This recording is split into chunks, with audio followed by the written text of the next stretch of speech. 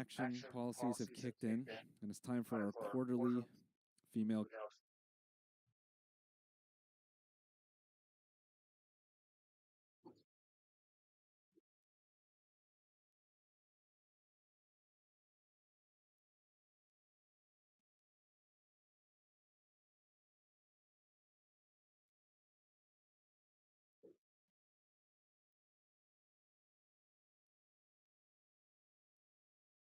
I'm very curious about this, so let's see how this interview goes. When the stakes are high at work, your tone matters. Grammarly's advanced tone suggestions can help. Because when you write with just the right confident tone, you can meet any challenge to move your project forward. Grammarly's advanced tone suggestions can help you find just the right personable tone to motivate and build trust with your team.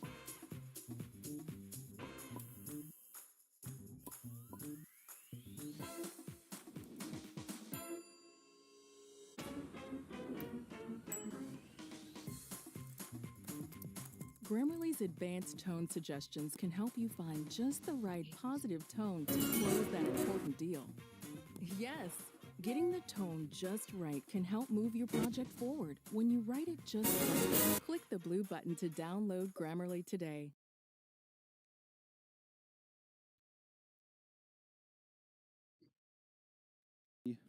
Female guest.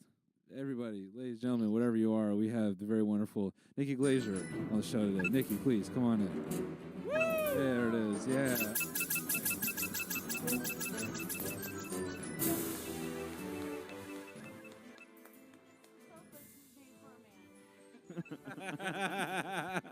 It kind of is, actually. I don't even know what that meant when I said it. But I just went to the bathroom. You guys have tampons in there? No, you don't. You had a scale, though. All right, y'all. That was weird. And you had made me clock in my weight. Yeah. It felt rude. Well, it just lets us know, you know. I actually did that joke on Barstool once because that's like what everyone says about that is it's true. And I said that I go, you guys have a scale, and I got to say it here. I'm ruining it now because you guys.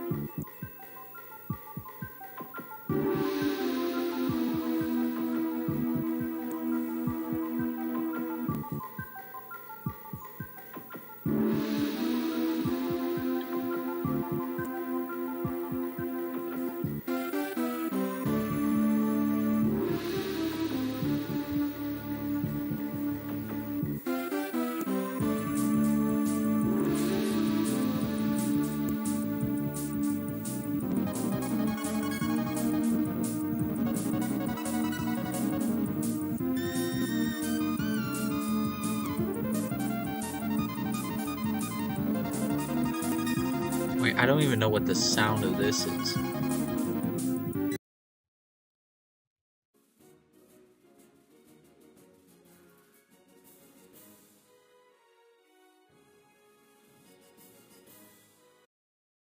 Honestly, I kind of fuck with it.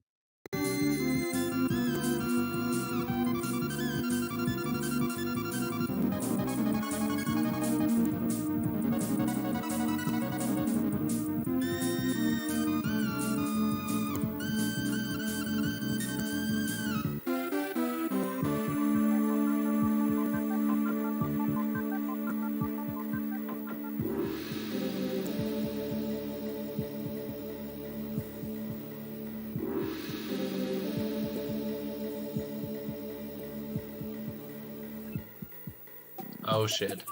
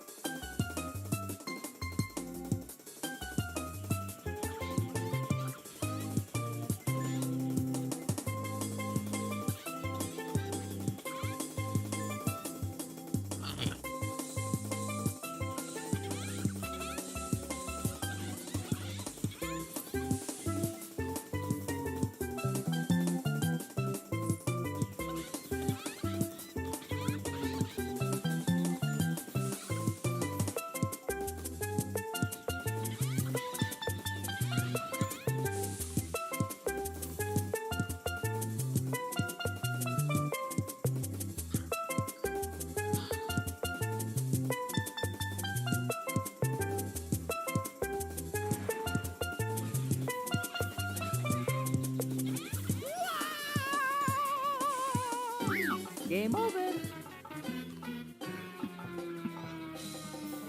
Continue.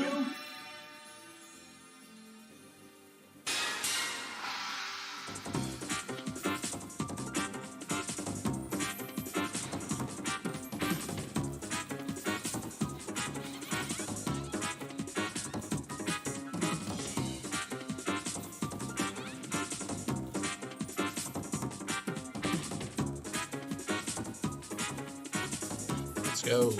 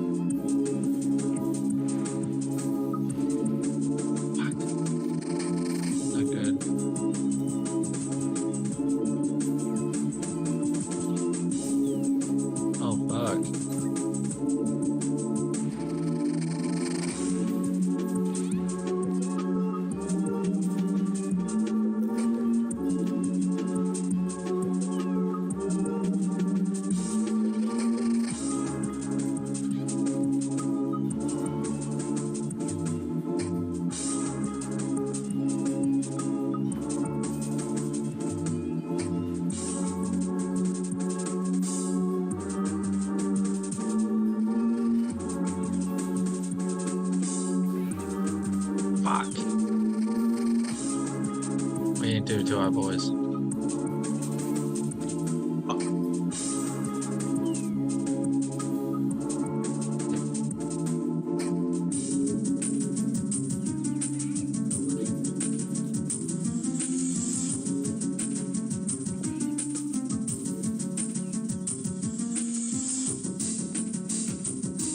I'm happy I failed that.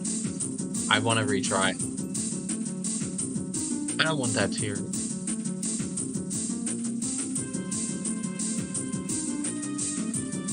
Shut the fuck up. Fly again, 100%.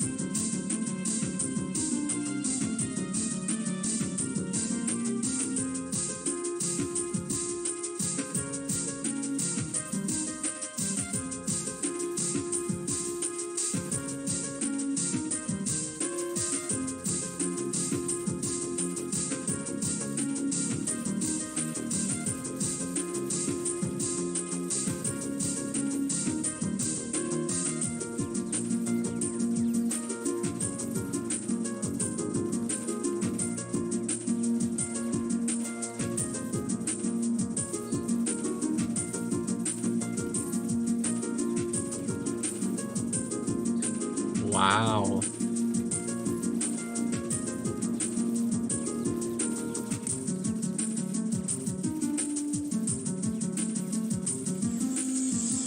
Oh.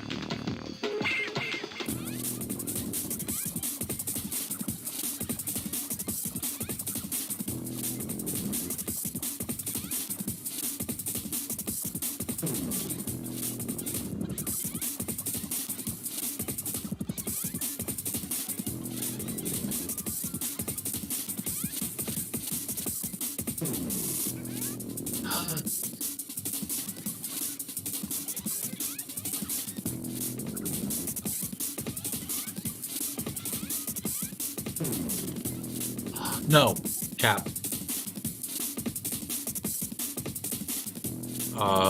Fuck. When these things can't be destroyed.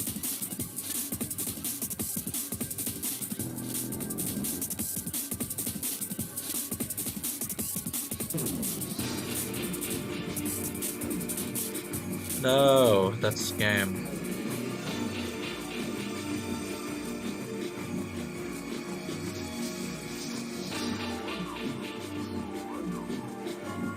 I wonder if I can change the graphics. I don't mind this.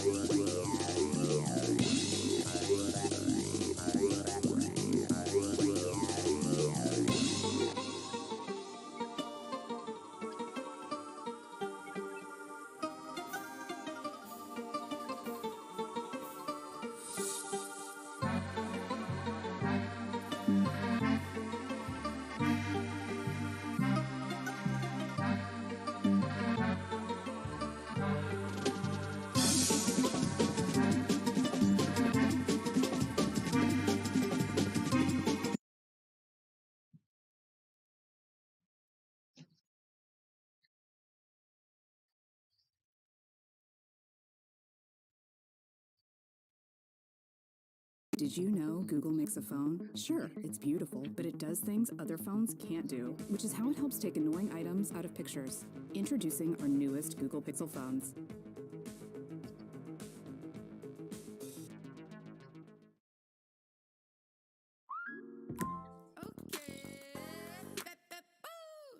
She the best when she move. If shake it too hard and she just might lose. If bubble gum, bubble butt, bubble gum.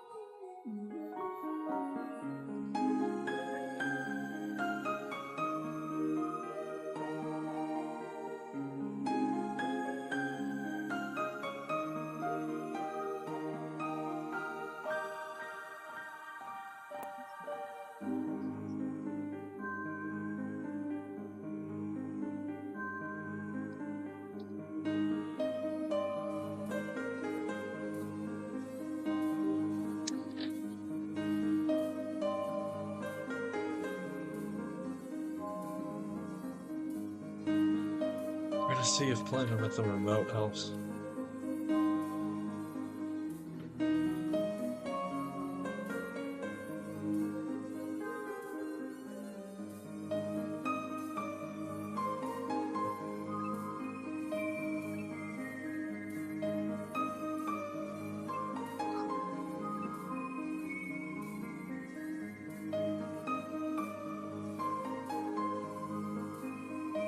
I wish I had a joint. Really have.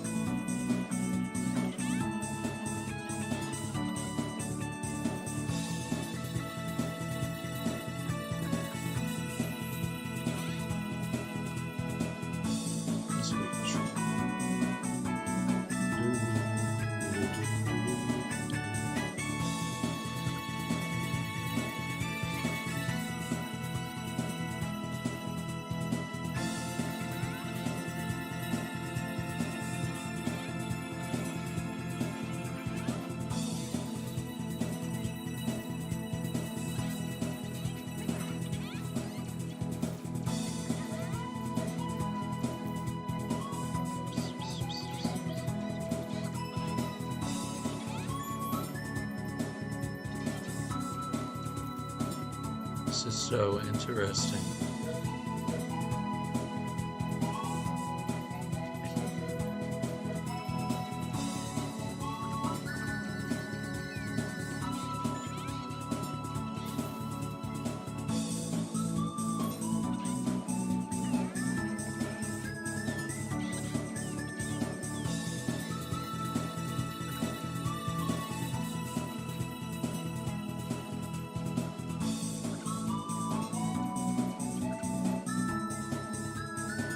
I don't like this.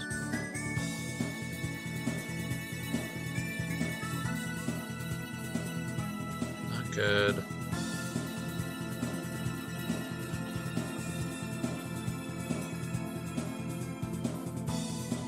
Is he shitting?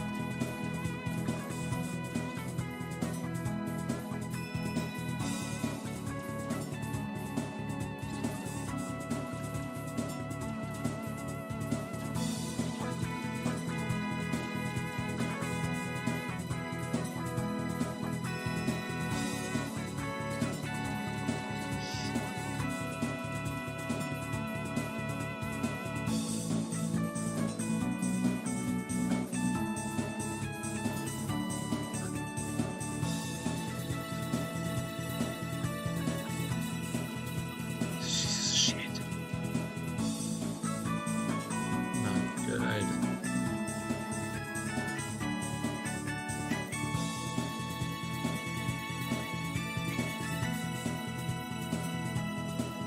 Jesus Christ.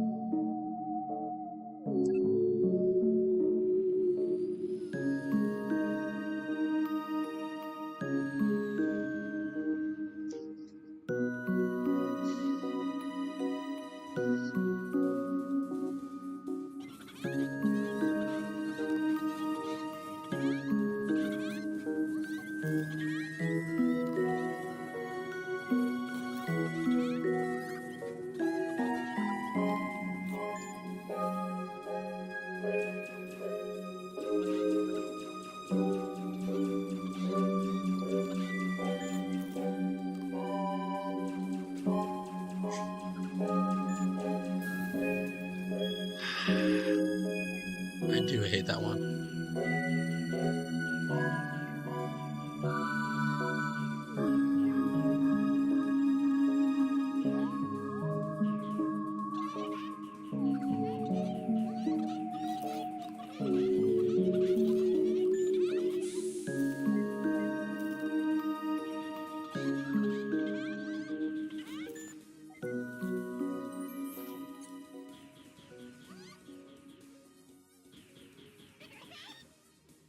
Burger.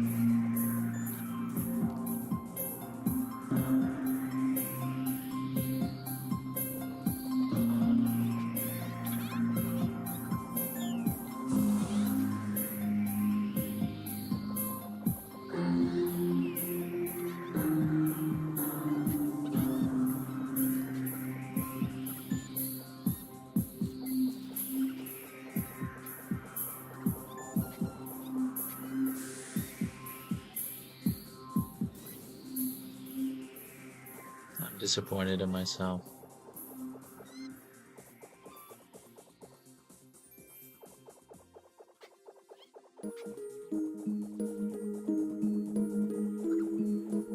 Disappointed. Fuck you.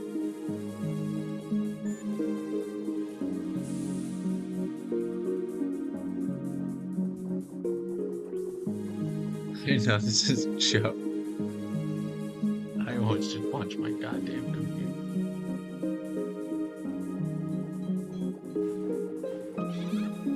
You know, maybe no one's in here, but this music definitely is.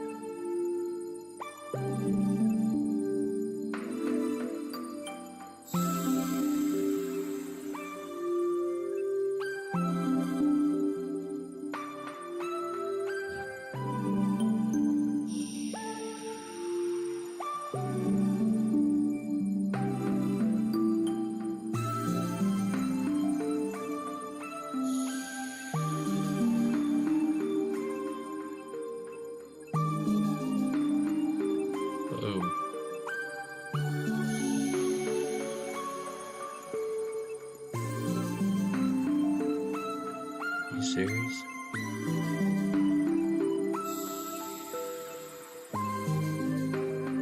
I like shook.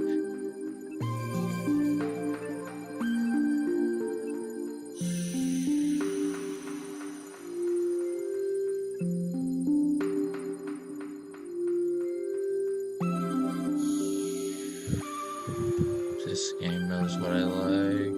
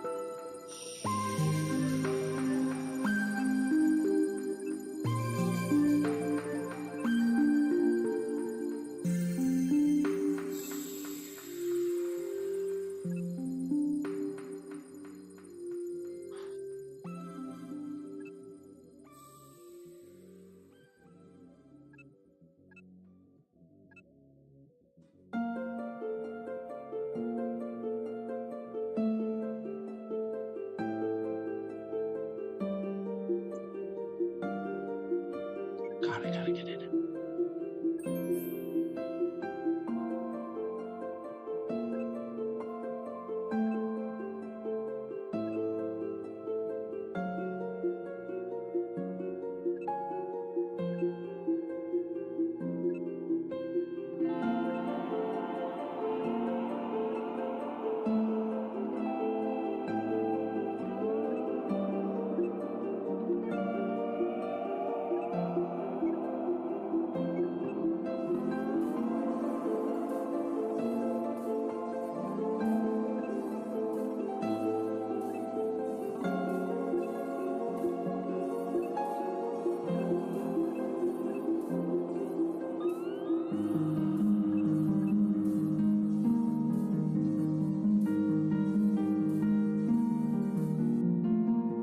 Oh, wrong button.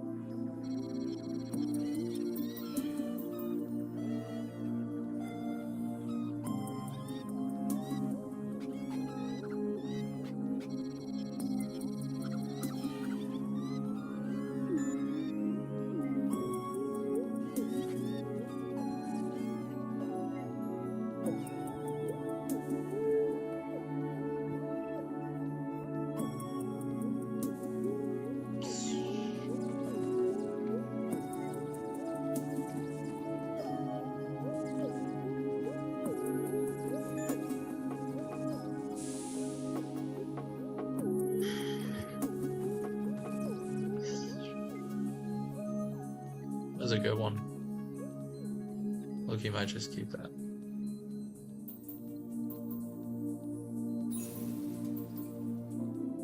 Oh, that's bad. Gotcha.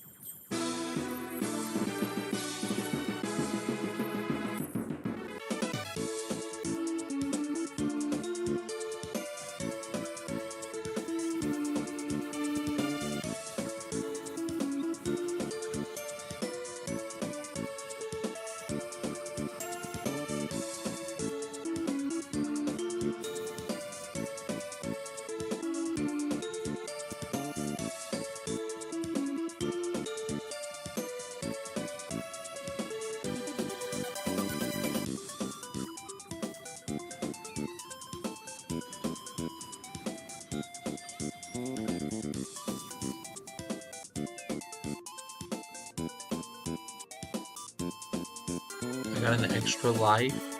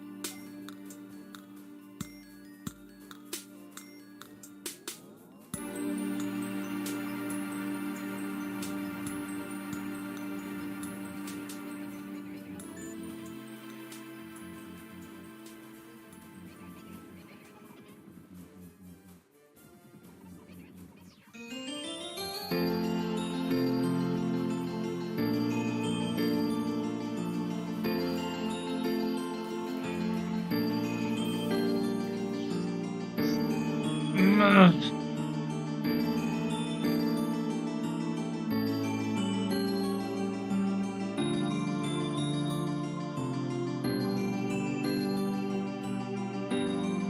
gonna lose my shit.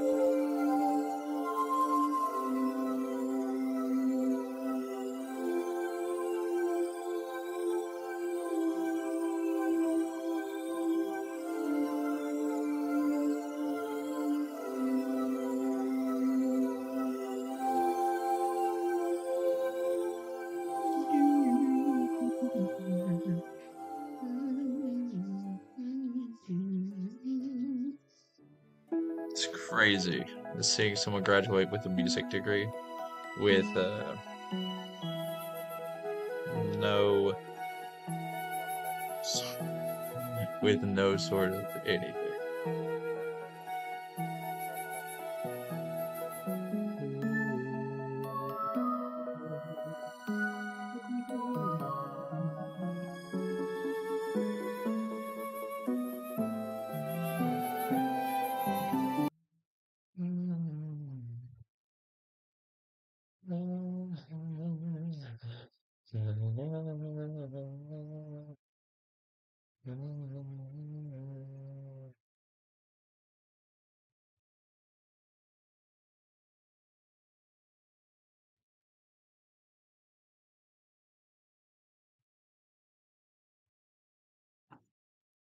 Depends how good this is. Hate to be that Magic guy. Eraser. It's a game changer, and I'll tell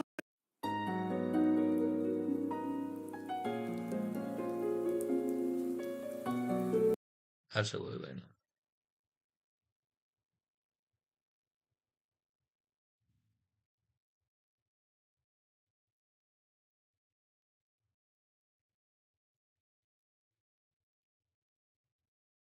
I just turned on my stream chat. We're watching some guy talk about the creativity kit. This was a month ago, I think, when we first launched it. It was a Bro, this one-time shit payment at the time, and now it's sucks. $50 a month. And since then, what we did to Is there anyone going live right now? That's interesting. What is it? I guess it's a Saturday. Huh.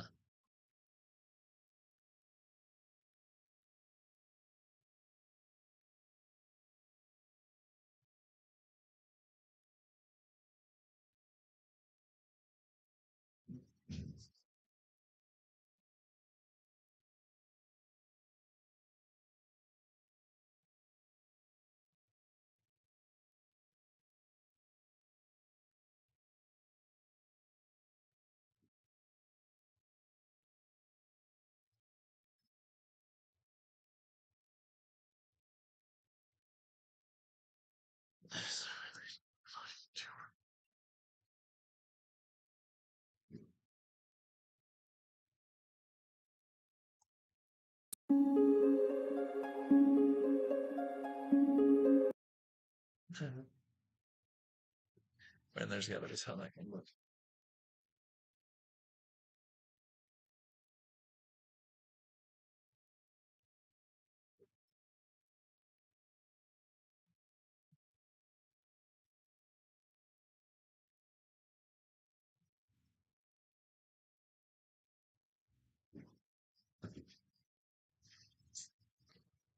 There are a lot of saying these platforms are too white, white people are too loud on them. And no, whoa, that was so tricky. On panel, that was so tricky. That was so. Excuse me. Order. What do you mean that's? First of all, I want clappers because that was so unbelievably sneaky how you did that. Nice.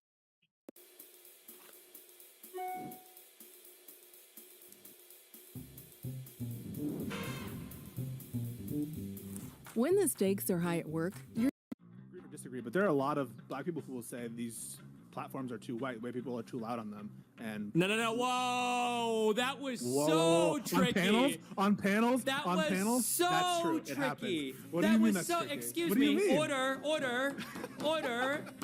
What do you mean that's tricky? First of all, I want clappers because that was so unbelievably sneaky how you did that. Nice. Okay. What are you talking about? What's up, babe? How you doing? How you doing? Just building my factory. Yeah? You've been really crazy lately, huh? No, not really, actually. Things have been pretty chill. What's up with yesterday? You were like, Pisco's going to say a particular thing, and like, I know every question he's going to ask. Because it's just like the most pearl clutchy, everything relating to that whole situation was pearl clutches. You That's think why I'm when I pearl finally clutching? brought in one of the black people to talk about it, he immediately was like, oh yeah, none of us think you're racist. It all got blown up. But like, I don't think you're immediately. racist. That's great. But your statement's a little sussy, isn't it? I don't think it's sussy. I think that's the most way to phrase that ever. Sussy would be like, I actually kind of think black people do on average have lower IQ than white people. That's a sussy statement. Or like, Yo. Wait, you're saying that it's racial. It's a racial yes. Trend. There's nothing. Yeah, it else. seems like it, yeah. Then I would think that in order to make that statement, you'd have to be like, well, I know that there's Zoomer streaming content, but I have to also be aware that there's like not the same level.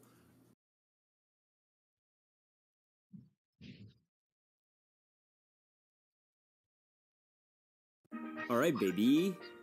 All right, you know what it is, Button. Let's get into it. New episode. Let's go, and let's get popping. Just fast forward past the native ad real fast. No free promo for you, native deodorant. No. You're not getting any free promo from me, okay? Native deodorant. Why do I look so pale?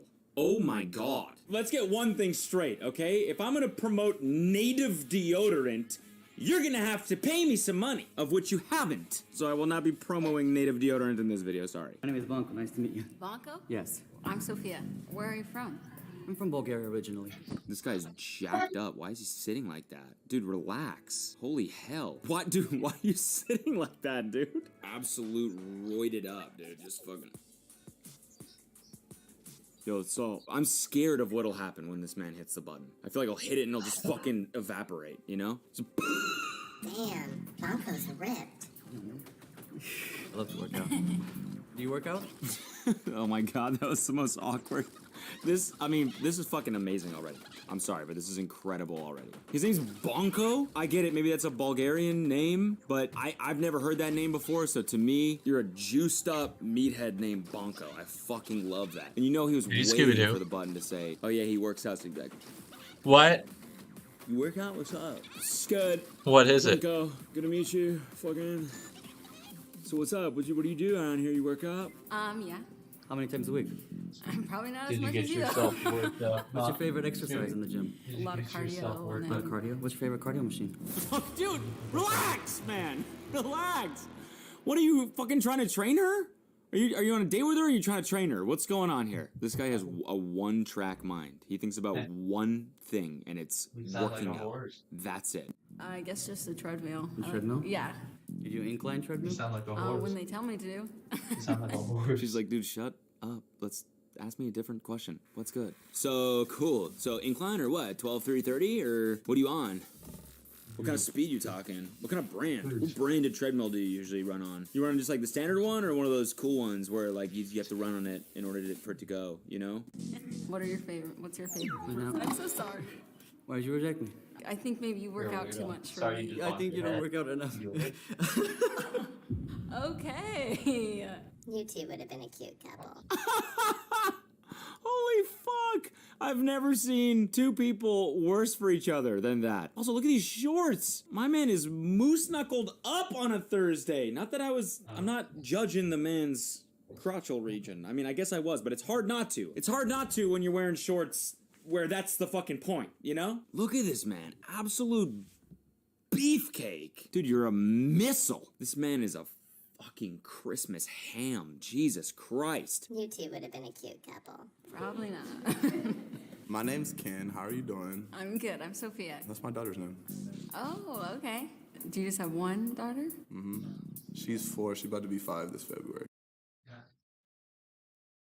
It's the Roadway Replay, the show about the deadly dangers of distracted driving. Time for the lightning round, Brian. Let's rewind your drive to work.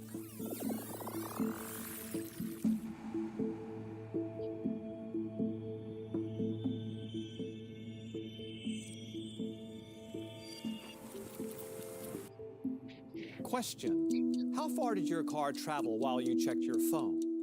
20 feet? 100 feet? The length of a football field? 100 feet. Oh, sorry, Brian. In just 3 seconds on the highway, your car traveled the length of a football field. Best of luck on that insurance claim. Distracted driving? It's no game. Do you know where your passport is right now? Well, dig it up and giddy up, because the City Advantage Platinum Select card is here to get your head in the clouds and your feet on new ground. It's time to meet strangers who become instant friends. Distant relatives that you can hold close. I'm freezing And cold. you. Did you find that passport? Oh, it's on. Oh, hello, sir. So take a deep breath and get swept off your feet. Because this moment is finally yours. Maybe not this That's long, annoying. but this moment. There's so much world to see. So much. And this is your ticket. Spread your wings and shake that tail feather. Gather your Advantage miles, because making a splash is on. Going offline is on. Doing whatever this is on. And every swipe gets you closer. Travel on. City Advantage. Is that a deal breaker? I don't know yet, I guess. I don't think so. I guess not. Sophia has had Botox. What do you think of that? Yeah, it didn't light up red, but I would have got out of here. Did you really get Botox? I have gotten a little Botox. Where at? This right here. Oh, that might be crazy. That's a deal breaker? I'm all natural, baby. Why'd you do that? I'll probably get more Botox, so. Oh, that's crazy. Yeah, we gotta go then. That's good. Ah, fuck, man. This is a bad one today. Should I get Botox? I need something, dude. I look rough today. Whew. Sorry, this isn't about me. What am I doing? You can bring a new girl on if you want. It's up to you. Okay, I'm gonna go grab someone else. Bring him in. Nice to meet you. Wow, she removed herself. She was scarred. She's like, if that's what this fucking show is, then I'm out. It's funny because the last guy was all about being natural, whereas the guy before that, not so much, if you know what I'm saying. My man was on the juice. Blessed. Oh, I thought you were gonna tap the button. Dang it. So last Not time that we soon. did- All right, so what's your deal? I mean, like life-wise, currently I work as a substitute teacher. That's crazy. I do cosplay. It's crazy. This is ridiculous. Okay, I'm a teacher at Franklin, and I also do cosplay. Holy fuck. What are the odds? Yeah, I love going to Comic-Con and dressing up. Oh, he does! Holy fuck! He actually does! So they're both teachers and they're both into cosplay? What the fuck is that? What is He's that about? legit happy That's for, not like on. That actually would be happy sick for if it this was dude. though. Just fucking get a 2-angle. Let's see if this is even. I've never actually used these before. They're just decor. I think they kind of look cool. You know, it's an art piece. These people, holy fuck, they're meant for each other. Fun fact about Xavier. He has an irrational fear of urinals. How come? Hey, me too, brother. A fellow sit down to pee. I'm a fellow sit down peer. There are more of us than you think. Like in middle school or high school or whatever, you go to the bathroom, you're just unguarded. And if anyone lightly taps you, you just like fall into the urinal. So I don't it's know. like a germaphobe kind of a thing. No, it's just like you get pushed into a urinal, so your day is just ruined. Did that happen? Oh my god. It's literally something that only dudes can understand. That is such a funny fear. I feel like we're all scarred from that.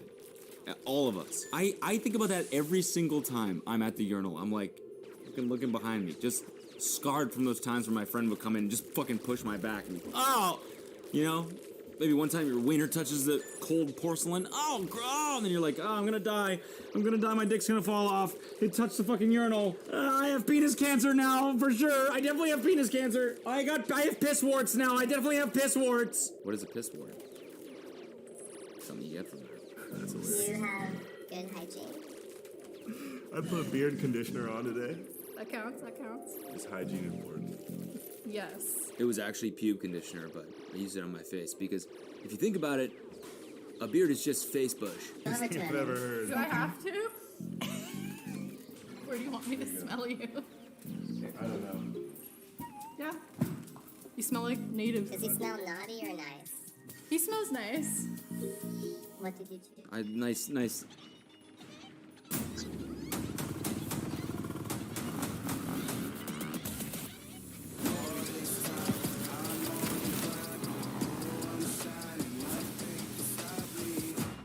I overcame all the odds. I ain't been playing it safe, nah. I was just giving my all. I'm taking it there.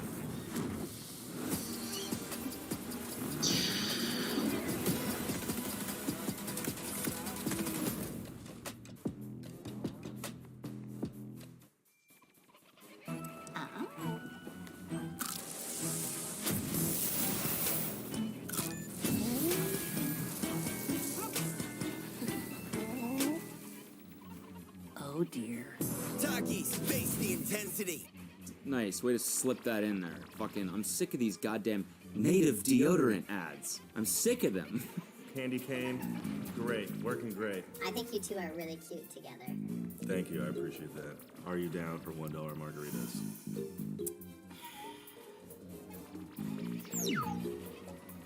Do it. Are you unsure? Go for Yeah. Oh, come on. Why are you breaking my heart like that? He was nice. You guys were good together. What the, you fucking have this same career, same interests. Oh, oops. I have a foot massager down here. It's my dirty little secret. Sometimes when I'm working, I'll just indulge on a 15-minute massage. Middle of a Zoom meeting, just fucking. What? Oh yeah. Yes. No. Yes. Sorry. No. This feel fucking. Yeah. No. No. I love that decision. It feels super good. I'm sorry. Back to the dating apps, everybody. Ask her why. No, I get it. No, like I thought that was a good talk. But it's. I'd be interested in talking more. I had a good time though. It was really good to meet you. Nice to meet you, Celeste. How you feeling? That was a nice guy. That was a nice interaction. What the hell? I feel like this show breaks my heart more than it does the contestants sometimes. I feel really bad because, like, I did like him a lot, but also I don't want to not leave my options open, I guess. Nice to meet you. I'm Daniel. I'm Celeste. How's it been going for you? So far, so good. Daniel's red flags are people who can't take a joke.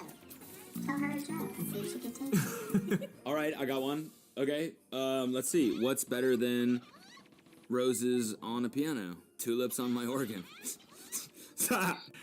It's like if we're hanging out, like I like to give people shit sometimes. Yeah, me too. Yeah? Yeah. Oh, That's yeah. cool. I give my friends shit all the time. That's What the fuck was that? What was that? That was not my editing. That was their editing. What was that? You just sprinkle a little meme editing on there? This is a serious fucking show. Cut. Okay? Don't be doing that. Ruining the vibe. This is a serious scientific show about chemistry, connection, rejection, social experiment. I don't want any of that meme editing. I can do it. I'll do it all day. You cannot do it. I bar you from it. All right. Sorry. It's cool. Why'd you press the button? You're smacking your gum and it was kind of gross. You're right. No. Sorry. I forgot to spit it out before I came out here. It's okay. Nice It was to meet really you. nice to meet you. You too. Felt that though. I'm Celeste. Nice to meet you. Evan. How old are you? I'm 21. 21. Yeah. You? I'm about to turn 26. How do you feel about younger guys? Kind of depends on the maturity level, I suppose. Alright. Yeah. Okay. What was your most toxic moment? Might be just sometimes I take more than I give Okay. in terms of. I mean, it's this show for sure. 100%. It's 100% this show for every single contestant. Has to be. Coming on this show? Yeah, that's the right answer. Oh. It's okay. All good. All good. She was really connecting with Xavier. Give him a good whip. He smells nice. What did you get? What's this flashback? What is that? Flashback editing. I like it. I actually like that one. I approve. In fact, I'm gonna do one. What the fuck is that? What is that about? Rid of Xavier if you connected with him. I just wanted to see who else was here, I guess. Because dating is like about experimenting and meeting multiple people and not just meeting one person and being done with it. Would you like to see Xavier again? Yeah. Alright. Okay, good shit. Do you think he would want to go on a second date with you? I hope Damn. so. It sounded like happy hour was in the cards. Evan. Yeah. Will you go ask Xavier if he would like to come back? Of course. I'll do that. Alright. Guess we'll see what he says. So what was the thing, like we still have 3 minutes left in this video, so I know this second date's not gonna work, and it's gonna be awkward, and that's what I live for. Oh my god! Look who we have here from the grave. It was more fun talking with you than the other guys. Appreciate that. I do have to hit the button though. Yeah, that's fair. I don't play second chances. That's fair. Let's go, Xavier! That's what I'm talking about. Wow. My man has a backbone. Wow. I did not just do More that. than that first guy even. That guy has back meat. That guy has back meat. I'm so angry. You got back meat boned in.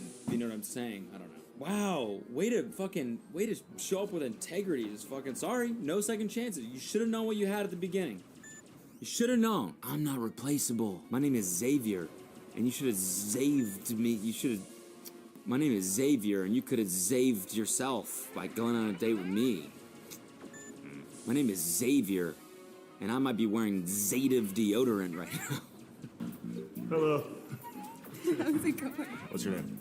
My name's Aisha. What do you do for work? Business teacher at the high school. And then I coach on the side. What do you coach? Volleyball and basketball. Oh, I did volleyball all throughout high school. That's awesome. I have no idea what I'm doing. Really? And the kids know, which is cool. But, you know, we won some games. Okay. Good times, yeah. Good job. What they do. I'm sorry. Were you hitting it? No, I don't. Oh, you can hit it. Oh, man. After all that, after everything I just said, he just was like, no, it's okay, you can hit it. No. I mean, he's just a nice guy. He's a genuinely nice guy. Zave. Sorry. Did you know Google makes a phone? Sure, it's beautiful, but it does things other phones can't do, which is how it helps take annoying items out of pictures. Introducing our newest Google Pixel phones.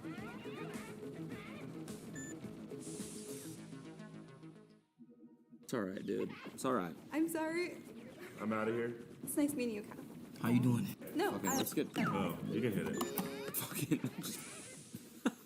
Yo, Xavier, out. Now you can hit it. Word. Zave, out. Deuces. In fact, you know what I'm gonna do. You already know what we gotta do. Let's slow that sucker down. Oh, you can hit it. You can hit it. I'm Boom. sorry. Wow. What is he even looking at? Who are you even looking at? That's what I'm talking about. I'm sorry. I'm out of here. It's nice meeting you. How you doing? I'm doing good. Doing how the other guys do. He was really sweet and stuff. He's really sweet. Just not my type, but it's okay. It's not your type. Do you get naughty or nice vibes from him?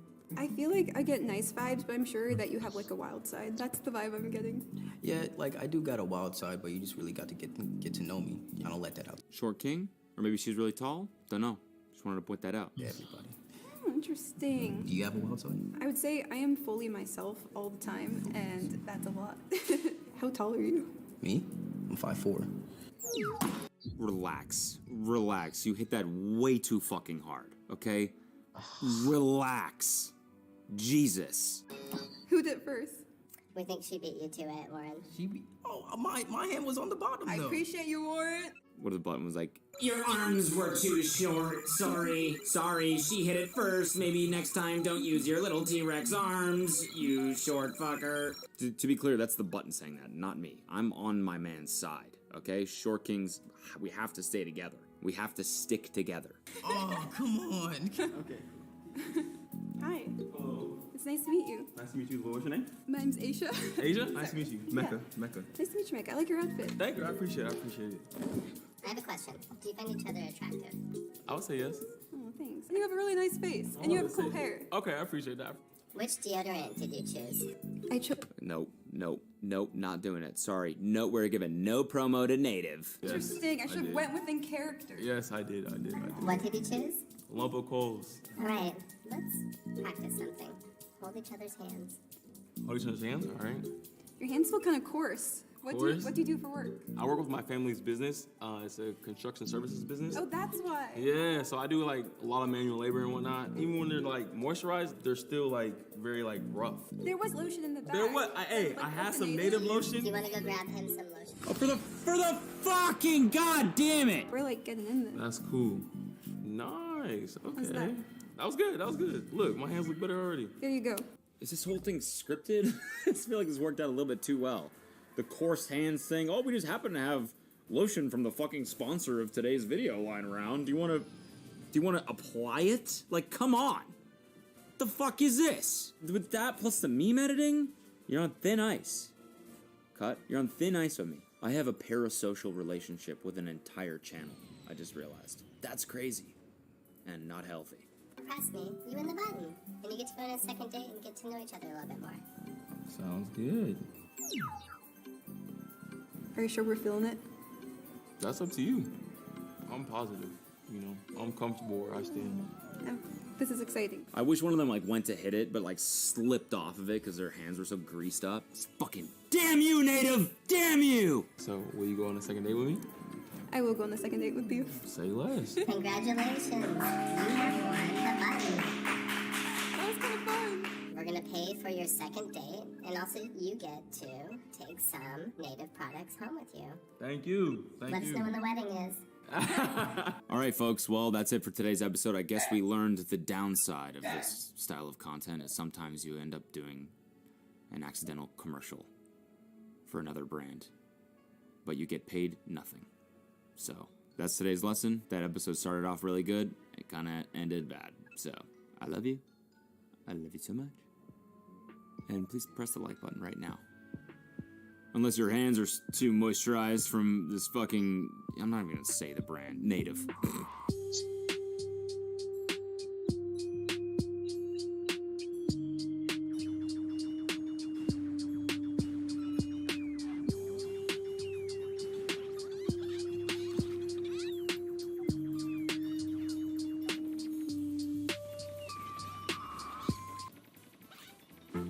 Picture this.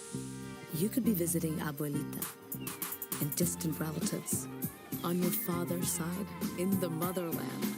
The City Advantage Platinum Select card, you could be anywhere. Travel on. City Advantage.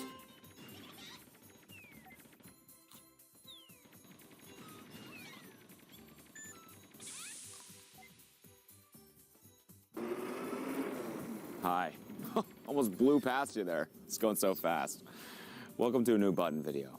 Before we get into it, I have something very, very exciting to tell you. We took all my favorite items from all my favorite merch drops this year. We put them in new sultry colors, and we're dropping a different one each day of this week. But that's not all.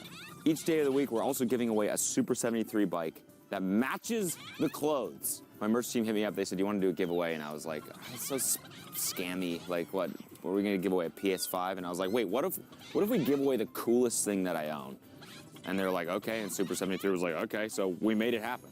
So if you buy something from one of the merch shops every day this week, you'll be entered to win a Super 73 bike. No purchase necessary, I have to say that, legally. Otherwise, I'll go to jail. So yeah, if you want to support the channel, then grab something. You'll get it in time for Christmas if you get it this week. I appreciate you if you do that. Thanks so much. And got a jet! Shut up! Welcome back, everybody. You know what time it is. It's time for some more illegal therapy. You know, when I first started watching these, a lot of the comments were like, oh my god, you gotta do a blindfolded one, you gotta do it. And then they did it. And then everyone was like, oh man, that was uncomfortable. That was as bad as I thought it was gonna be, for sure. And they made another one, and people were like, oh, another one, huh? Okay, I'll buy it. They watch it. Oh, yeah, that one was even worse. We're probably good. We're good with these and cuts. Like, what about one more? And we're all like, I think we're good. What about another one? Here's another one. And we're like, okay, no more fucking blindfolded ones. That's what I Okay, missed. Keep making them. We're gonna keep watching them. Let's get into it. How's it going? It's going good. I'm Paige. I'm Trey. Nice to meet you. I have a hand. I don't know where your hand's at. Okay, nice to meet you. In a relationship, do you tend to be more naughty or nice? I tend to be very, very nice. I can definitely be naughty, but I'm very, like, doting and sweet. Doting? Doting? Is that a word? Doting remains to be seen. I would definitely say I am more on the nice side. Both of you have deal breakers around animals. What's your deal breaker around animals? They have to like animals. That is an absolute for me because I have 2 dogs. They cannot be sexually attracted to animals. I'm sorry. I'm sorry. I that's where I draw the line. I know, I'm a little bit weird, but that I will not have that. No bestiality in my house. Also no furries. So. And 2 cats. Okay, absolutely. I love animals. Okay. Hey, look what we have here. A new Xbox. I can't wait to game with my friends. A new Chromebook. Metal Quest 2? Ay, gordo. Olay with retinol? It's a spa day for me. Paige has rejected you. Okay, R.I.P. Trey likes animals. Yeah, I just wasn't feeling it. Hello, I'm Travis. I'm Paige. Sorry, button. Whoa. Let's slow that down. That might be the first time that we've seen on this show where they both hit it at the same time. No, it's not. That's just straight up false. No, I can think of like 3 other times where that happened. But let's get a slow-mo anyways. Hello, I'm Travis. I'm Paige. Why did that make it so funny? Damn, that's not even that funny of a clip, but for some reason at 0.5 speed, I'm Travis. Sorry, button. Man, we gotta watch the whole thing like this. Blindfold. Oh, the button's voice is still just as annoying. Didn't do anything to the button voice. Give each other a little sniff. Let's Sniff? explore your other senses. Oh, let me see if I can find. What is that? Is that sugar cookie? I meant sniff each other's buttholes like animals. You love animals, right? Yeah. Look at me. I'm Daredevil right now. My senses are heightened. So how old are you? I am 24. Oh, okay. I am 31. Do you like younger women? Tend to, yeah. What do you do for work, Paige? So for work, substitute teacher. She didn't like that. Sure. My little brother actually is a substitute teacher as well. I understand you guys are struggling a lot right now. Do you 2 want to see each other? I do. Sure. Allegedly. Hi. Hi. I like the haircut, pixie you. cut. Do you like to keep it short? Yeah, I did this myself. Oh, really? You cut Yeah, your own when hair? the pandemic started. Let me just say this. If the first thing they say when they take off their blindfolds is that they like something, it's because they don't like it. That's why. It's because they looked at it and they went, oh. And then they went, oh, I like the thing. Oh my god, I like your face. It's so great. Why did he ask it like that? No one would be like, oh my god, I love your hair. Do you normally keep it like that? That's not a follow-up question if you actually like something. You don't have to be like, oh, is it normally like that? Yeah, I did this myself. Oh, really? You cut Yeah, your own when hair? the pandemic started, I decided to just start cutting my own hair. I went on one date with like a different teacher. Oh man, it doesn't get better. It's not like the blindfold makes the button less intense. Like when they have the blindfolds on, the rejections aren't as cold-blooded. If someone is kind of pouring their heart out to you about how they cut their own hair or whatever the fuck, and you just reject them in the middle of their sentence, it's like not only like I don't like it, I don't like what you're saying too. It's like I don't like anything that's happening right now. Yeah, I started doing it in the pandemic. Cool, fucking stop talking. I'm so sorry. That's fine. Longer hair is kind of what I'm into right now. That's fine. See? Did I not tell you? Did I not tell you that or what? Did I not call that? I'm getting too good at this shit. But you're super great. Wow, it will grow back, Travis. I know. I'm so sorry. I'm Travis. Putting my hand out in the middle. There you are. Hi. Ask him about his bathing habits. Do you spin like a rotisserie chicken in the shower? I prefer to just kind of sit there like, like a luau pig. I just kind of like let it wash over me. I do, yeah. Uh-oh, Samantha has rejected you, Travis. Man, I should have said rotisserie chicken. I don't understand. Like she said, do you spin like a rotisserie chicken? Oh, like you're standing in the water and you spin. I see. And he was like, no, I'm like a luau pig. This is how you lay in the shower? You just lay on the ground like this? That's fucking disturbing. Jesus Christ. You just lay on the ground, the water just like hits you on like the upper ass. That's why she rejected you, dude. That's weird. Yeah, hello, fellow blind person. Aaron Yeah. doesn't like aggressive meat eaters. I didn't need that to get brought up. I Are mean, you it's- vegan? Yeah, it's not like a deal breaker, you know?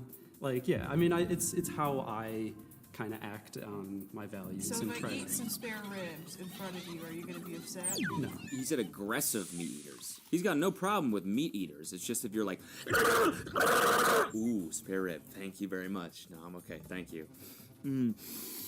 This looks so good. I'm just,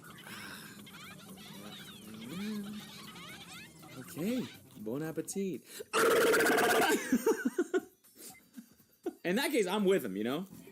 Do you two feel a connection? If not, would one of you voluntarily swap with someone else? I feel like I would like to get to know you more, but I don't know if like it will go any further. What is this? There's no rules to this fucking shit. You're supposed to hit the button. Tell them to hit the button. Totally understandable. But I will voluntarily step away. Why would you do that for Aaron? I feel like I can't connect with him completely because I can't look at the person. That's crazy. That's like she like forfeited. That's nuts. Is that the first time we've seen her? Maybe?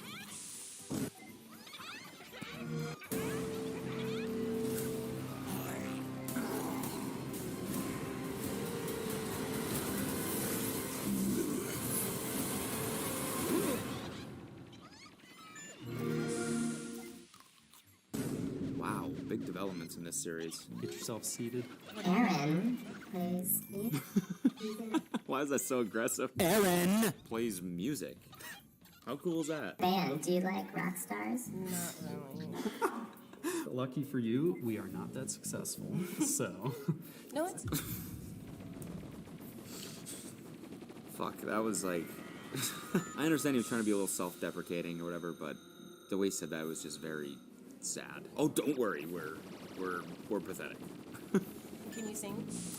Only a little bit. That's not my main thing. I play guitar, bass, and drums, and I didn't realize that if I practiced, I could. So you are with your hands? Yeah. Do you like get manicures and stuff?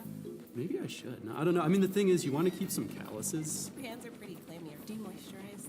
Yes. This guy's getting destroyed. I mean, it's not really fair for her to grab his hands without him consenting to that and then to be like, it's pretty clammy. He wasn't ready. Maybe if he knew, he would have wiped them off on the jeans or something. And then, you know, you could just snatch someone's hands and then be like, ew, ew, ew, what the hell's wrong with you, fucking slime ball? How are you not slipping off the frets with those slimy ass hands? Rag when you shower? Yes. Do you use deodorant?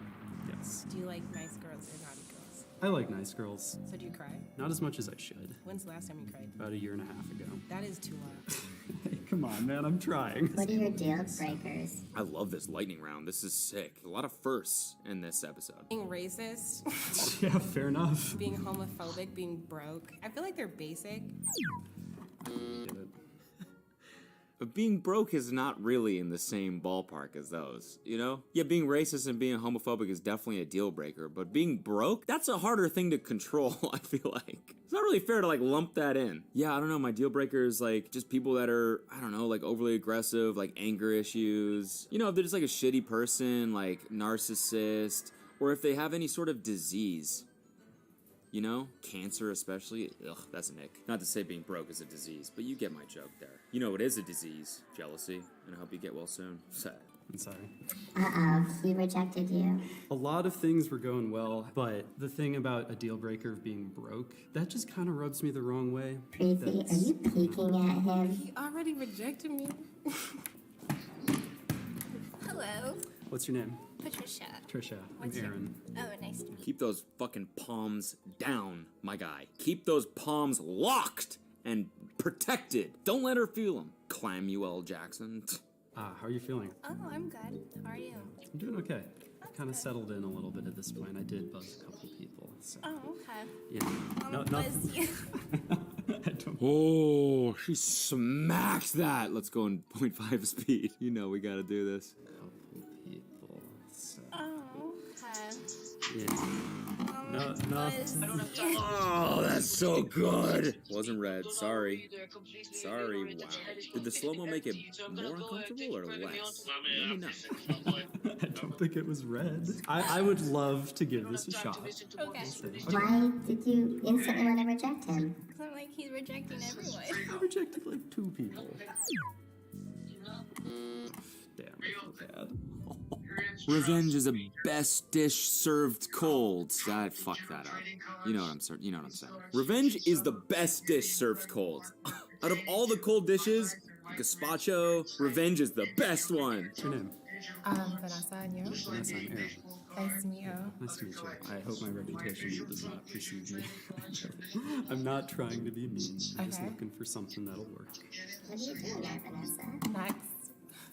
Wow. Sorry. Oh, I'm sorry. Did they not tell the people the rules of the fucking game? I mean, I know you can't see it, but listen for the blah, blah.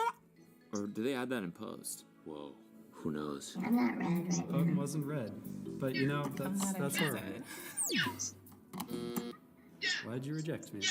I don't like your voice. I think Aaron has a lovely voice. Holy shit, this one's bad. This one is bad. I mean, this guy kind of got destroyed. He was a nice guy, but he kind of got destroyed a little bit. The clammy hands thing, the band thing, and then the I don't like your voice, just straight up like, yeah, your voice sucks. That's rough. For a guy to hear, you know? For anyone to hear, actually. That's tough. Thank you, I buddy. don't. Appreciate it. Sorry, I'm a really big voice person, so actually I'm not sorry. Technically speaking, What made me lean towards the Pixel was they had this feature that made darker skin look way more vibrant than I'm ever used to with a phone. I thought that was top tier. Like, I didn't have to fight with, like, the saturation or, like, I don't want things to be too complicated. I take a picture of me and it looks like me. Glowing and all. My name is Sheena and I have a Google Pixel. 15, 16, 17, 18. But I think the reason Is the other person here? I'm here. Hey. How are you? Good. She said I'm a big voice person, and she was like, actually, no, I'm not. Never let him know your next move, I guess. You? I'm doing pretty good. What's your name? My name is Vanessa, and yours? Vanessa? I'm Brian. Have you been up already? Have I been up? Yeah, in here. What? I don't get the question. Have you been in here and already hit the button on some people? Or is this your first time in here? There's no, I don't know what to believe anymore. I don't know there's no consistency here. I mean, that was kind of a confusing question. Have you been around or up to, what you been up to around here? Have you been up to yet? Have you been up through it yet? Or have you hit the button? Or are there other people that haven't not hit the button around here on you? Or what's good? Bye. That's not the question that you ask. But you want to keep it lighthearted. Well, I was getting there. So next time, ask that question first. Holy shit. Laying down the law. Damn. You're naughty. I'm very naughty. What do you do? I'm a model. What about you? I'm an actor. I do some modeling too. Oh, you do? It's like, yeah. Feel each other's faces. Nice. Okay. You growing out your beard? No. Oh, what? Oh, she was saying if he would, okay. What kind of modeling do you do? Yes. Oh, you're gonna make me guess with a blindfold? Like, okay. Like guess jeans. Fashion. Yeah. Or, okay, right, I'm there. Swimwear, lingerie. Lingerie? Oh, Yeah. shoot. Okay. Do you have a six-pack? No. Sorry. Do you think there's the potential for you to Holy fuck, she's ruthless. Wow. match with someone here? Yeah, even the button's like, all right, loosen up a little bit. Lower your standards, please. This show is not fun anymore, please. No. No? No. Would you voluntarily reject yourself? Yes, I do. Oh my gosh. Oh my goodness. How are you? Wait, are we starting? No? Yeah. Oh shoot. I'm John. I'm Sky. What do you do? I'm a singer-songwriter, so I'm working on my first album right now. Oh shoot, look at you. Yeah. Okay. I'm in the entertainment industry too. What got you? Get this girl with the clammy hands, dude. That's a match made in heaven right there. Guitar, drums, bass, shitty voice. Singer, songwriter. Both kind of like gentle Seattle people. Match made in heaven. Get this fucking model guy out of here. Growing out your beard. Get out of here. Yeah, I do a little modeling and acting. Like into that whole world. Music and dance has always kind of been my like escape. Yeah. So it's like a way to like express yourself and kind of just like. What are your biggest insecurities? I'm a very go person, and the downside of that is I'm very impatient, so I can come across as being like dismissive. I think as artists, we're all kind of that way. Yes. Yeah, I can relate to that. I like this vibe.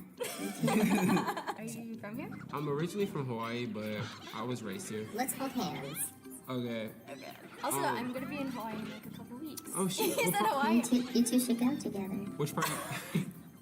What part are you going to? Honolulu. That's where I'm from. Yeah. Okay, I mean, come on. All right. The sparks are flying out of the screen here. That's crazy. They're gonna hit the button. My eyes are watering. Oh my gosh.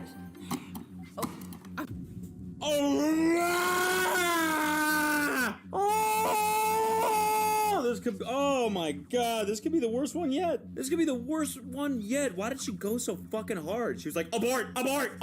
Wow, yeah, that's so amazing. I love it. Ah, get me out of here. Wow, yeah, that's so amazing. I can't wait to hang with you in Honolulu. Holy fuck. Oh, I feel bad for him. I'm sorry.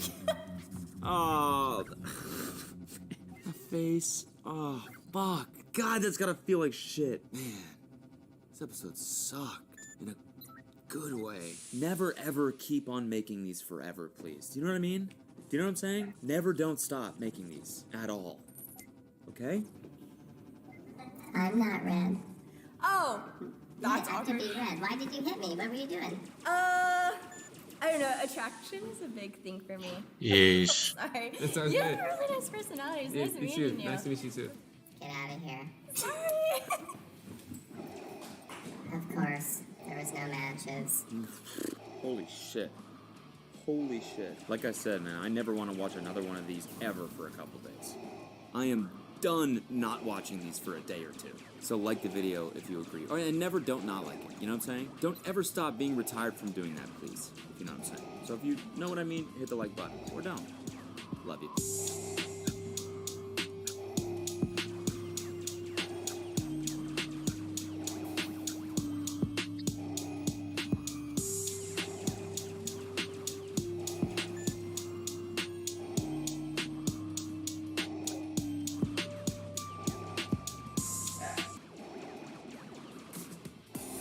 Very Local, the streaming channel that brings you closer than ever to your hometown. Local news, weather, original series, and more. I love it. Anytime you want it. Download the free Very Local app now.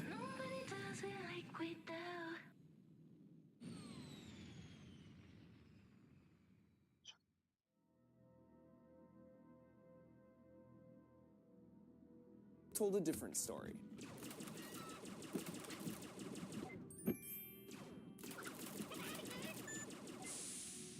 Not only did he once again intentionally not steal a smaller box, but the real reason for breaking the small window was to pull the back seat down and check the trunk. Which means if you take nothing else away from this video, you should know putting your luggage in the trunk is not a solution to keep it from getting stolen. The reason they break these little windows so often, but it seems like nothing is missing, is because they're pulling down the seat to quickly check what's hidden from view in the trunk. And at this point, it was pretty disappointing. That's fucking annoying as shit.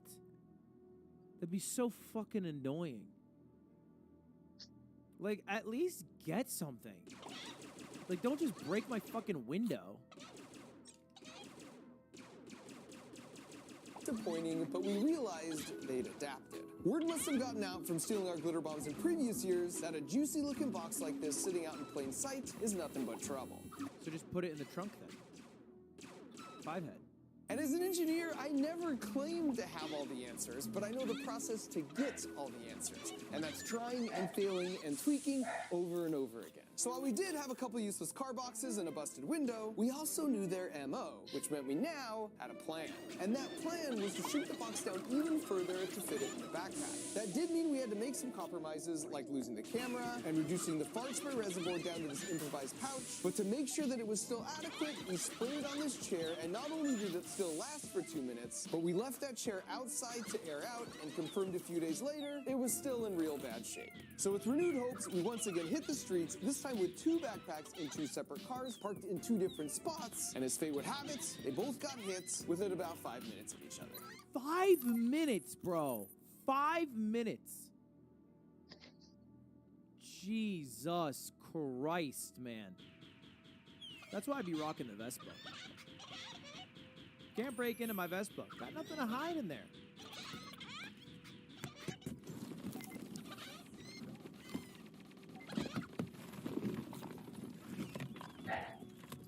Once again, you can see their check in the trunk. We should upgrade windows. Are windows too easy to break? The fuck are they doing? How are they breaking the window that easy?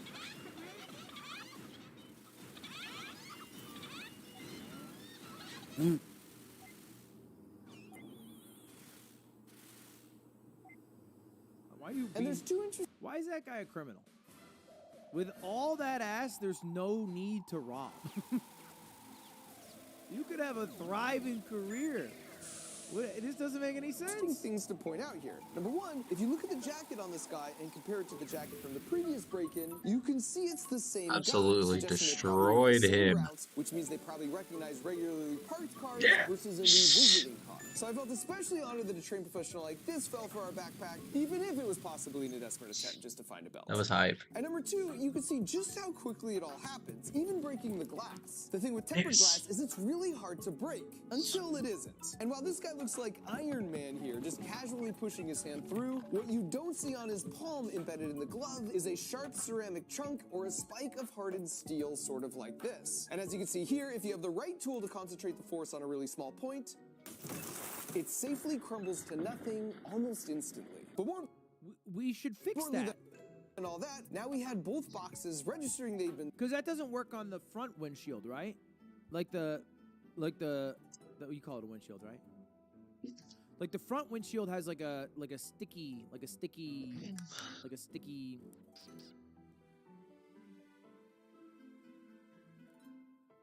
It's for safety in crashes. So you can like exit easier or something. And stolen while we tracked them both on their embedded GPS, watching as they made their way around, stopping periodically to hit more cars.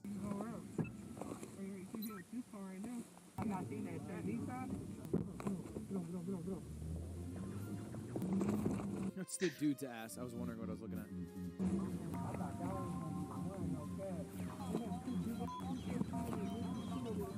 And after they each drove around for about 10 minutes, we sent a command to commence Operation Air Freshener.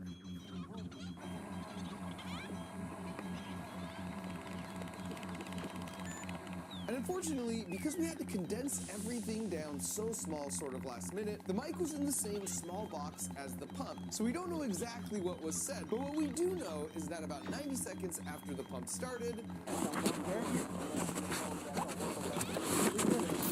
they tossed the whole bag from the car. And the best part about this is that outside the backpack, the pump and spray are actually really quiet. So the only possible way they could have located the source is if they sniffed their way to the answer. And as our test showed, they'll continue sniffing it for weeks. Ah, you smelled shit, idiot. And in the second car, it was a nearly identical outcome.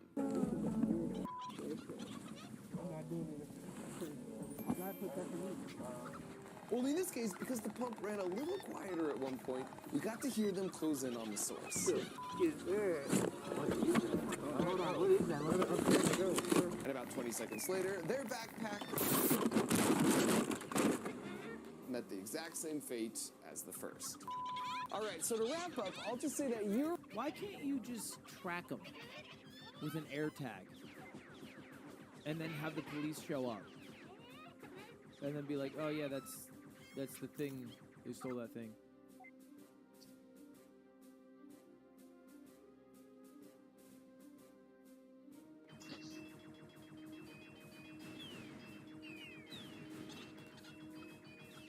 The police won't do anything. Entrapment. That's illegal.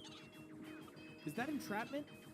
Here, we've seen a decreasing number of package steals and a steadily increasing number of Good Samaritans. And maybe people are becoming more considerate, or perhaps everyone just knows what a glitter bomb looks like now, but I love the idea that at some point, someone's package wasn't stolen because a would-be porch pirate remembered these videos and had second thoughts. One thing that's not conjecture, however, is after so many of you actively shared our video where we infiltrated and glitter bombed those 3 terrible scam call centers in India, it got the attention of some international law enforcement agencies and from the press, and because of your efforts, those 3 centers that had each been in operation for more than a decade, doing upwards of $20 million a year, scamming the most vulnerable amongst us of their life savings, all got shut down with their top officials arrested. So thanks to all of you for watching and caring. W. And of course, thanks to these 2, because without them, none of this would have ever happened. I've been saying that. They made you. Being an engineer. Wait. What the fuck? What happened to the drone? It's a very interesting story. I feel like we didn't even get to see the drones. Am I crazy?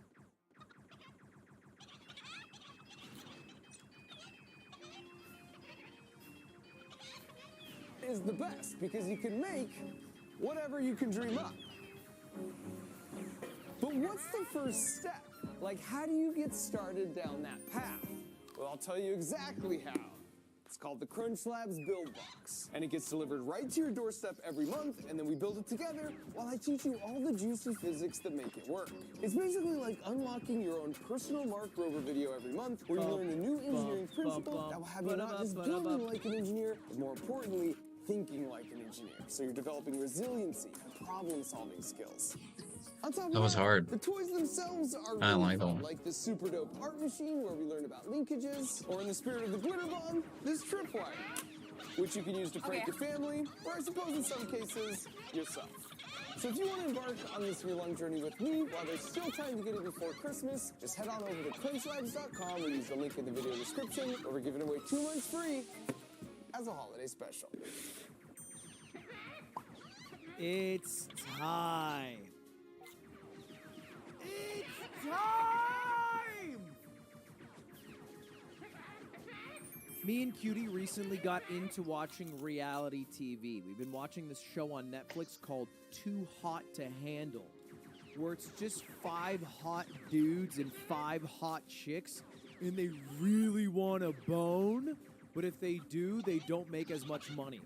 But they want to bone so bad that they're down to risk money. It's as trash as TV can get, but I remember watching the entire time with a slight yearning for something a little more real. People I can relate to, which is why I thought it's time once again to return to the button. Today we got 2 button videos to take a look at. Of course, how does it work? Well, let the button take it away. Has had Botox. What do you think of that? Where at? This right here. Oh, that might be crazy. That's a deal breaker?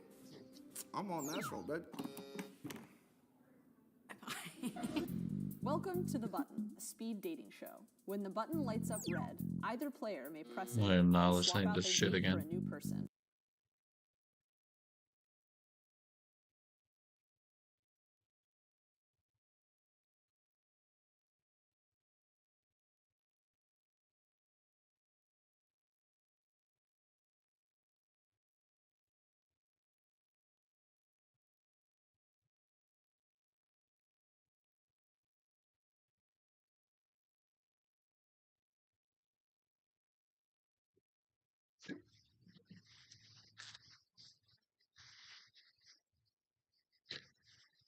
And then he ditched the f***ing call and he never came back, like a little f***ing snaky coward.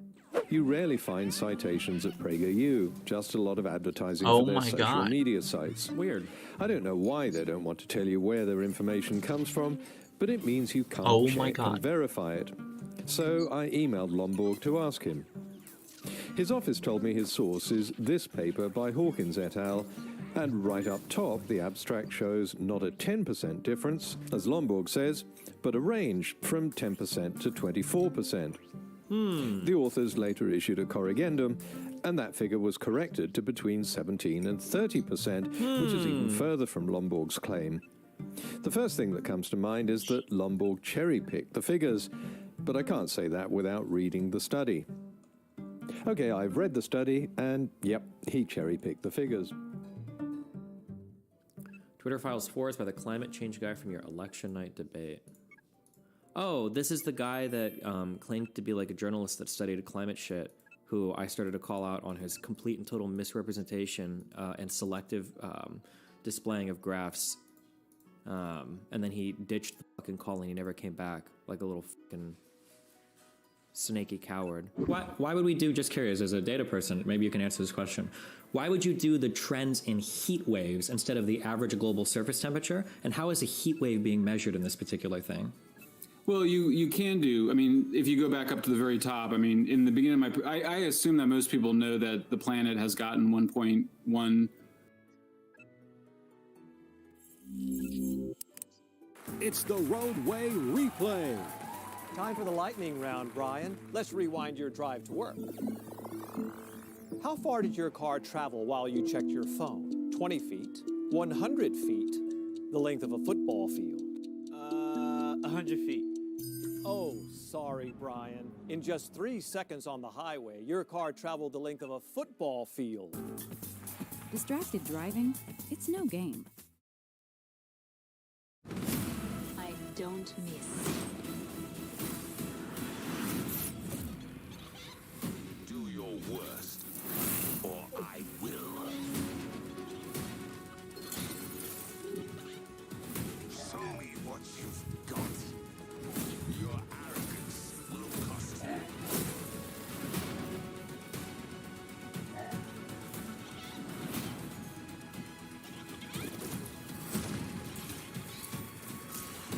Only the merciful deserve mercy. Let the dragon consume you! I'll make quick work of that.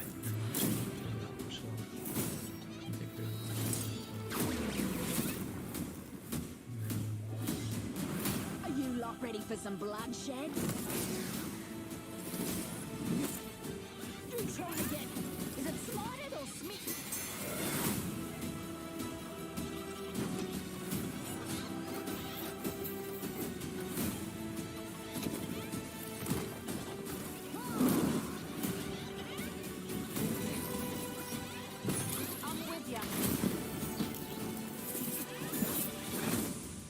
Let's go. We will fight like cornered beasts.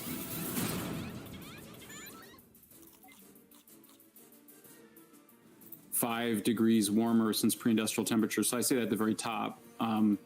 But this is one of the things that I'm curious about is, so for instance, if we define a heat wave as an aberration from like the norm temperature or whatever, it seems to me that if there was a warming of the global temperature, that a heat wave would become less possible because it would require a greater increase, a greater delta V of energy in order to actually cause a heat wave, right? Like it could be the case that if the average temperature was 70 degrees, having the temperature rise to 85 would be like a heat wave. But if the average temperature went up to 75, maybe the temperature would have to be even higher for it to be considered a heat wave. I just think measuring in heat waves it seems like a really interesting way to me to measure the data here. I don't know why you would do that. And then also keep in mind too, when you say that an average surface temperature increase of 1.15 degrees Celsius, it's always said that way as a way to downplay the increase in temperature. But that 1.15 C, that's not spread evenly across the entire globe.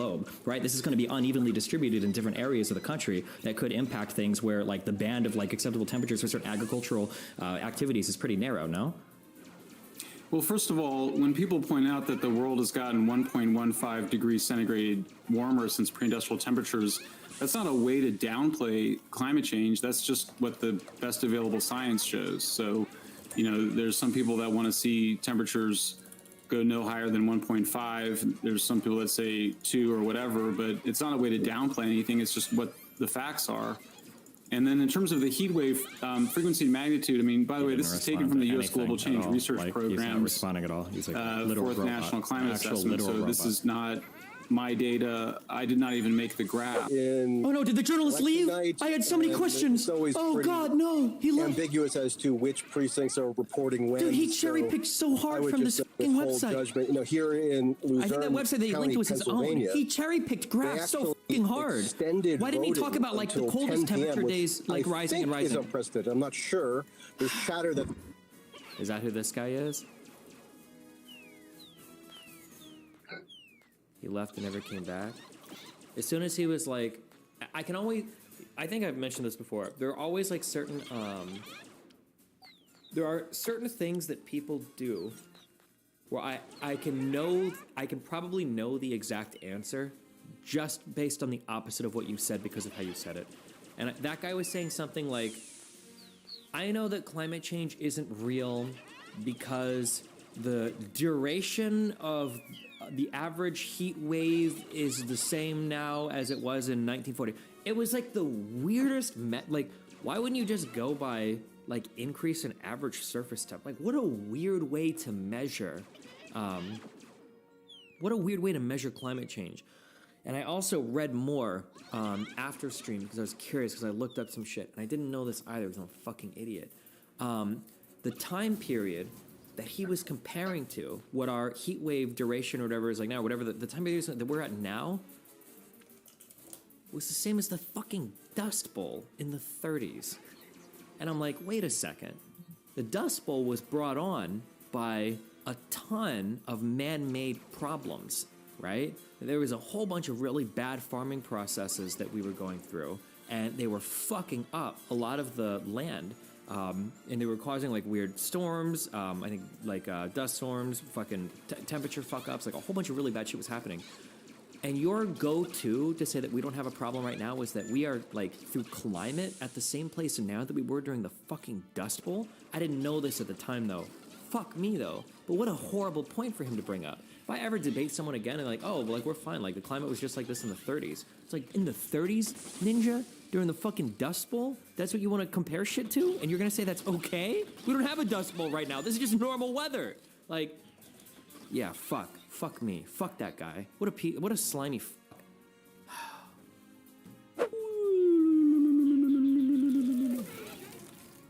No.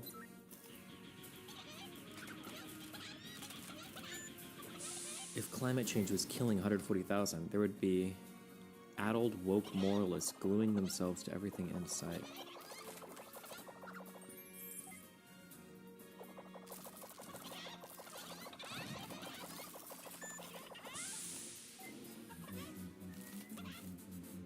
What is the idea that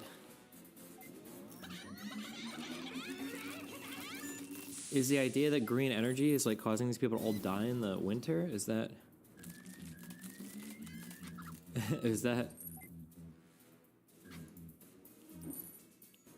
also, who is this guy? Now, I read things. Oh, I shouldn't have clicked this profile because I was thinking I'm being biased. Yes, cold kills much more than heat. Yes, high heat. What is this supposed to be like some like way to say who cares about global warming when cold is worse than hot? Wasted like, what 6 the lives. Fuck?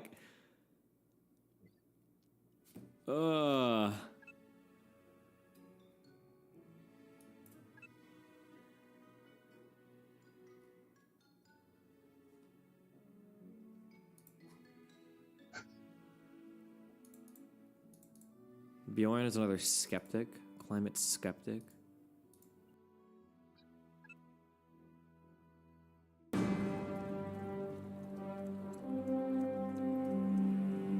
Sire, there are many paths to being a great sovereign.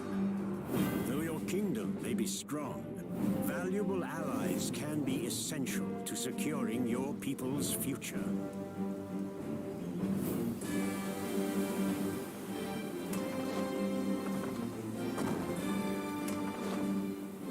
Your leadership in battle could turn the tide of a war, sire. Be bold, but be strategic, as your foes will fight just as fiercely. Lay siege to your enemies, but have the wisdom to choose your battles carefully. You can defeat your enemies or sway your allies through trade, diplomacy, and espionage. Develop your provinces to prosperity and your people will flourish. At times, a merchant or cleric may wield the might of a dozen armies. However, sometimes a dozen armies may be exactly what is required to grow from your humble beginnings to Emperor of the World. Some blood must be spilled. If conquest is your calling, then you shall have it. You need not heed the cries of your neighbors, no matter how loud or many they may be. The world is yours if you will it, sire.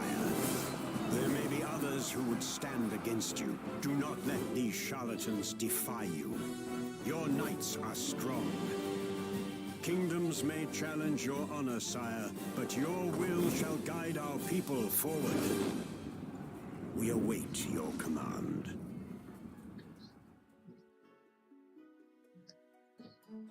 This isn't the average college student today.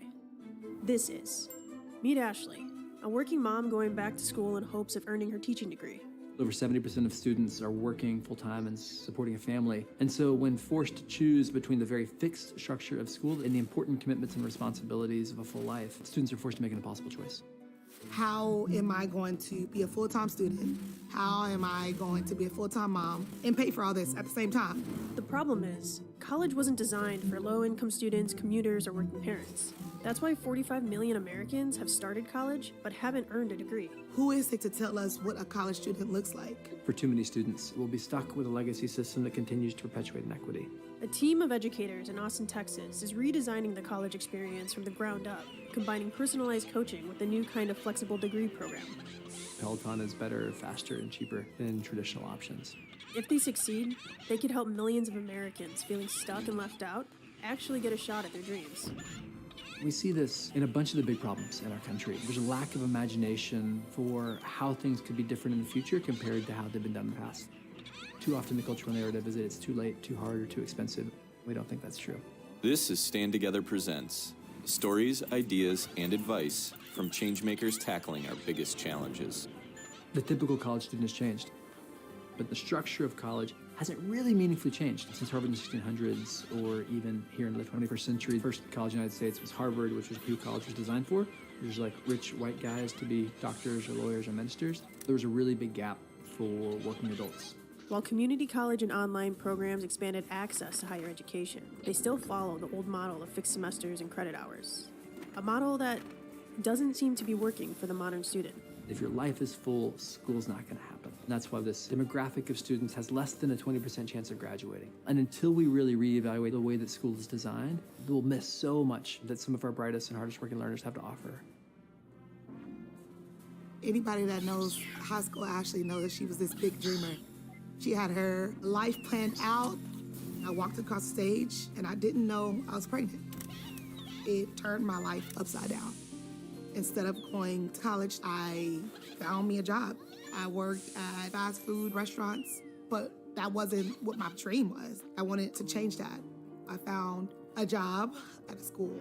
A little light ignited in me, and I was like, whoa, I love this. I have a passion for this that I didn't know. And it was almost like a Ashley's Dreams 2.0.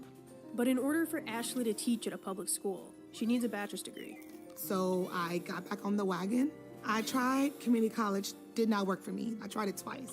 You still have to be a full-time student, and I still have to take care of dentistry, and it just didn't fit in my life. College tells students it's their fault. They try harder or change something or come back at a different date. And that breaks my heart because as educators, we should be doing everything in our power, then changing our programs to support the full lives of students. When I found Peloton U, it was like a whole nother world. Where has this been all my life? Y'all made this for me. But how is this actually different from any other online program? First, they use a new kind of degree program called competency-based, which allows students to go at their own pace and master the coursework without tests or grades. And since earning a degree online can be a lonely process, they provide a community of support. To do hard things, we need a group to ride together with us. The name Peloton comes from a cycling term. It's a group of riders who ride together in a race to get to some place that they couldn't get on their own. And so for us, that's a metaphor for community.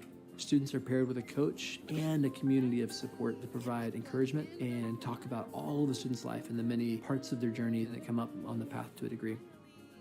Today, Ashley is meeting her coach, Noemi, in person for the first time since the pandemic.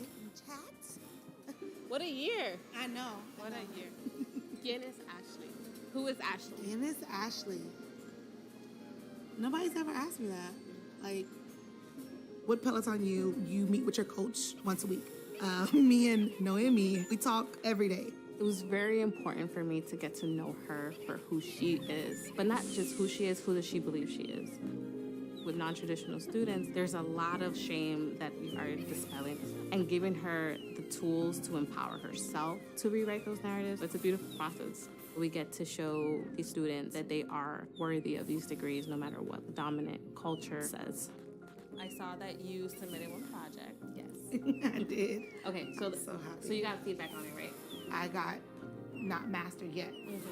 I get more shots added. Yeah. So remember, with competency-based, you're moving at your own pace. So you can have Traditional education is measured in seat time. How long is a semester? How many weeks you're in a course? In competence-based education, the unit of progress is learning.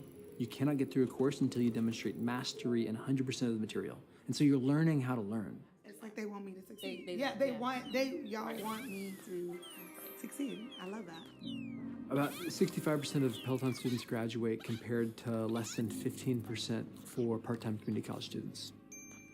Morning, guys. Now, Ashley is on her way to realizing her dream of becoming a teacher, and one day, opening her own school. I know you guys can do it, so let's get started. We see part of Peloton's role is to remind students that they've always had what it takes and that we just get to be mirrors to show them all the best parts of what they've already learned. Now I don't feel like I have to choose. I can be a great mom, I can be a great teacher and a great student. They are helping me ride through my educational life. If I could talk to that 18-year-old that found out that she was pregnant and tell her, it's okay. Like, you're not different. It's not gonna be easy. So don't stop and just keep on moving. This lesson that walked across the stage with you is going to help you go farther than you ever thought. There's important work that's happening all over the country, bringing up in small communities and being led by incredible entrepreneurs. If we succeed, it's a world that gives me so much hope. It's a world with a different set of education and employment pathways that have been designed by students for their peers. And it's overdue that we work alongside students to create the kinds of careers and lives that they want long term. Stand Together partners with changemakers tackling our biggest challenges. To see more stories, follow our channels. And to learn more about how you can partner with us, go to standtogether.org.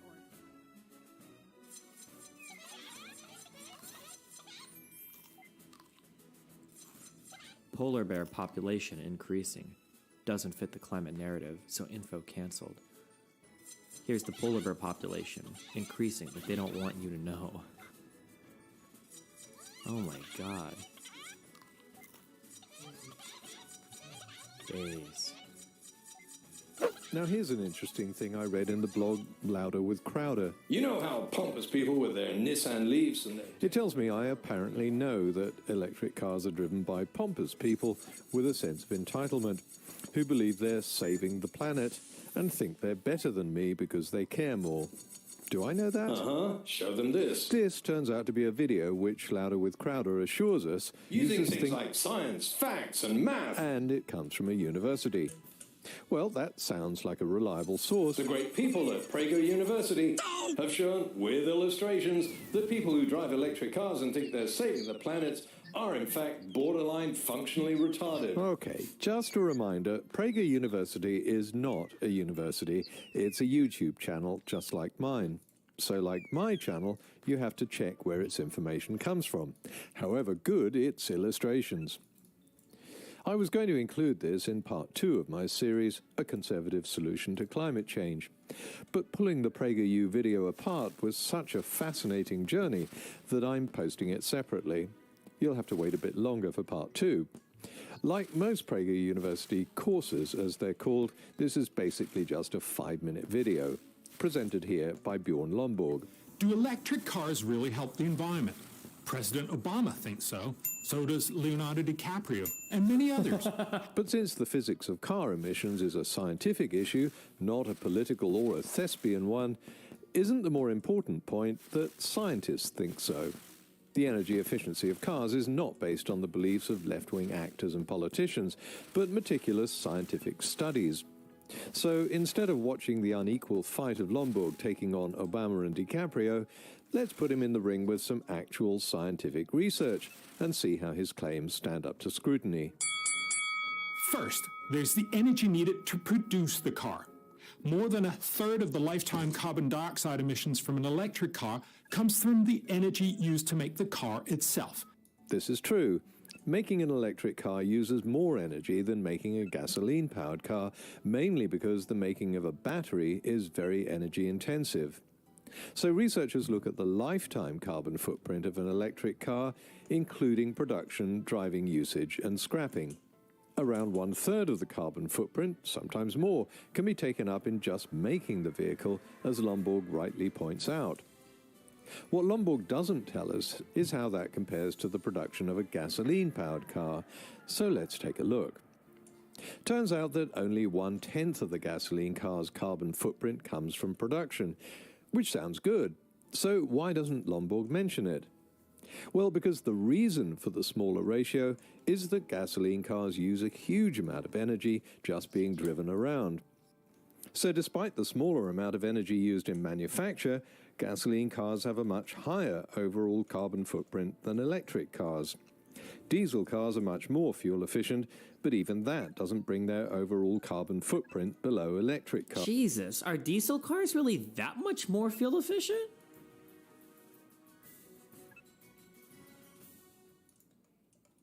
What is the mileage you're getting on like a diesel, like a diesel like coupe? Coupe? They're called coupes, right? Like a 4-door sedan. It's not going to be like 100 miles per gallon or something, right? It's like double mileage. Is it actually double? Oh wait, this is compared to an electric over here. I'm sorry, never mind. This is an electric. Graph is electric versus petrol. Okay. We don't say petrol here, okay? I don't know where you're from, what gross European, but we call it gas, okay? Or maybe gasoline. I don't know what petrol, I don't know what that word fucking means, okay? Leave it out of my chat. While it's true that electric cars don't run on gasoline, they do run on electricity, which in the US is often produced by another fossil fuel, coal. As green venture capitalist Vinod Khosla likes to point out, electric cars are coal-powered cars. Okay, even if you're using coal to power a car, I feel like I can draw from like 30 different scientific disciplines or just personal things that I happen to know in my brain of like, I don't want to say common sense, but anytime you talk about having a central manufacturing thing versus replicating that and miniaturizing that across a million different things, it's always going to be more efficient to have that particular thing in some central area.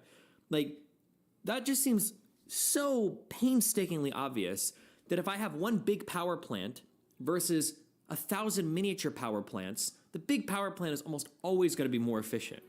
So even if it was the case that your power grid is using 100% coal, it's probably still going to be more efficient than every single automobile's individual power plant, right? Like, just think about how many parts you've got to duplicate, how much more weight, how many more things that are going wrong, how many like prone to failure, like parts being replaced, like it's just okay. And that's assuming that your grid is 100% powered by coal, which I don't even know in the U.S. if that's true anymore, or what percentage of power we get from coal versus LNG and whatever. That would be true if all the electricity they use comes from coal, but of course it doesn't. In the United States, some grids have a high coal component, others have none at all. And for the national average, coal fuels less than a third of America's electricity. The most popular electric car, the Nissan Leaf, over a 90,000-mile lifetime, will emit 31 metric tons of CO2. A comparable Mercedes CDI A160, over a similar lifetime, will emit just 3 tons more across its production, diesel consumption, and ultimate scrapping. That's close to a 10% difference, which is not much. So, as always, we have to ask, where do Lomborg's figures come from? PragerU doesn't tell us. Unlike my channel, where all my sources are cited, you rarely find citations at PragerU, just a lot of advertising for their social media sites. Weird. I don't know why they don't want to tell you where their information comes from, but it means you can't check and verify it. So I emailed Lomborg to ask him. His office told me his source is this paper by Hawkins et al., and right up top, the abstract shows not a 10% difference, as Lomborg says, but a range from 10% to 24%. The authors later issued a corrigendum, and that figure was corrected to between 17 and 30%, which is even further from Lomborg's claim. The first thing that comes to mind is that Lomborg cherry-picked the figures, but I can't say that without reading the study. Okay, I've read the study, and yep, he cherry-picked the figures. First of all, Lomborg has adjusted the figures to take account of America's greater reliance on coal as a fuel for electricity, compared to the average European fuel mix on which the study was based. That's fair enough. What he didn't do was adjust the fuel efficiency of the European cars to take account of the lower fuel efficiency in the USA, which would have made the electric cars look greener. And here's where the cherry-picking comes in. Turns out that when the paper looked at the crucial area of fuel consumption, it didn't just make one comparison with the electric car, it made two, one for diesel, the other for gasoline. But the gasoline car miraculously disappears when Lomborg does his own calculations. Why? Presumably because even in fuel-efficient Europe, diesel cars have much better fuel economy. In this case, around 53 miles to the gallon combined, city and highway driving, and therefore emit far fewer lifetime CO2 emissions. I did email Lomborg's office again asking why he had ignored the comparison with the gasoline car, and I was stunned by this reply from his media manager. I'm sure many drivers of different cars would want whatever vehicle they drive to be included in an analysis. However, comparison of one fossil fuel and one electric car is the simplest and clearest way of highlighting their differences. Anyone who understands basic science or data analysis must be face-palming right now. Yes, I'm sure drivers of different cars would want whatever vehicle they drive to be included in the analysis, but we're not dealing with drivers of different cars or what they want. We're dealing with a scientific study that made two comparisons.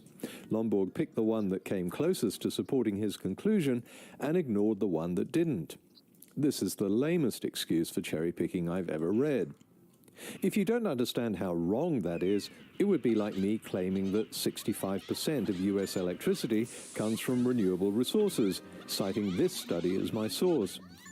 I'm sure Lomborg would be the first to say this is an absurd claim and accuse me of cherry-picking just one grid and ignoring the rest. Would it be a legitimate excuse to say, I'm sure many people would want whatever grid they're connected to included in an analysis, but it's simpler and clearer to use just one. Cherry-picking just one comparison may be simple, but that makes it very unclear that the other comparison in the study is screaming a very different result. If it is simpler and clearer to choose just one, the obvious choice would have been the gasoline car. After all, only around 5% of Americans drive diesel cars, and even though the gasoline car gets 42 miles to the gallon combined, which is way more than most similar-sized American cars, at least it's closer than the diesel's 53 miles to the gallon combined. Better yet, adjust the fuel economy to an average of what most Americans drive. I checked the EPA's annual fuel economy list for new small and hatchback cars, and most gasoline vehicles in the USA are around or under 30 miles to the gallon combined. So they're emitting around twice as much CO2 as the diesel comparison that Lomborg cherry-picked. Then he goes on to make another comparison for larger cars, and again picks a diesel. The results are similar for a top-line Tesla, the king of electric cars. It emits about 44 tons, which is only 5 tons less than a similar Audi A7 Quattro. Is he memeing the audio, or does it really sound like this on their fucking video? There's no way it sounds as bad, right?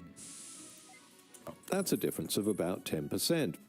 PragerU cites no source, but USA Today gives us a link in Lomborg's opinion piece where the same claim is made, and this was confirmed by Lomborg's office as his source.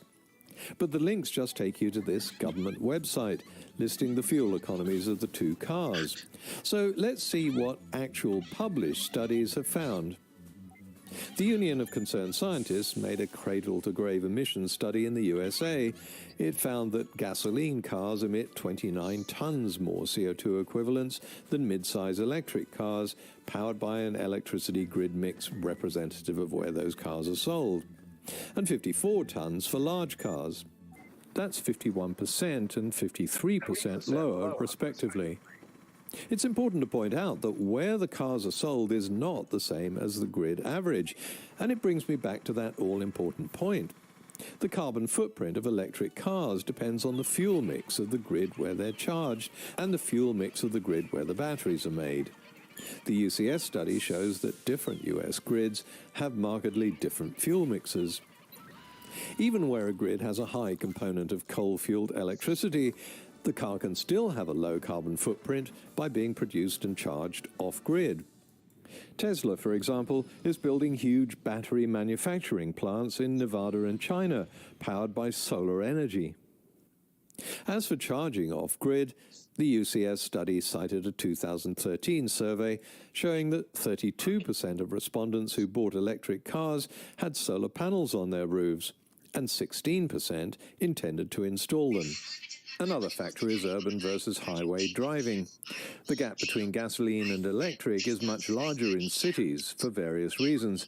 For one thing, gasoline cars use a lot of energy just idling in traffic. Another cradle-to-grave study done in France found that a small electric car emits 63% less carbon dioxide than a gasoline car from production to scrapping, and 70% if the cars are recycled. For a larger electric car compared to a larger diesel car, the difference is 44% to 57%. That's a saving of between 21 and 20 tons of carbon dioxide. But again, the study's results reflect the mix of fuels used. In France, most electrical energy is nuclear-powered, so electric cars there are much greener than they would be in Estonia, which is mostly coal-powered. But remember Vinod Khosla's observation. Electric cars are coal-powered cars. But we've already established that this observation is not an observation. It's a fallacy. Yes, it might be powered by coal, proponents will say. No, proponents of electric cars would not say that if they'd read any of the studies. They'd say that most electric cars are partially powered by coal, and they'd point out that many aren't powered by coal at all. But unlike the regular car, coal plant emissions are far away from city centers, where most people live and where damage from air pollution is greatest. New research in the Proceedings of the National Academy of Sciences found that while gasoline cars pollute closer to home, coal-fired power actually pollutes more, a lot more. How much more? Well, the researchers estimate that if the US has 10% more gasoline cars in 2020, 870 more people will die each year from the additional air pollution. Damn. If the US has 10% more electric vehicles powered on the average US electricity mix, 1,617 more people will die every year from the extra pollution. Matching the figures Lomborg uses with the name of the journal he gives, I think he's talking about this 2014 paper by Tesson et al. If so, he's absolutely right. That's what the paper found. But that's still not the whole story, because if burning more coal leads to more deaths, then surely burning less coal would lead to fewer deaths, wouldn't it? And the Tesson study found exactly that.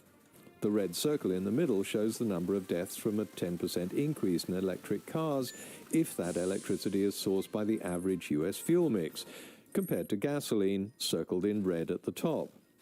As Lomborg correctly reports, that's 1,617 more deaths. But the researchers also concluded that if natural gas was the source of that electricity, shown by the red circle near the bottom, there'd be less than 500 extra deaths, That's far fewer than the 870 deaths from gasoline-driven cars. Better yet, the authors found that if electric cars sourced their energy from renewables, wind, water and solar, the number of deaths would be cut even further to less than 200. Most of that coming from emissions during production. So if we're worried about deaths caused by coal-burning power stations, the obvious solution is to replace them with cleaner energy sources.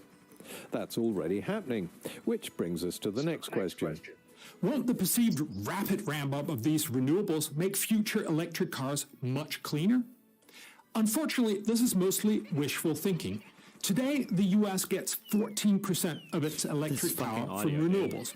In 25 years, Obama's Energy Information Administration estimates that number will have gone up just 3 percentage points to 17%. I don't know why Obama's name keeps popping up because this... Wait, who's this in chat? If you're interested, I had a layman debate with Destiny 1 week, uploaded as crazy climate debate catches Destiny off guard. Wait, are you the guy that had the had the chart with the dots? This is supposed to be a scientific question, but just to clarify, this isn't Obama's Energy Information Administration. It's a federal statistics and analysis office that's been operating under 7 different presidents of both political parties and is still going strong today. And it shows that the United States is already getting 17% of its electricity from renewable energy. And that's just the US average, which includes areas that have little interest in renewable energy and no targets. If we look at the states that do, many of them are looking at renewable targets of 20 to 30%, well before 2040. So getting energy from renewables is not wishful thinking in places where it's being actively pursued. It's only wishful thinking in places that do nothing except wishfully think. But that's not the whole story on how emissions are coming down. Listen carefully to Lomborg's choice of words as he continues. Meanwhile, those fossil fuels that generate 65% of US electricity today will still generate about 64% of it in 2040. So it sounds as though coal will still be generating the same amount of electricity as it does today. But Lomborg doesn't use the word coal here, he refers to fossil fuels. Which is odd because there are 2 main fossil fuels generating electricity, coal and natural gas. And the EIA always differentiates between them. So why did Lomborg suddenly change the EIA's classification here and lump them together? It might have something to do with the fact that these fuels have very different emissions profiles. Natural gas is a lot less polluting and releases far less CO2 than coal. So if the mix of fossil fuels changes, that would affect the carbon footprint of electric cars just as much as changing the percentage of renewables. So let's look at the figures. The 2015 EIA report, the latest one available to Lomborg when he made this video, shows that in 2013 coal comprised 39% of the total. That's the dark grey. Natural gas in red was at 27%. The same report predicted that by 2040, the proportion of coal would fall to 34% and natural gas would rise to 31%. I just really like So this by lumping one, them I'm not even gonna together, lie. Lomborg can make it look as though nothing is changing. The overall percentage stays the same. But that disguises the fact that because of the changing mix, these fossil fuels will produce less CO2 and be a lot cleaner. It's on top of that we have the rise in renewable energy. Even those projections are now obsolete. According to the latest EIA report, coal has already fallen way below 34%, 22 years ahead of prediction. This is crazy. Natural gas has already surpassed 31%. So the fossil fuel mix has already shifted in favor of lower CO2 emissions. We got another one. Lomborg's next complaint is about the making of the electric car itself, especially the battery. The mining of lithium, for instance, is not a green activity. That's true. Lithium mining does a lot of environmental damage. Just look at this lithium mine in South America. As well as the horrendous scar on the landscape that you can see, what you can't see is the water taken to extract the lithium, which leads to depletion from local farms. In Tibet, chemicals used in lithium extraction have leaked into rivers, killing fish. Tailings from lithium mines worldwide block the landscape and contaminate the water table. Clearly, Lomborg's right. Lithium mining is not a green activity. But of course neither is oil sand mining to make gasoline, or oil shale mining, or oil extraction by other means, like in situ oil shale extraction and oil drilling, or like the transport of oil. Oil leakage and spills also contaminate water supplies and kill fish. Oil pipelines are a blot on the landscape and block animal migration routes. Is the environmental damage done by oil worse than lithium? That would be useful to know, but for some reason, Lomborg only mentions lithium. While electric car owners may cruise around feeling virtuous. Okay, again, personal feelings towards electric car owners are irrelevant because that's not science. Whether you feel people who drive electric cars are feeling virtuous or pompous or driving with a sense of entitlement, that shouldn't be a factor in deciding whether electric cars are greener than gasoline cars. It's possible these people drive electric cars because they're great value for money. Even without tax breaks, electric car prices have come down so fast and are so cheap to run that owners have simply done the math. According to an article in Forbes magazine, once you figure in the cost of ownership, especially maintenance and fuel, electric vehicles are a bargain despite the upfront price tag. If you buy an electric vehicle rather than a gasoline-powered one, you're probably going to save a lot of money during the time you own it. You don't need to be a member of the Sierra Club to see the appeal of going electric. So maybe these buyers aren't borderline functionally retarded, maybe they've just gone through the figures and are smart enough to understand basic economics. But even if electric car owners did have some sort of personality disorder that makes them feel virtuous or entitled, however much Lomborg, Crowder or Kirchhoff may dislike that, it's still no excuse for misrepresenting scientific facts. While researching articles about electric cars, I was struck by how many of the negative ones were either written by Lomborg or were simply copies of his claims by people who hadn't bothered to check his facts. Time to Stop Worshipping the Electric Car by Bjorn Lomborg. Green Cars Have a Dirty Little Secret by Bjorn Lomborg. Electric Car Benefits, Just Myths by Bjorn Lomborg. Don't be fooled, Elon Musk's electric cars aren't about to save the planet. It's by Bjorn Lomborg.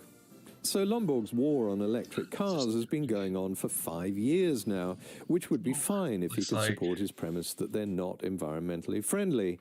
But if the only way he can do that is to make incorrect statements, omit information and cherry pick, then why? Wow. Now that's what I call a story that is very cool, bro. Okay.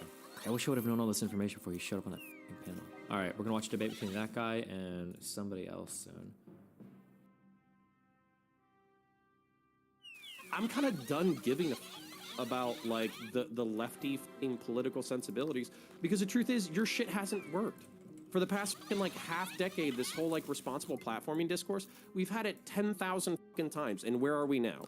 Anti-Semitism is mainstream. The alt-right or Christian nationalist discourse is mainstream. Nick Fuentes is a household name. Twitter has been like Uno reverse carded by Richard Spencer, and they basically showed that they were doing shadow banning. Well, and can I call out Vosh on a big platform real quick? Oh, call out! Call out time! I haven't done it yet. Shut the fuck up. Oh, do you think that exposing your audience to extremist views makes them more likely to adopt those views? I don't know. I'm not sure. This is never... Come on. You've definitely thought of this before. Well, my hope would be... The answer would be no. That by exposing your audience to extremist views in a responsible environment, you basically have the ability to control for their reaction for it, right? Yeah. That's why I would advocate for, like, in colleges, they should be exposed to extremist views, because then you have, like, the ability to, see it and deal with it in a controlled setting.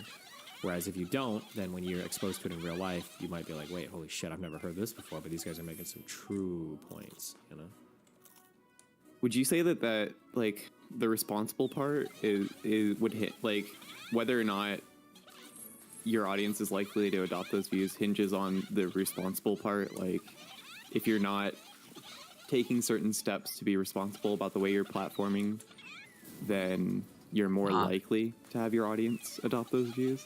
Yeah, I would imagine so, yeah.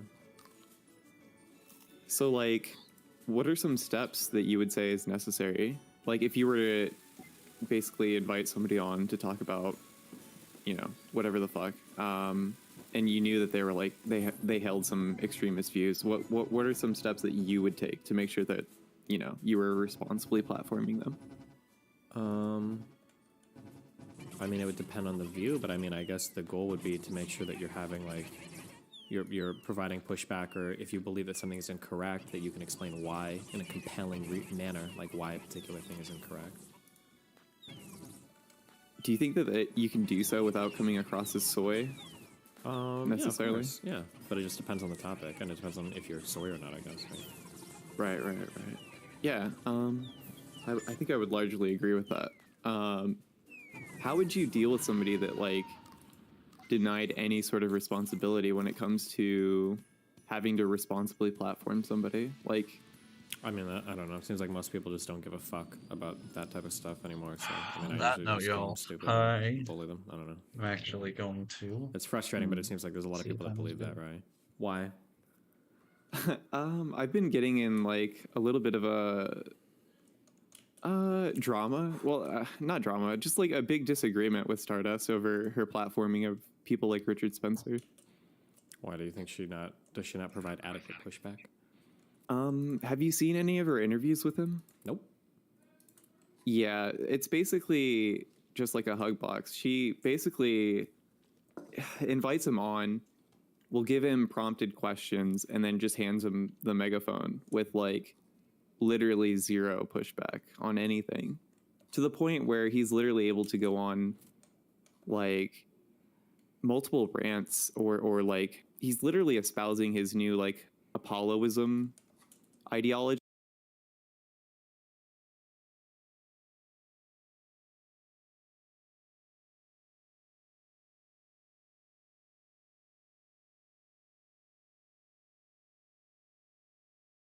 This holiday, go jibble jibble and express yourself with my JBL Design Challenge.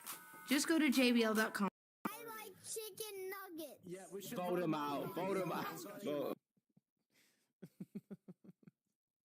We're the best. Go, dude. Yeah, Let's Fortnite. go. Weepee. I'm gonna stay with you. Press stay with I have you. school. I have court.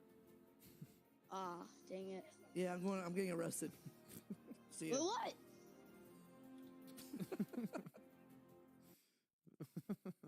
Does roast beef ever do any cooking? No, but he's having a little difficulty with this one because it's very smoky. See what I've got the roast beef cam where we can check in on him. Yeah, so he's kind of hiding himself a little bit. I don't know if he's not a fan or what. Anyway. Maybe a little wine on there, a little deglaze. Good, yeah, it's his feet. What's this? Tail. What's something on the chicken that I did not point to? The wing. Okay, good. Well done. Chad is like, yeah, me too. I'm also responding. Nick, hold up both thumbs like you're giving a double thumbs up, like a really cool guy. Okay, good. I'm scared. And then we're gonna put these on your thumbs. Okay. And Wait, then, what is this? And then what's the part of the chicken that I didn't point to? The wing. Say it 10 times really fast. The wing. The wing. The wing. No, just wing. the Wing. Wing. Wing.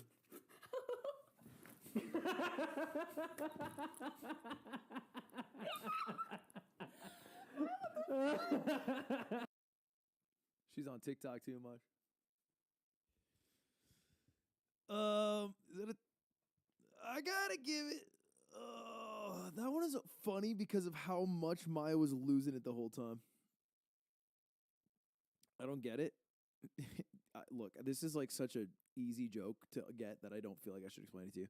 I'm gonna give it to Toast. The Toast clip.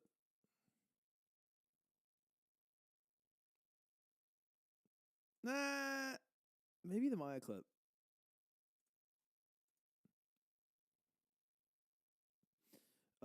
Best wholesome moment. A little bit of this, little bit of that, and I think under high pressure situations, with the crowd, when it's getting tight, that's where you have an easier time making big mistakes. You know, like not making the right decision, not getting your teammate to do what you want, because the set kind of executes. You know what to do from A to C. Very good catch. Oh man, oh this is beautiful. Hvor er trøjen? Hvad? Mom Katie and huh? Where's the jersey? Where's the jersey? That was cute. I'm also married too to somebody that most of you guys know. Listen, I told you guys, I try to keep as much away from you people as possible. I don't understand the context. Where? On my body. First of all, I don't have a lot of words to say, but I want you to know that esport is out of politics, and all our players, all players from different teams, and all of you have nothing to do with government decisions. My whole career,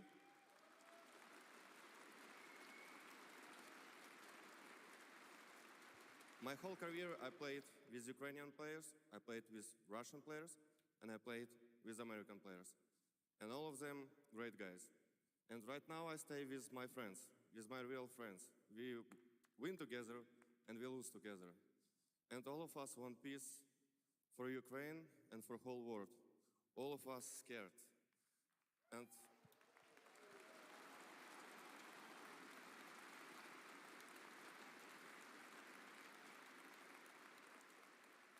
And all of us.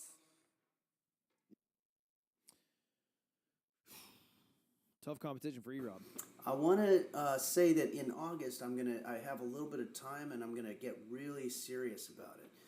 I'm gonna try to get to be a partner, and with your help, I'm gonna also add a Wednesday night stream, I believe, or maybe a Thursday night, where we just do music and maybe play some games and do other things. But I will say that Twitch, and I'm not exaggerating when I say this, Twitch has enhanced the quality of my life, and I think it's because it gives me a level of interaction with people that I wasn't previously experiencing, and I haven't experienced for many years.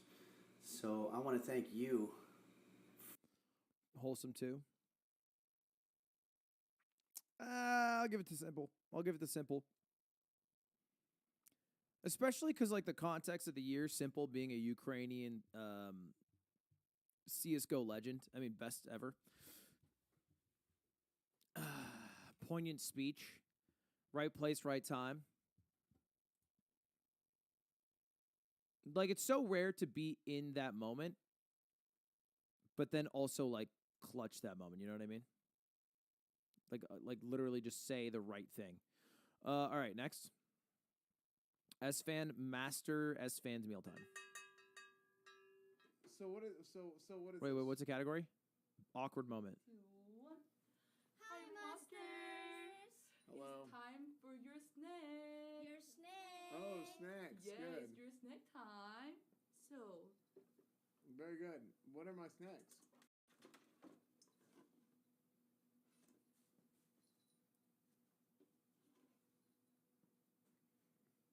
Okay. Very good. Very impressive. Thank It's you. your first snack, so. Oh, very good. On a paper plate. Ah, indubitably. No, master. Please use. Oh, you fork must. and knife. You Okay. must maintain your dignity, sir. Okay. I think that went out the window a few minutes ago. Please use your knife and fork, sir. Thank you. Oh God. Okay. Thank you for letting me do to you guys. It really means a lot.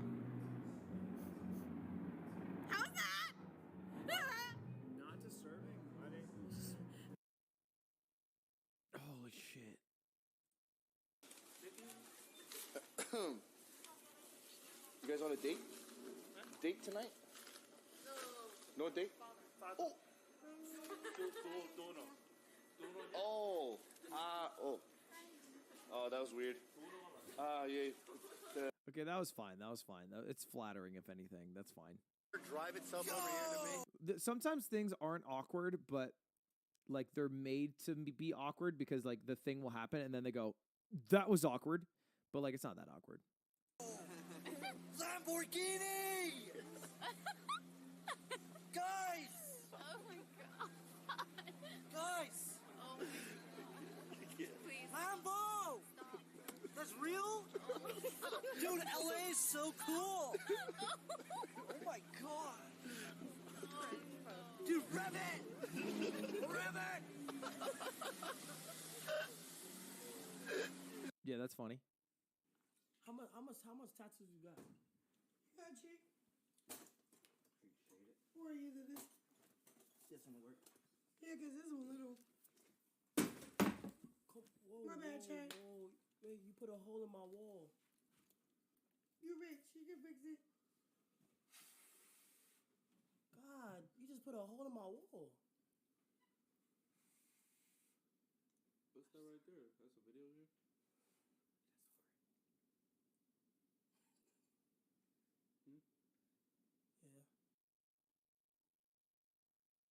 I mean, of all of these, it's either Extra Emily's or that one. That one's just actually awkward, though. I watched that stream. That was horrible. I've seen, like, a lot of clips. This is, shit, I forget her name. The Blueface baby, right? And, oh, gosh, what's her name?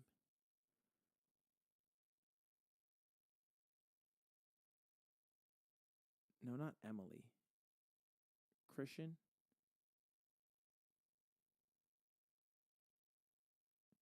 I've seen a lot of clips of them. Oh my god, they're all kind of hard to watch. Like there's one clip where they it was like her dad and he punched him. It's crazy. But actually, to be fair, the only clip I couldn't finish was Extra Emily. So, you know, actually it's a good point, Tim. It's a good point. Voting for best rage moment. Ooh, I know a lot about rage. You should be spending the start of your stream in practice tool last hitting creeps. It is seriously embarrassing watching you miss creeps when there isn't an enemy harassing. Oh, fuck me! Shut the fuck up! Oh, fuck, I hate these cunts! Pervert better! Fucking pervert better! I'm just fucking... Thank you, Anonymous, for gifting my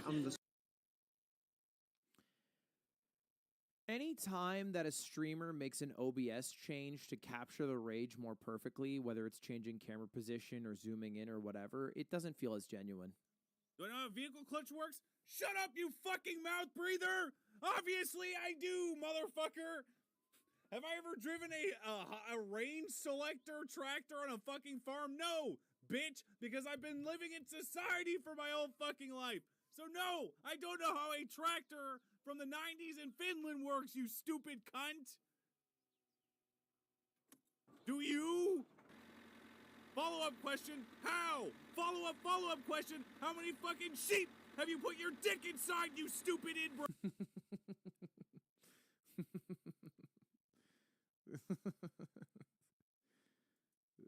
Literally shouting. I'm It was literally the- shouting right now, ma'am. Yeah, you don't need to shout. Take a breath. I gotta. Hey, Abel, I have the. I don't know if you heard me before. I have one of the codes. I got. Yes, This is a I $500 can see. code. Wait, Okay. Please wait. So please I'm gonna. wait now. I think I Please can wait. get the. No. Whoa, wait, ma'am, no. You don't have to do that. That's a good one. That is a good one. Rob, do you even know who Ben is? You're not double dipping. I've been watching this entire fucking time. You are not gonna. Wait, what is that? A monkey? Wait, what is that? That's awesome. Shut the fuck up! Shut the fuck up! All right, you eliminated Nova. You did it. Then you looked over at your chat. You thought, oh fuck, oh man, I made an L, an oopsie. No, you can't go back on it. You can fucking talk to her later, but you're ruining the show. As a viewer, I'm pissed. She's not in. You can't bring her back. You fucked up. Live with it. You four? All right. Well, fine. You're gonna take that? It's funny that Soda, in his offline, time, was watching Aiden Ross's stream and got so mad watching it that he entered VR chat just to tell him off. Close. Nice. I'm trying, bro! I'm trying! I'm sorry, everyone watching! I'm so fucking nervous! I'm so nervous, bro. I tried for you, bro. Oh, nice try, man. Nice try, bro. Well, I'm sorry, bro. Well, Man, it's gotta be the Soda clip. I think it's so funny. I think the Kit one's probably the most real rage because it's like someone who's trying to scam and lost out on it. But the Soda clip's too funny for me to not vote for it. You're a monster. You're such a monster. You You're such a monster.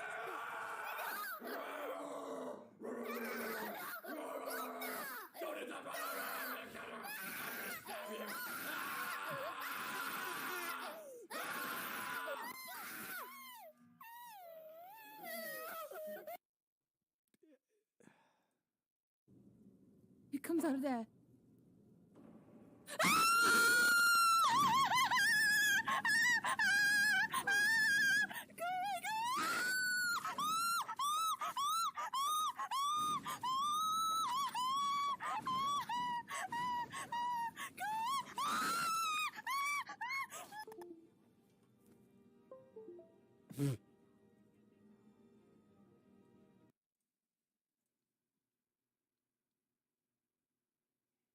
Wait, what the fuck? What the fuck? This is not real.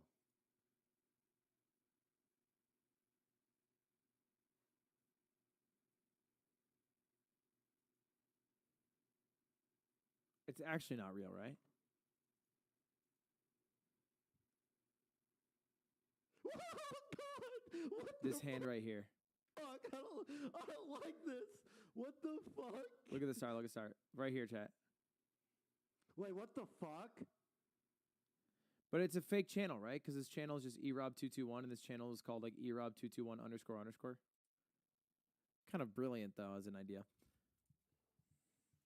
Sahara Destruction just gifted a tier. I'm going to get my pizza tin. Hold on a second.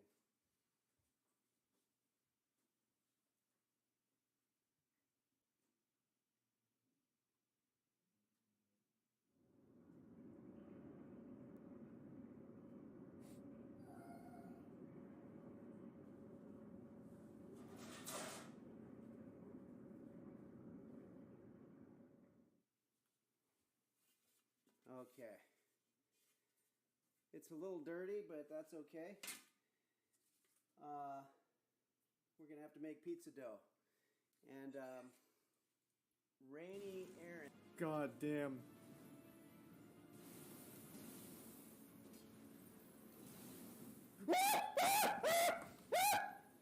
No, not now! No, there's a wasp! Oh, fuck! Not like this! Ah! Ah! Oh, God, please, fuck it! Ah!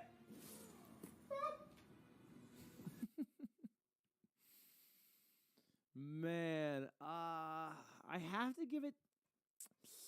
Shit, I have to give it to the Wasp. That's a classic. Yeah, I'll kick your ass at laser. This must be biggest fails. I'll kick your ass at laser.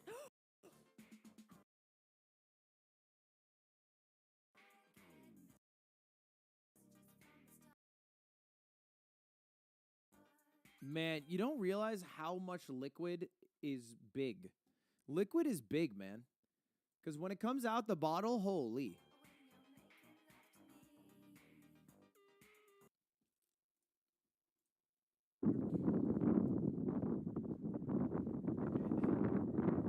Haha, how many do you have now? Be free!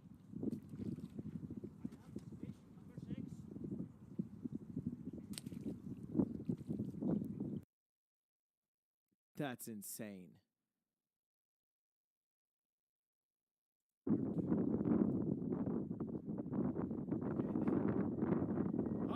How many do you have now? Be free!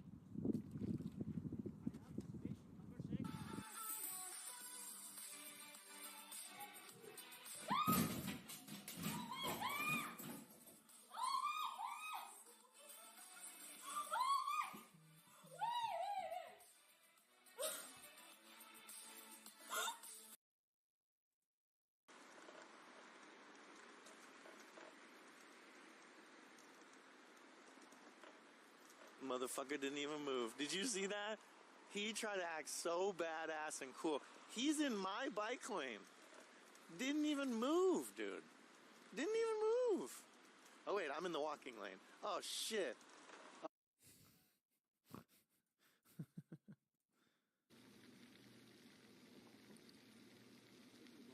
Wait, I hit 400K followers? Woo! Thank you for 400K followers. Let's go.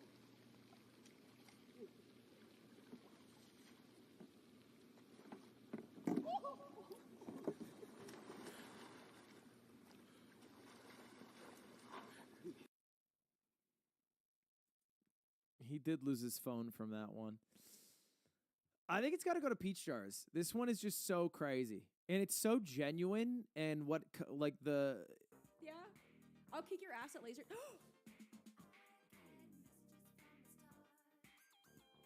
I think that's got to be the biggest fail, right? Maybe the bike one in my head. The fish throwing back in water one seems a bit fake to me. I don't think it's fake, but it just like... It was just so quick. That's the worst one. The pole one. The pole one's also pretty bad. I like the bike one a lot. I'm going to keep it. Hey guys, you know how a bunch of Best people timing. put on episodes of how it's made to fall asleep to or to watch them without really paying attention, and they leave on autoplays so that my videos end up in their feed? Let's play a prank on them. I'm going to scream really loud in about 5 seconds, and we're all going to act like nothing happened. Don't comment about it, don't mention it, don't talk about it. Here we go. Wake up! And now that the cheesecakes are done, you might want to put off that diet for just one more day.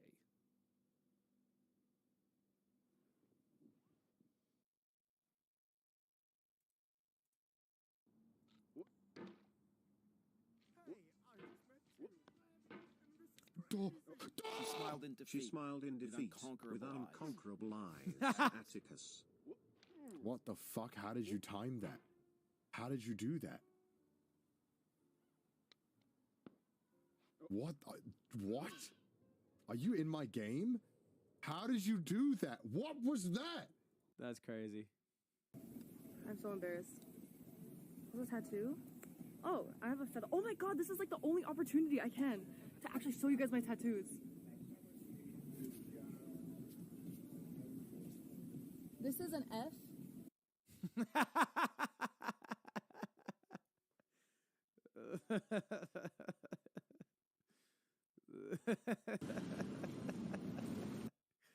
That's crazy. That's crazy.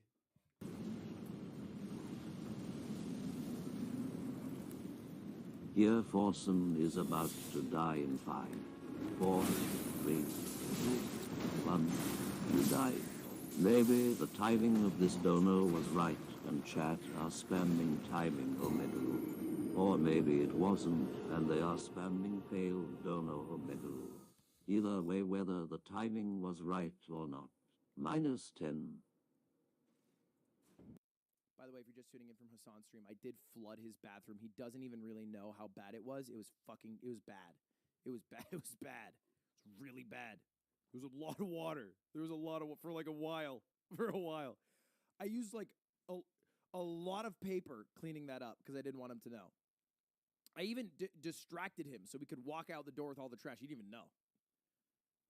That himbo, dumb as hell, not even gonna lie. We walked right by him. Like a mountain of papers, like this. And I went up next to him and I was like, we should start an org. Front of LSF. I was just trying to hide it. I didn't even give a shit about starting an org. That was a lie. I made that up. I thought of it on the way downstairs. And that's why I think Hassan's like one of the people really pushing politics. And we need more people like that in the live stream space specifically. I'm fucking tired of like a bunch of children.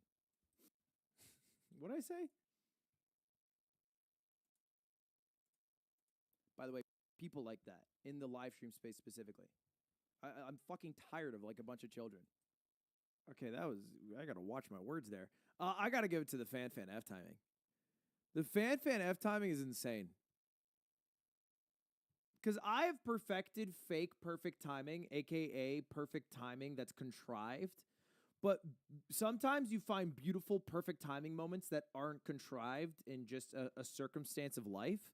And those are the unimitable ones. So I think like the Connor one's impressive. Like dono timings are impressive, but for every dono timing clip you see, there's 20, 30 failed dono timing clips, which is like, you know, eventually it's going to hit. You know, a broken clock is right twice a day type beat. But for the ones that are totally like this one, it's like you'll never capture that again. Inimitable. I'm so embarrassed. Is this a tattoo? Oh, I have a feather. Oh my god, this is like the only opportunity I can to actually show you guys my tattoos. This is an F? Like, that's insane.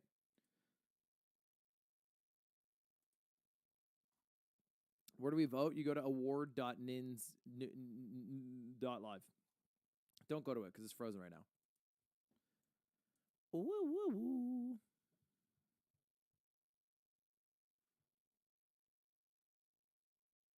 What the hell? $50 from Koza that says, "Hi Ludwig, longtime fan here. I recently released a puzzle game. I thought I was a sophisticated chess player. I would then you would enjoy it. It's super short to play. It's called Squapple. Much love. Hope you can decipher the URL." Well, I probably won't. I got to finish this award show. But thank you for the $50. I appreciate it. Chat, you guys have to leave the website. Chat, I can't vote if you guys are on the website. And then none of us can have fun. Just wait. Just wait till I'm done.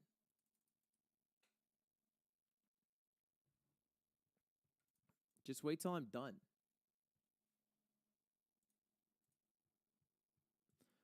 Voting for best community appearance.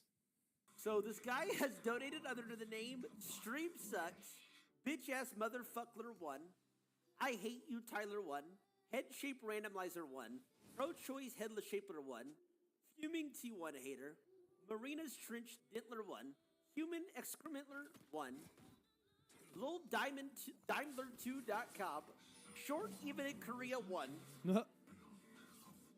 Pathetic Excuser 1, Pot-Shaped Headler 1, Deflated Football Head 1, Darwin Was Wrong 1, Virus-Shaped Headler 1. Dude, there's too many. I can't even read them all. This guy's donated hundreds of times under the same... Just doing that. Spray you down like a scrub. So I thought it was for like scrubbing. Okay. And then there's a shower in the room, which is like, okay, some massages have showers for... Oh, let's go. I think this is us. Let's go. I'm here with Charlie and Charlie. Yeah. Yeah, we're just so excited to be here. It feels like GTA 6 just got announced, but it didn't. And I'm just so excited. I haven't been this excited since Belle Delphine announced that she was doing hardcore. I watched that the day it came out, and I've watched it every day since, and I just want to say I've been cycling for... So this is 2,000 kilometers, right? This one's very sweet. Oh. This one's very sweet. This is Rob who's doing a cycleathon, and then he got stopped in I don't know, somewhere in Japan. I forget where he was.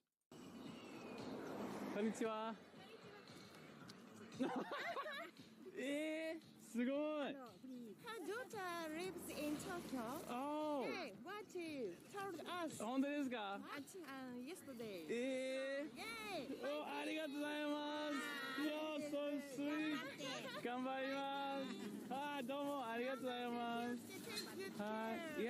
see you ね。気をつけて。はい、気をつけます。はい、どうもありがとうございます。優しいよ。嬉しい。この、いいね。Nice place. Yeah, thank you very much. See you, see you. 嬉しい。ありがとうございます。Bye bye. That's wholesome. Snake. Can I ask you something? Yeah.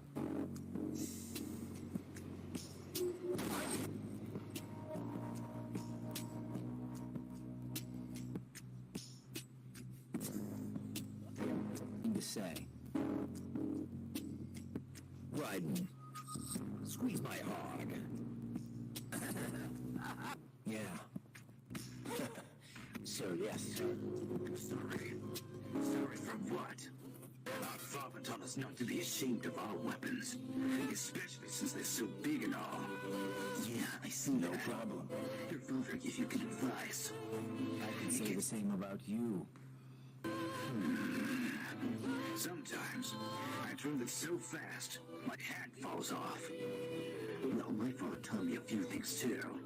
But try not to lose your stealth camouflage.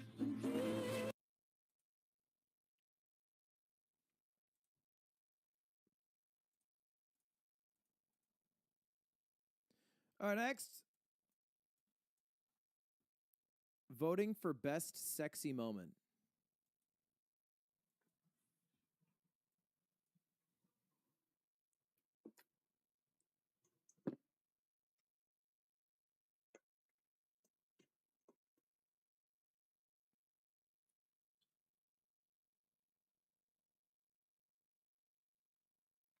Anyone else averting their eyes because you can't handle this level of eye contact?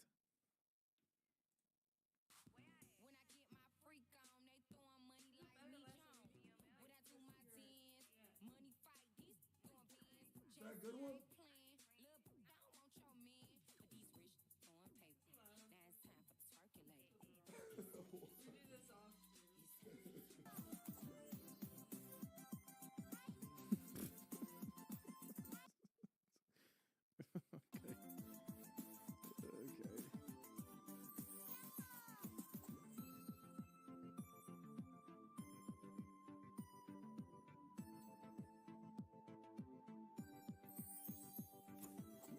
I'm down bad. Are we done now? Are we? It's a bit more kawaii des than it is sexy. You gotta move your pelvis like this. I see. Okay. What the fuck are you looking at? What? Jesus, did you see that, Jen? You're fucking Coomer. Looking at. What? Okay. What the fuck? Okay. What the fuck are you looking at? What? Jesus, did you see that, Jen? You're fucking Coomer. What? No, I was observing. I was observing. That's such a bad defense. I was just trying to learn. I wasn't looking, I was observing. What do you want to eat? I think fish and chips. Holy shit.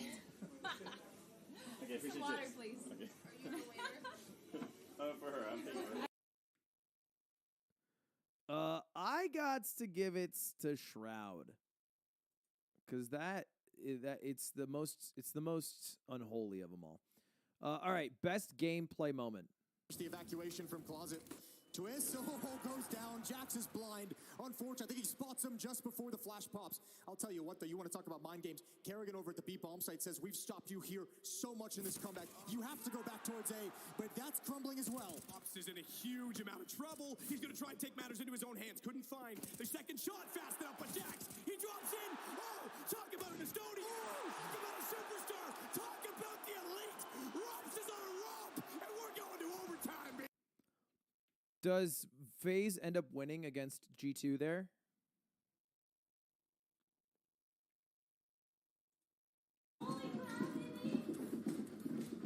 Yeah? Ooh.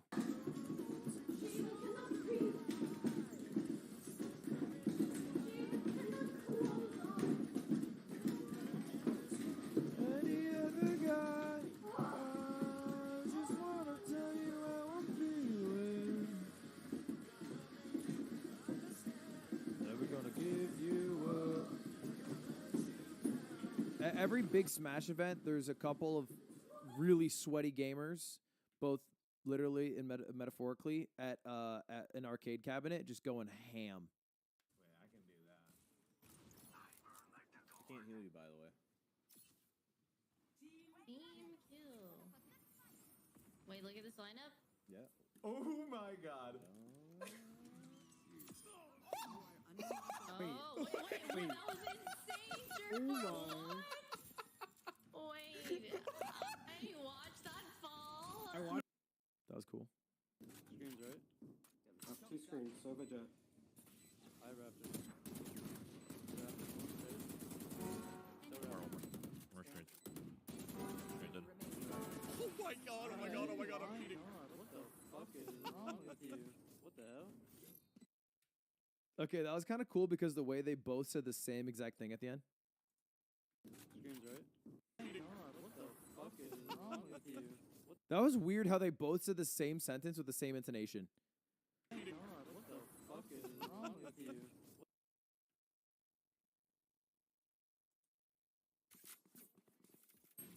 The opping style. Last player standing. A 1v5 ace clutch with Jet, no op. All right, didn't clear. There should be 2 free kills. 3 free kills. He's gonna be opping name. 2 shot.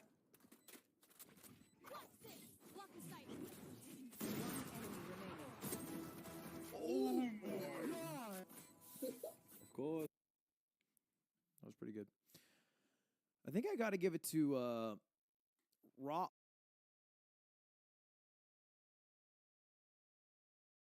Ropes. Maybe the Shroud moment, actually. This one's like contextually the most impressive because it's like the highest level of gameplay. Like everyone else is in like a pub lobby. But like this is actually the highest level of play in the most contextually important moment of any of these. So I'll give it to the esports. Plus I just voted Shroud. All right, best gaming achievement. It just says A. All right, we're gonna time this. We're gonna time this run. Okay, ready?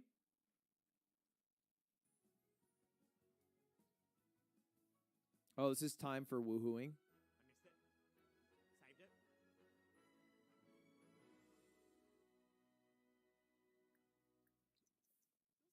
Susu.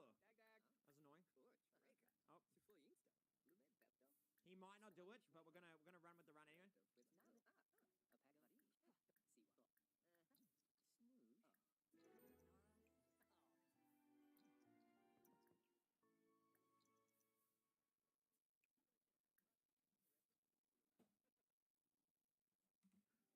Do it. Oh, I did it.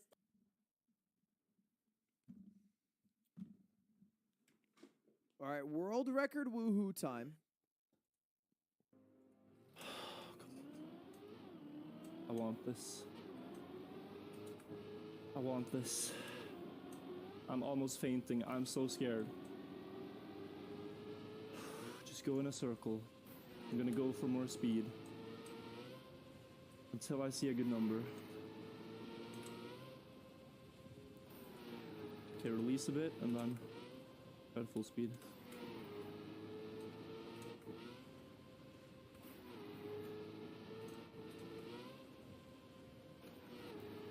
Yeah, I think I'm going. I'm going.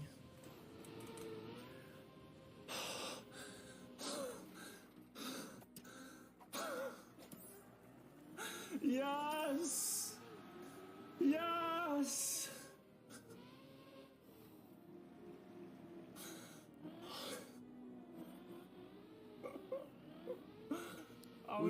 Was he the fastest to achieve it? Why'd he get #1 in the world at the end? Because I know he wasn't the first to achieve it.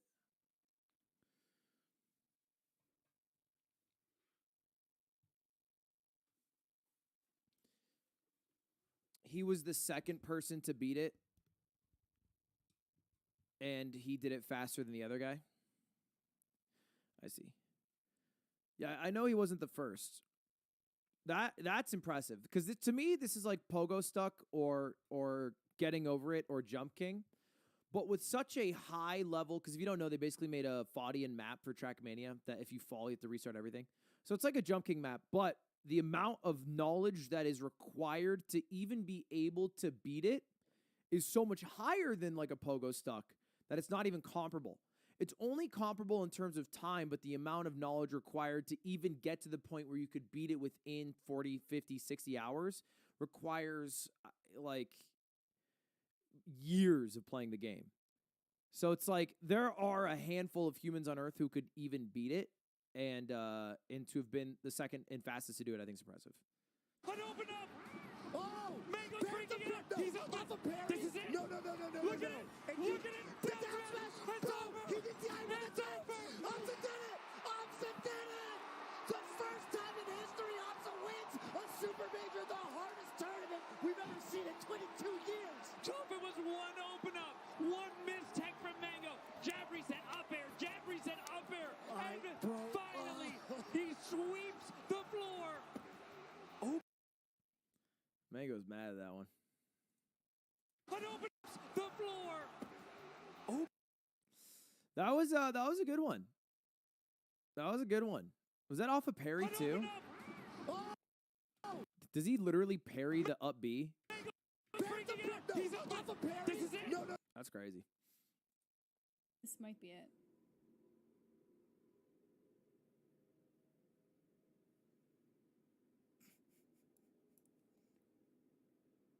Oh!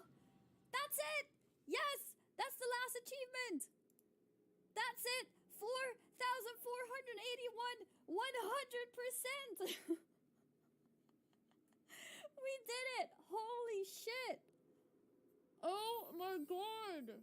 Can someone give me context? Like, how many people have done this? How many years does that take to do? How much time in the game is that?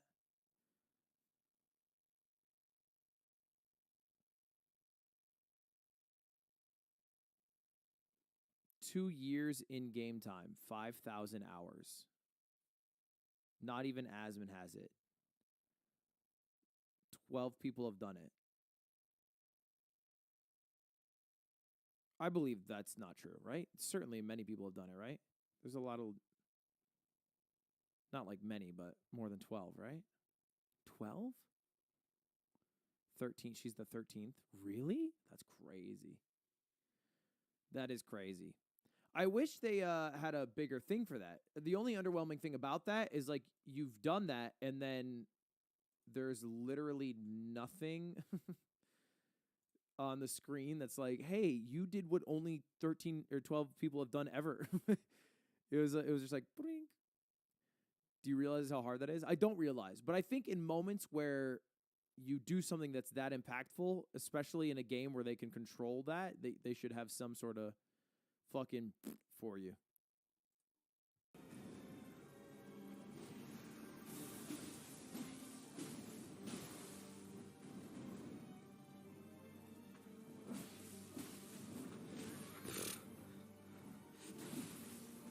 Frick, I can't let her hit me. I'm gonna heal. Flower again. Run. A heart This is rate the monitor one. would be sick. It's gotta be the one now.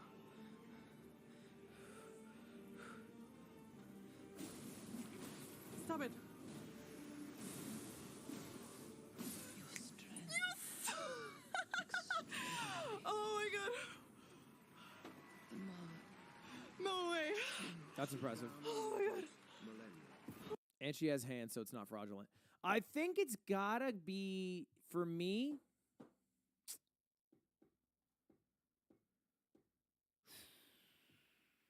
it's gotta be virtual.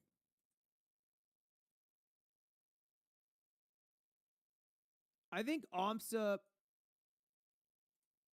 broke a seal, but he has won several majors since then. Like doesn't he have 3 under his belt now?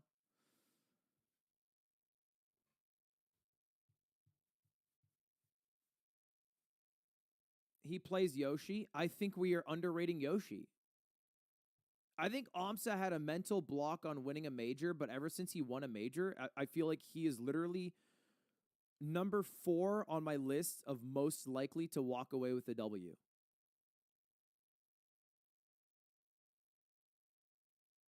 Like every tournament that he's in, I'm like, oh, he's probably like top 4 highest chance to win this.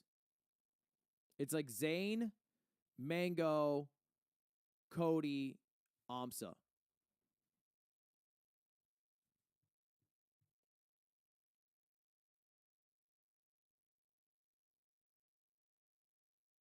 You switched? Look, bitches, I'm running a fucking Smash tournament this Sunday out of my pocket. I don't have to give a goddamn up, dude, all right? I'm putting my money where my mouth is. You can say I switched because you clicked button and then hit next and feel good about yourself. Oh, Can you give us a spin to show off the hair? Yes, Most I can. creative moment. I can. I have 100% can. Okay. All right. Here it goes. Okay. Okay.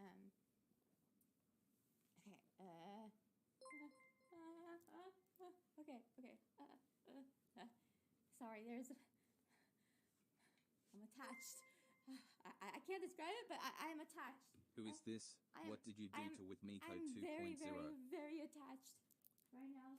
I can't do a full turn, but actually, let me try. Just a little scared. Nice wig. That's crazy. Does that work?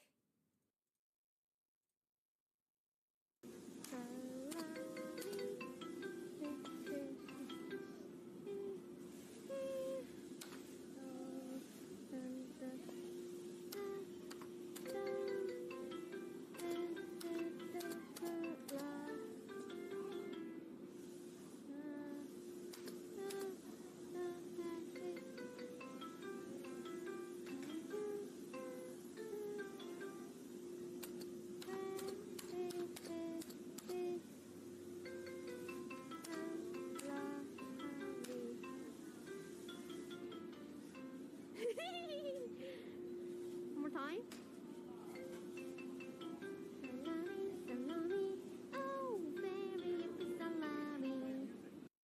What is that song? Da-ba-dee. Life goes on. Oh yeah, Beatles, right? Me! You told me to do chords! Oh, you are playing them, okay. Yeah, no, keep going, guys. And then now, here comes our...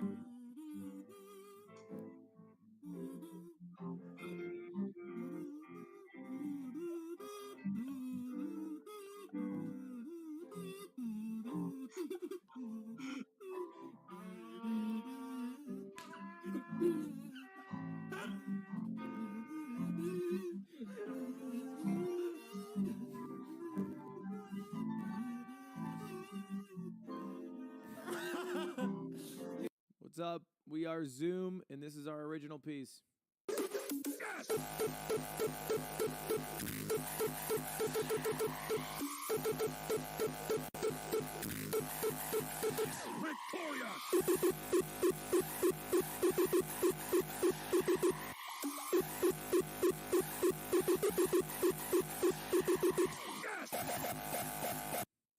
Yeah, that's that 15-year-old kid that goes crazy after getting like a dub.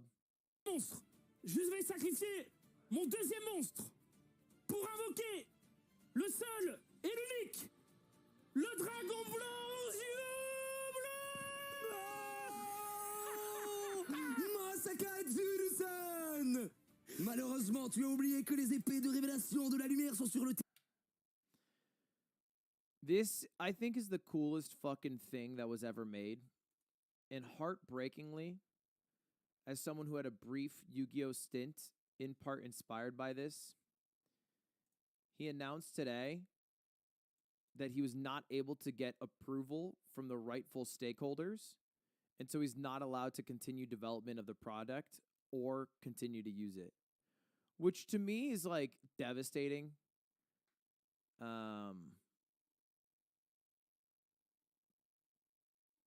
But like it just, to me, it's just dope. I don't know. I originally was gonna run another Yu-Gi-Oh tournament with Master Duel, but I don't want to support a game that doesn't support the people who like the game, because I feel like that's fucking dumb.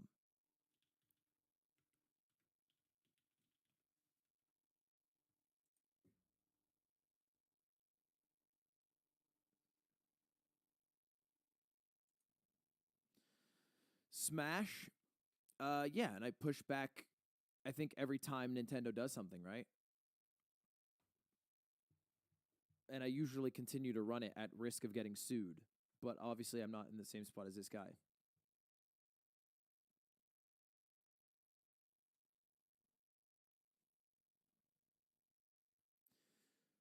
But, like, when did we do our Yu-Gi-Oh tournament? Ludwig Yu-Gi-Oh tournament. When did we do that shit? 12 days ago? 13 days ago?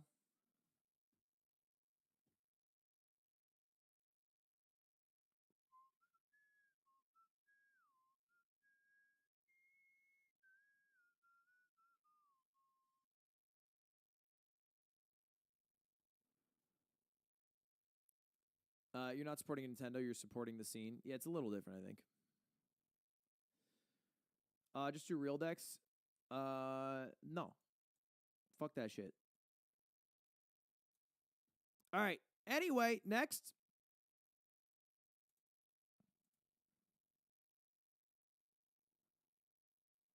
Best big brain moment. How many Canadians served in the First World War? Population of Canada in 1916. 100 years ago, it's probably about 12 million.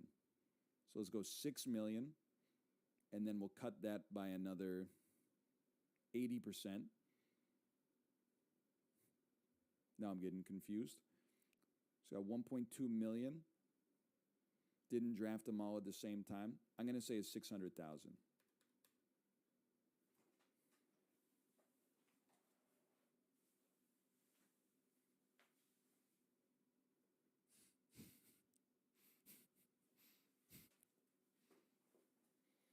It's called an estimate. Stop, my fucking controller unplugged.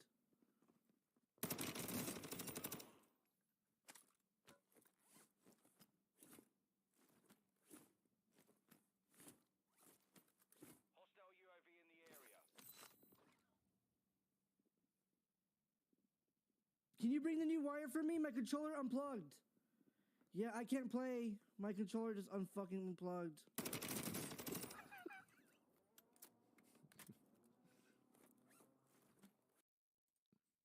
Factoid, the year that I was born, which would have been 1969, was actually, there was about 4 billion people on the planet, and now there's more like 8 billion. So technically, there's 8 billion. There's twice as many people now as there were when I was born. So if you think about it, according to the law of supply and demand, where the more scarce something is, the more valuable it is. As human beings, we are all technically half as valuable as we were 50 years ago. So I think that's kind of a cool little factoid. I'm getting so irrationally mad at how he's cutting the onion. I don't know if it's better or worse. I'm just getting mad about it. I'm gonna go. Wait, this is the game. Oh yeah, this is that game. I don't really remember when this came out. Actually, I kind of want to say like late 2021, but I could be wrong here. Let's say November and see what happens. Oh! Ho, ho. All right, and now we go to 14th and win.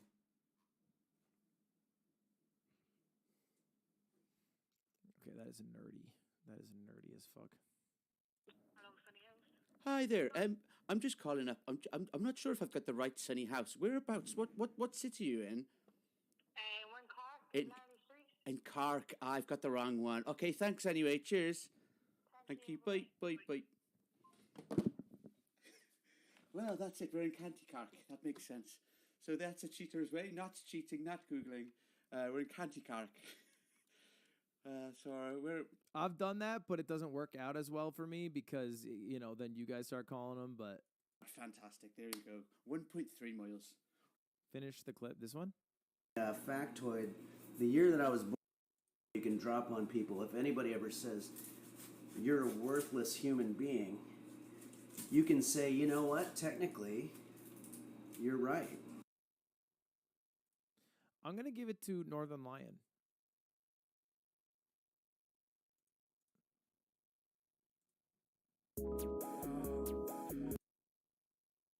Okay, fucking with me's a problem. If we got issues, we cannot solve it. Dive in your bitch like a dolphin. When I die, put AC in my coffin. Why the fuck you ask why I'm coughing? On you like Tokyo, send you to the dock like a yo-yo. We aim and shoot like Ronaldo. Bobby selling that cocoa. We break bricks and not brocos. Whip G wagons, not Volvos.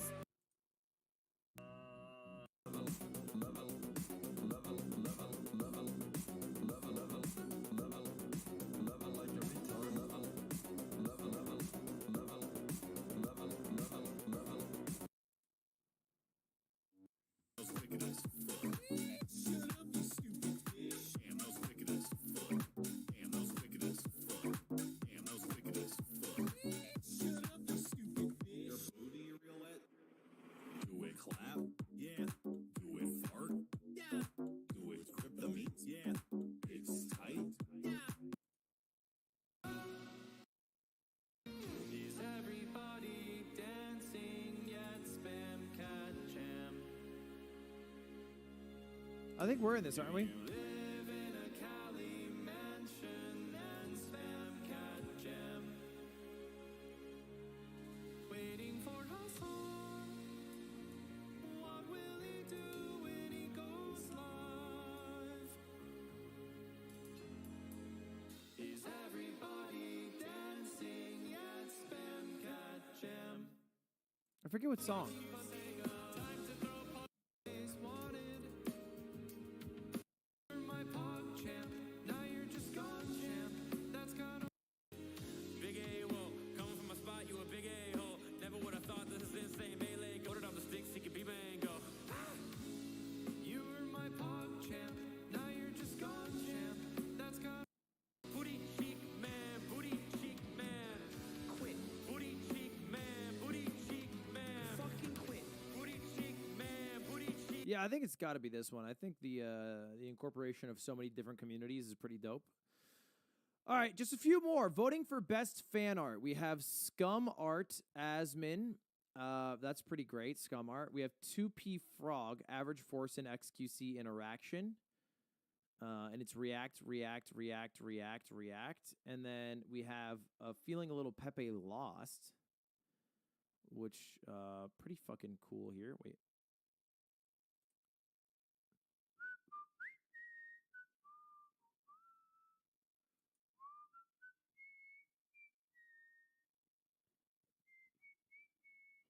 This one's pretty fucking tight, actually. We have the Legos, and then we finally have I'm Sorry But I Had To, and it's Booba, and what am I looking at? Oh, is it XQC as a woman? I think it's got to be Feeling a Little Pepe Lost. Pepe Lost is great. I do enjoy Pepe Lost a lot.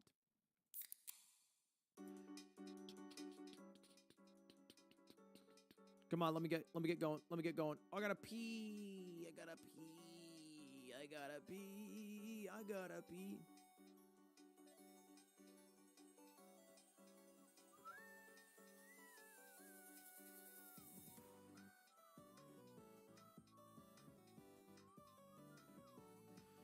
All right, vote next. 3 more. Best fan video. What's it called? What's the fucking psychology called? Okay, hold on. I'm gonna find some fucking proof of Well, this. you try to be too smart for your own good. Stick to just. Okay, one language, speaking ass dumbass motherfucker, haven't eaten fucking vitamins in 30 years, and now you're deteriorating and wondering why you're waking up feeling fucking sick. Shut the fuck up. Shut the fuck up. Shut the fuck up. Shut the fuck up. Fucking stupid ass one language speaking ass. Dude, your memory's so fucking trash. I'm surprised that you even remember to brush your fucking teeth in the morning. Oh wait, you fucking don't. You brush your teeth at night. You have bad morning breath, bitch. Brush your fucking teeth in the morning, bitch. Bitch. Oh.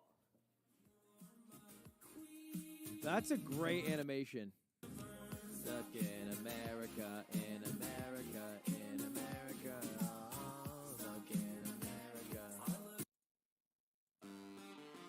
You, games, fun. Slots. Money. Slots. Wins. Gamble. Money. Gamble. Jackpot. Penthouse suite. Expensive cars. You with a girl. Winning money. Money. Money. Wins. Gamble. Fun. Slots. 40-hour streams. You in a McLaren. Fucking buck.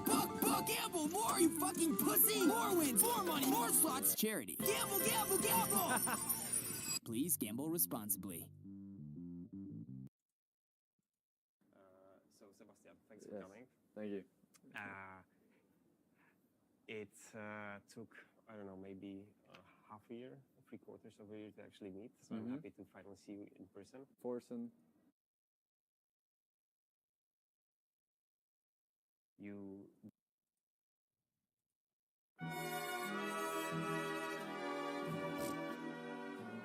That can't be a real video of him. We'll meet again.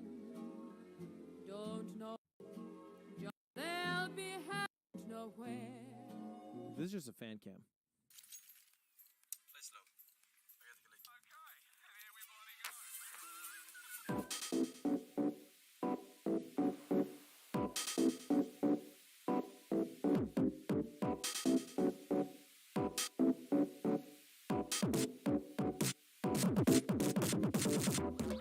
All right, I'm going to give it to the animation. I think the animation was great. Submit vote. Go next. Vote for best fan game.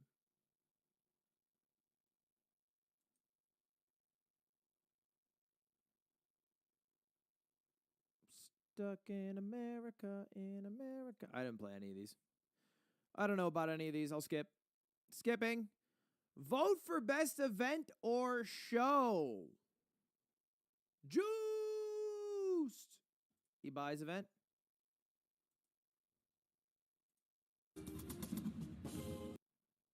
Internacionales. Es un perdedor.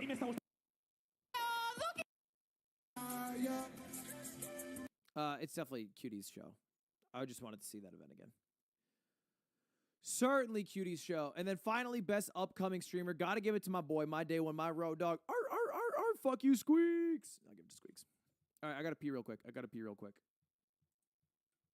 Jesus Christ, do I have to urinate? You are my sweet. Oh, Osmond made a little video. William Osmond. Daily dose. This is your daily dose of internet. Hello everyone, this is your daily dose of internet. This professional diver was in for a surprise.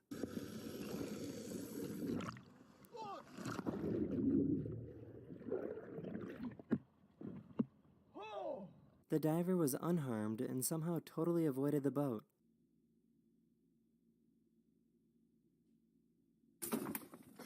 This couple was trying to take a wedding photo shoot when an elephant threw a stick at them.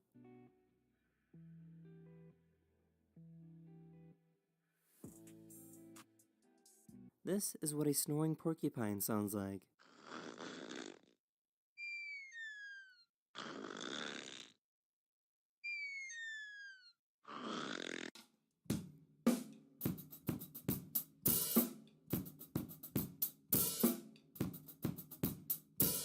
This guy was trying to use the bathroom, but the janitor was tired of waiting.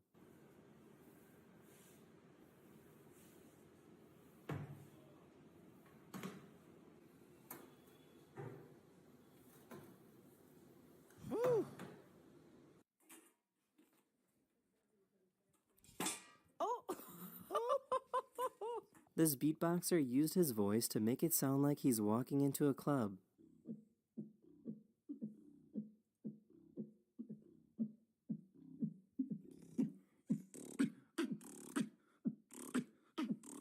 This baby tried faux broth for the very first time. Nice, buddy. It's pho. For the very first time. Nice, buddy. Trying to pass up kids on the mountain can— Dude, I always thought pho sucked. I literally was such a pho hater. Until I realized that I'm allergic to cilantro. And they just mass spam the cilantro button. I had pho one time without cilantro, and I was like, holy shit, this is delicious. I didn't realize. I didn't realize I had the cilantro gene until 2 years ago. I went 25 years of my life just thinking that cilantro was supposed to taste that way, and I would eat it, and I'd be like, yeah, I don't really like it that much, but I'll eat it. And that's how I always felt. And the only dish that had enough cilantro that I was like, yeah, I don't really fuck with it was pho. And I was just like, yeah, no, it's just this soap water. I don't really fuck with it that much. And I realized it. I just, you know, you hate it or are allergic. I have the gene where cilantro tastes like soap. Weak genes. Yeah, I have a fucking chest hole too. It's called pectus excavatum. You want to make fun of more of my birth defects? All right. Weak genes. Okay. You're bad at video games. So, you know what I mean? All right, we can both be hurtful. If you want to be hurtful, we can have a hurtful off. But, you know, nobody wins in a hurtful off. Nobody wins. Can be a challenge. I'm going around you on the right. Sorry?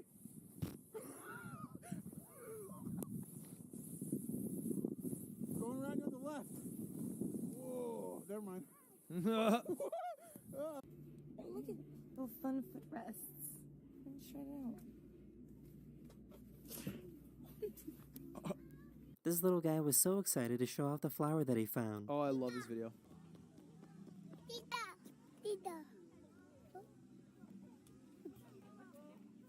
Is Tita aunt?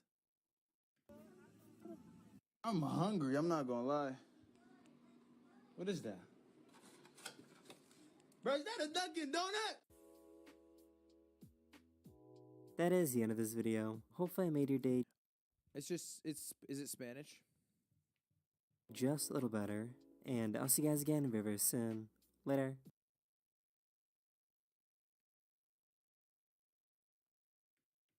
Stuck in What's up, America. man? Good to meet In you. America. Hello. Check out Cody Co. He literally stole your video. All right, baby. All right, you know what it is, Button. Let's get into it. New episode. Let's go. And let's get popping. Just fast forward past the native ad real fast. No free promo for you, native deodorant. No. You're not getting any free promo from me, okay? Native deodorant. Why do I look so pale? I honestly am so flattered that you're saying he stole it from me because boy, did I steal it from him, and boy, are we both robbers. We both stole, I'll tell you what. And you know who we stole from? Cut.com. Investigating Logan Paul's biggest scam. Where's the money?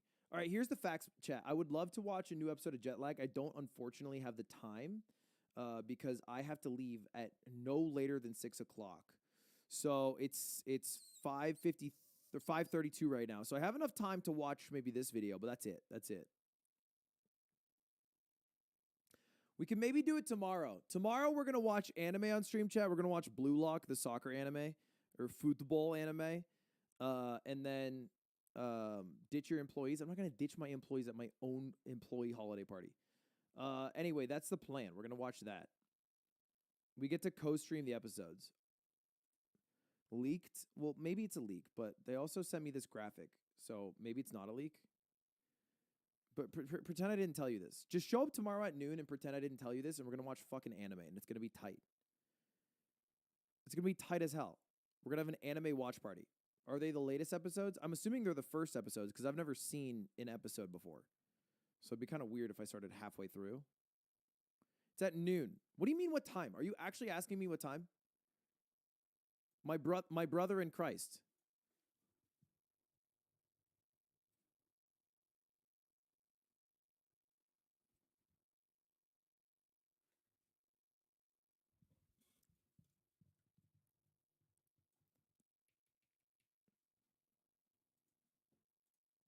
Hi, I'm William, and this is my wife, Caretaker. CryptoZoo.co. I am so excited about this project. It's so fun. It's a really fun game that makes you money. A fun game that earns you money. How much did you guys make from CryptoZoo? I lost around $50,000 in CryptoZoo. I lost $40,000. I lost around $15,000 US. I lost $25,000. $120,000. $500,000 Australian, which is $500,000 in CryptoZoo. Shut up! No, you haven't. Yeah, 500K. Oh, no. Today, we're investigating Logan Paul's CryptoZoo, a blockchain game that made millions but never worked. Some of you guys think you know the story, but it goes so much deeper. I've uncovered sociopaths, billionaires, fake orphans. Did I mention fake orphans? And of course, at the center of it, we have Logan Paul himself, who has abandoned this thing, leaving thousands of fake orphans in his wake. Wait a second. Thousands of victims in his wake. Now, you'll be hearing from some of those people because their stories are heartbreaking. This is the first in a 3-part series that's been a year in the making. And if you like high-effort investigations like this one, please consider supporting this channel on Patreon. I don't take sponsors. We are viewer-supported. So if you want to and are able to, thank you. He doesn't Either take way, any sponsors? Enjoy the video. Has he never had a sponsor?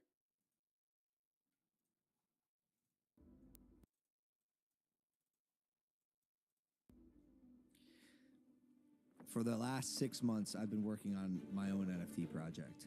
We have a massive team behind it and are probably out of pocket like $1 million just because we believe it's going to work. September 1st, cryptozoo.co. We don't scam. I've never scammed anyone before. Logan cares extremely deeply about his audience, loves his brand, doesn't have to scam to make money. I will say, Logan Paul did another the NFT $1 million project. mystery that He did this NFT project called 99 Originals, which I think was one of the greatest NFT projects in terms of how it was marketed and presented that I've seen ever from the NFT space. So disappointing to see this. Began this whole story. Like many people, I first heard about CryptoZoo from a podcast Logan runs called Impulsive, which was the experience of a lot of people that I spoke to. So I first heard about it on the Logan Paul podcast. Impulsive, I think. It was off one of the Impulsive episodes. The thing that I'm most excited for, and this is the first time I've ever said anything about this, for the last 6 months, I've been working on my own NFT project. I think there needs to be a fresh take, and this project that I have is that fresh take. Now look, at first, I was just as surprised at this pitch as anyone else because I just got finished roasting Logan for a different coin called Dink Doink, which his fans lost money on. I remember I'm a Dink Doink fan. Dumbest I've ever seen, and that's why I'm all in.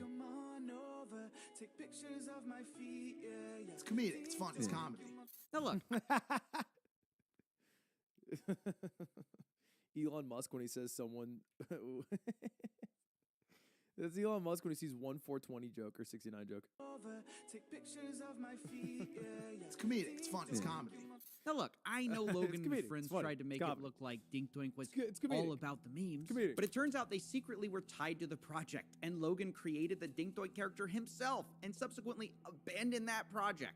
So if you invested in it, you got blasted, and Logan rightfully took a lot of heat for Dink Doink, which is why I was surprised when he seemingly immediately jumped into another crypto project. But Logan insisted CryptoZoo, it was different.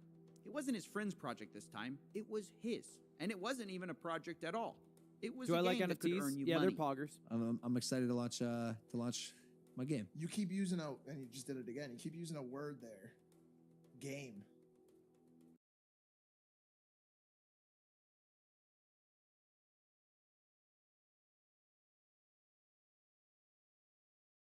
You then buy egg NFTs, which you can then hash Booga booga. to become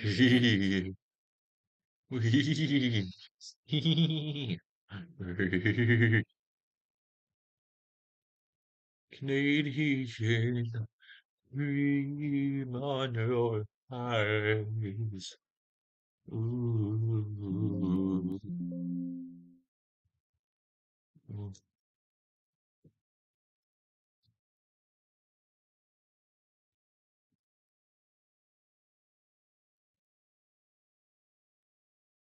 Jesus Christ. By the way, I am dyslexic, but that doesn't excuse me. It's my golden hour.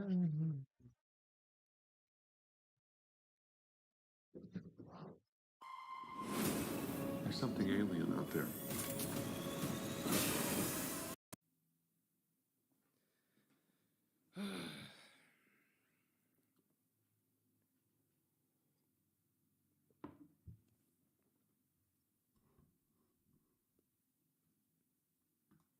All right. We all good? Hello, hello?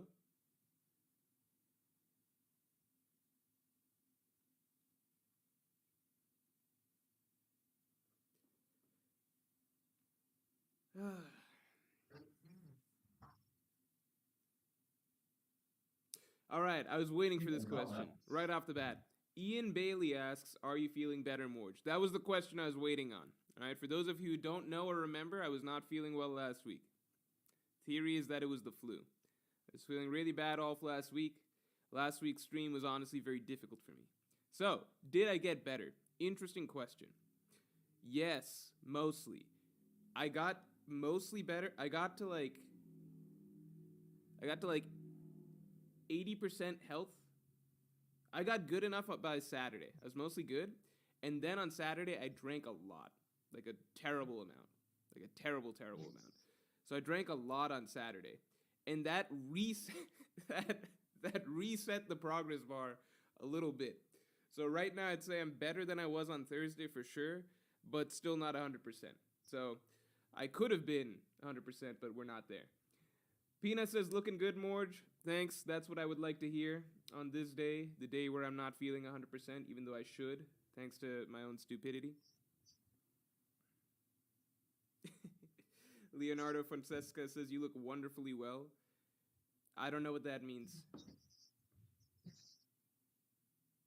Oh, Green Princess brought up something interesting. OMG, Morge, I love how you decorated your wall. Here is the great news. Who likes what they see on the wall? First of all, let's all like the stream. Let's all like the stream. Let's get the stream to 100 likes. Let's all get the stream to 100 likes. Sorry, y'all. That's step number one. The nephews were in, but I'm let back. me tell you about how you can decorate your wall the same way that I decorate my wall. Because you all want a wall like that, right? Maybe not the color and all of that. So you want the poster. That's what you all want, right? You want the poster. Let me drop you guys a link. Need to make sure I'm in the right to headspace. exactly what you guys could have. All right, you ready? You ready? Jack the Bunny says, "Morge, you should put more posters on the wall." Oh, there'll be more posters. And guess what? Any poster that shows up on my wall can show up on your wall, thanks to the Morge store. That's right. Omar says, "No, it needs a frame." Yeah, okay, so, hold on. This is actually pretty funny. Hold on. There was a frame. There was a frame. It's don't even worry about it. Don't even worry about it. Ooh says, "That's Waffalo's art." Yeah, the artist is Waffalo. But we work with, I've met Waffalo. I've worked with Waffalo. You guys can go ahead and order that right now. The size you can get it in is bigger than that size, I believe.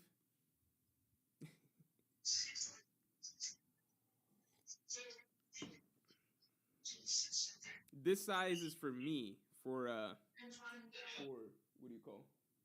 Actually, no, it is. I'm not 100% on the sizes, but the size is pretty big.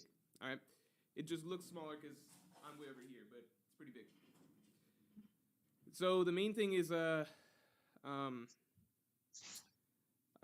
there's more art by Waffalo that's going to be going through the Morge store in a little bit. The FPS King Gaming says, "Mr. Morge, I took 3 finals today and did good. What was your Momo theory that couldn't come true because of the raid failing? You never dropped a vid." Oh, my Momo theory that never came true. Okay. The Momo theory that never came true is an interesting one. First of all, shouts to everybody who had finals this week. Finals, difficult stuff, right? That's why I didn't go back to school, because it's just not fun having to take tests. Like, once you're an adult, you shouldn't have to take tests, in my opinion.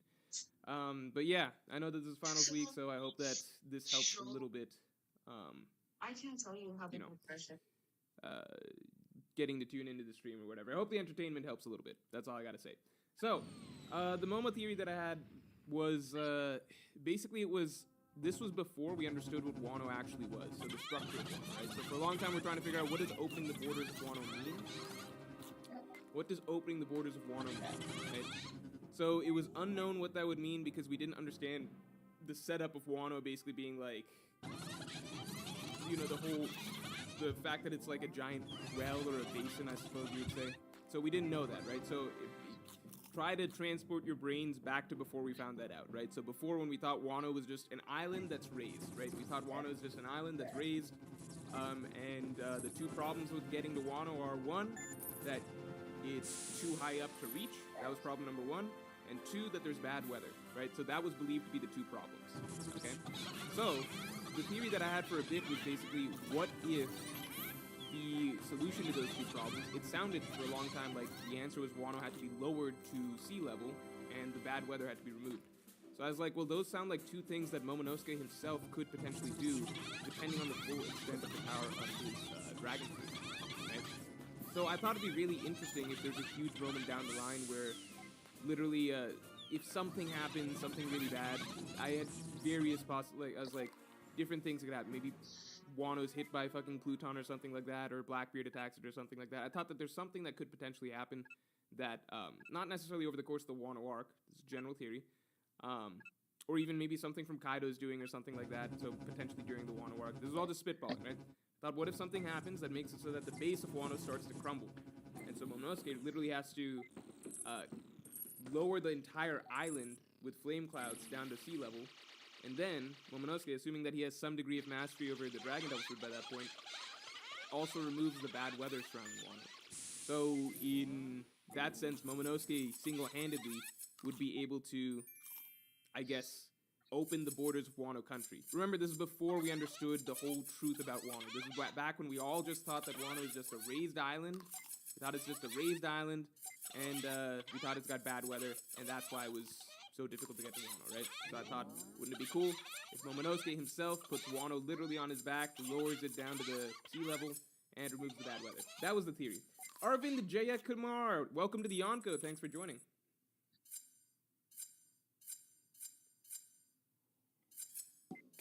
Swizzle says Morge got background decoration and it's the one he's selling. Shake my head. Listen, you could look at it that way, or you could view it as the ones, it's background decoration that that I'm making available to everybody else to be able to get access to as well. You see, everyone can have it. Electro Yellow says, lol, I have finals tomorrow and I'm watching. Yeah, you don't gotta study, right? That's what the rest of the semester was for, right? Don't even worry about that at this point. Just chill, take your mind off things. The best thing you can do before finals tomorrow is just to relax your brain. You guys want to know my strategy for finals? My strategy for finals is pretty good. Moon says, No! On the newborn baby girl. Oh, we're back to the story that I've just Troublesome. had a child. Interesting. TCB is in here. I did get says the half, Morgan. though. We haven't had a Morgan time in a Pretty while. high. So TCB. All right, TCB's here. Let's all corner him and ask him questions. All right, TCB. The people want to know, what is the future of One Piece scanlations? Because I've already said, I'm with TCB for the moment. And I would like to stick with you guys, because I like you guys, and, you know, I consider us friends somewhat. Tier But, 7, though. At the end of the day, Not if bad. it gets to a point where you're like, if these other scans, what if these other scans catch up to you? What if they become just as good as you, huh? And what if they're always a day ahead, huh? What am I to do? My hands would be tied. TCB, we want the truth. We want the answers. Not in an accusatory way. Just, do you have anything to share for the people about your opinion on the future of One Piece scans? Not One Piece scans like that site, One Piece scans, but you know what I mean. The scans, man. The scans. What's the future of the scans? What's going on? FPS King Gaming says, Morge signed with TCB. I'm signed with TCB. I've signed a contract with TCB. But this contract has like a million loopholes and clauses that allow me to escape the contract if needed. At the moment, it's more of a handshake contract. I'm with you guys. I'm on board, TCB. John Ross says, Emu water fruit able to use Haki on all the standing water, negating Devil Fruit powers and weakening the users to kill them as a suppression tactic. Devil Fruit users can't swim is world government propaganda. That's interesting. If Emu has Haki of that level, that'd be pretty crazy to just affect the entire sea. That's insane.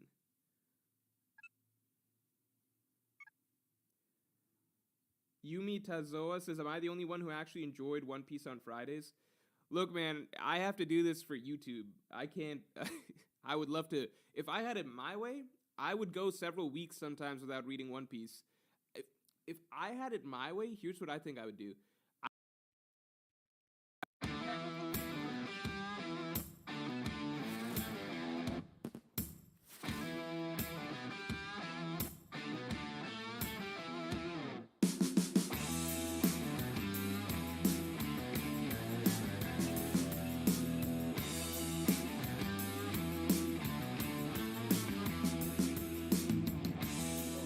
Y'all don't forget, scan to get your free fries.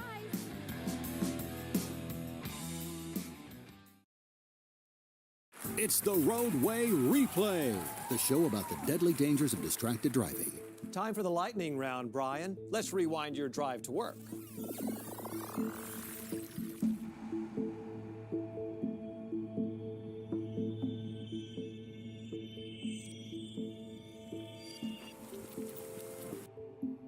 Question. How far did your car travel while you checked your phone?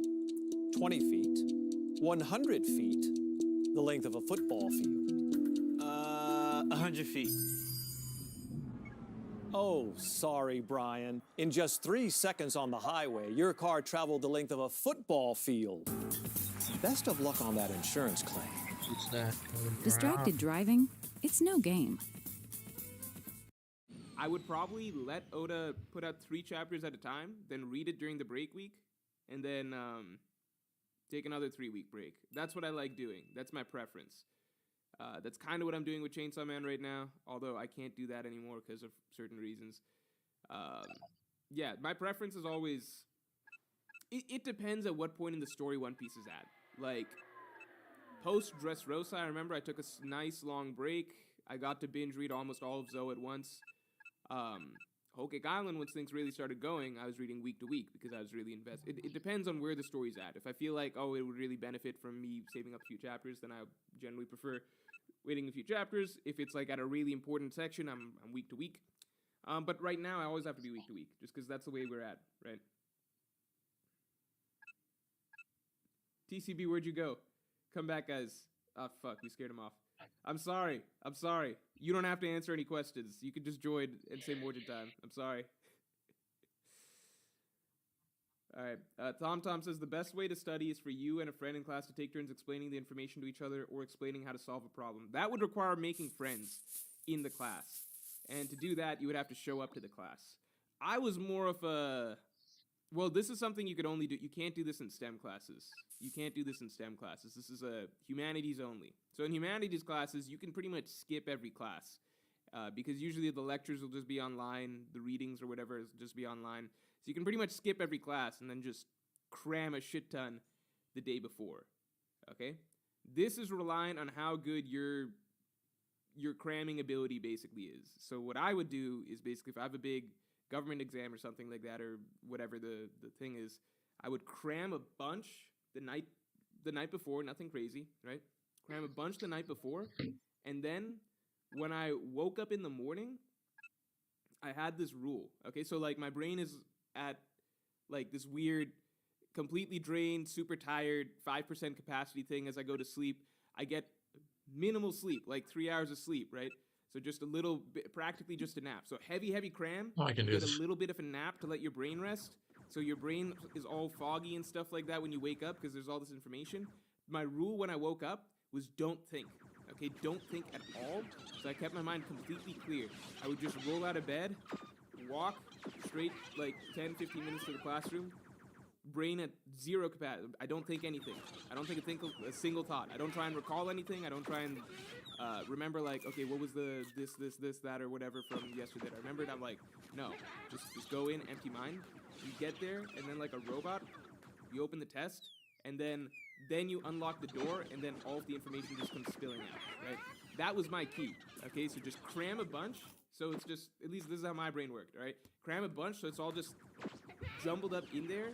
You get a tiny bit of sleep, so you rest up, right? You rest up, you get enough brain juice that you can go take a test or whatever. Then when you wake up, you don't try and overcomplicate anything. All right, just trust on your short-term recall Oh my when the God. time comes. And then you just go walk in, and then you just let it all out. It just comes all out. Go as fast as you can, kind of, because you don't want to let the information get too cluttered. All right, you don't want to overthink it. Right? You get all the information out, done, out of there. And then you wipe all that information from your brain for the rest of your life. That's why I don't know shit about government right now, because, like, in theory, I would take government classes that, spanned a full semester.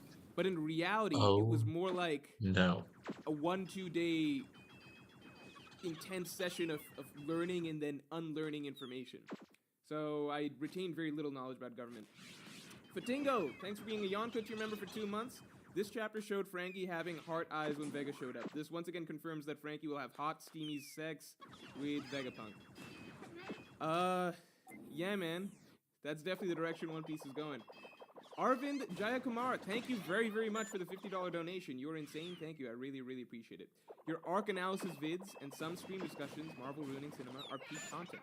Thank you. For the amount of quality time I've gotten out of you, you deserve more. Thanks, man. I really, really appreciate that. That's really, really sweet of you to say.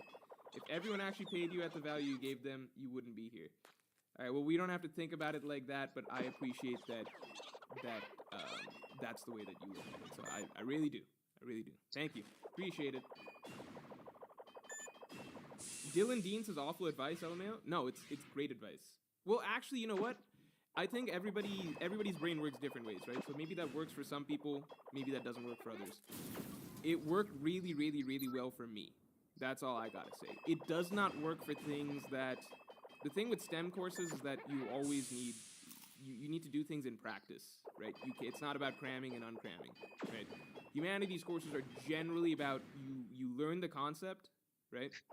You learn the concept, you have to be able to regurgitate your knowledge of the concept. That's pretty much what humanities is. Some of it's applied, like you get some example of some shit, but usually if you learn the concept, you should be able to regurgitate what the concept means, right? That's pretty much it. Andy Zhang says, you feeling better, dude? Oh, great question. I'll repeat what I said from the beginning of the stream, which is that I got mostly better, then on Saturday I drank a lot, and then that reset my progress bar a little bit. So right now I'm close to fully better, but not quite there. But I'm close to pretty much better. I think one really good night of sleep tonight will probably do it, but my sleep schedule is also really fucked right now. Just the way it is.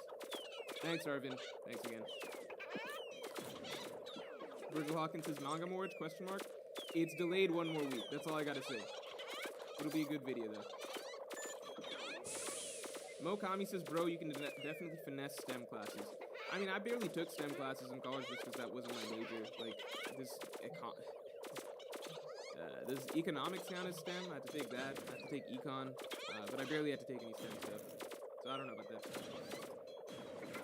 I always just assumed from the way my engineering friends and stuff talk about it that you can't just easily cram for STEM. Cigar Vert says, bruh, I was here for One Piece chapter. Yeah, we can talk One Piece. We can talk One Piece. Hold on. Let's look at One Piece. BR One Piece 101 says, Morge, why so late with the discussion? No, we talked about it last week. This is just talking about it some more. Also, let me take a look real quick at the Viz translations, because people said that the Viz translations were drastically different. I actually did not look at the Viz translations. Didn't get a chance. That's also tough. Let's see. I'm just gonna look at the Devil Fruit Dreams part, because that's the important part, right?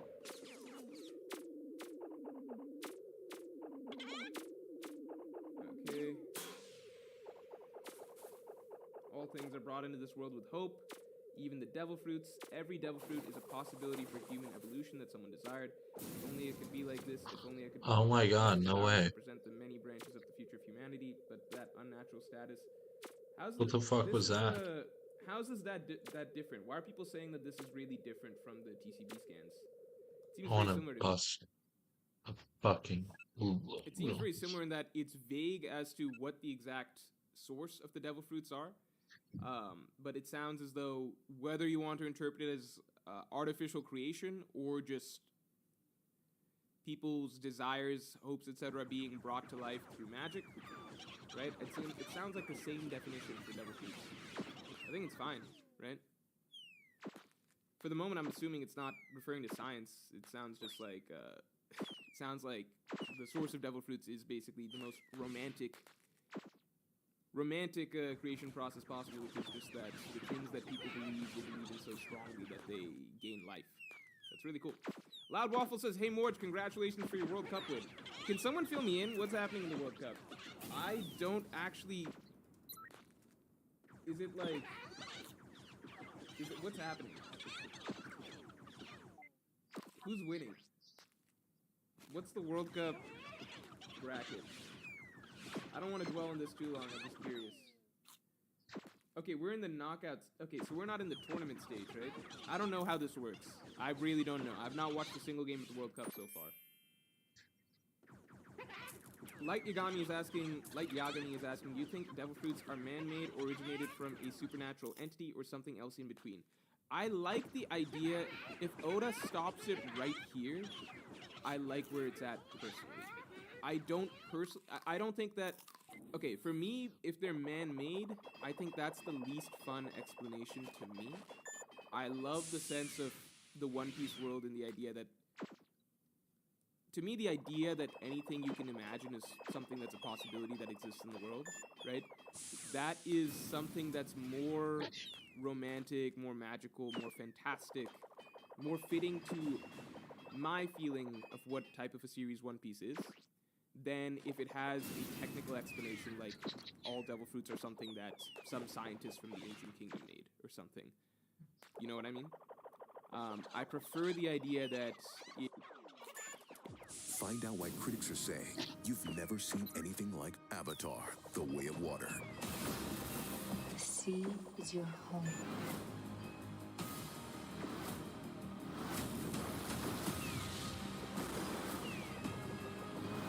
I need you to be strong.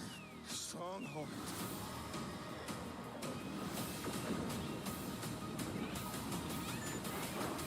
Avatar, The Way of Water. Rated PG-13. Now playing. it's blurring the lines between logic and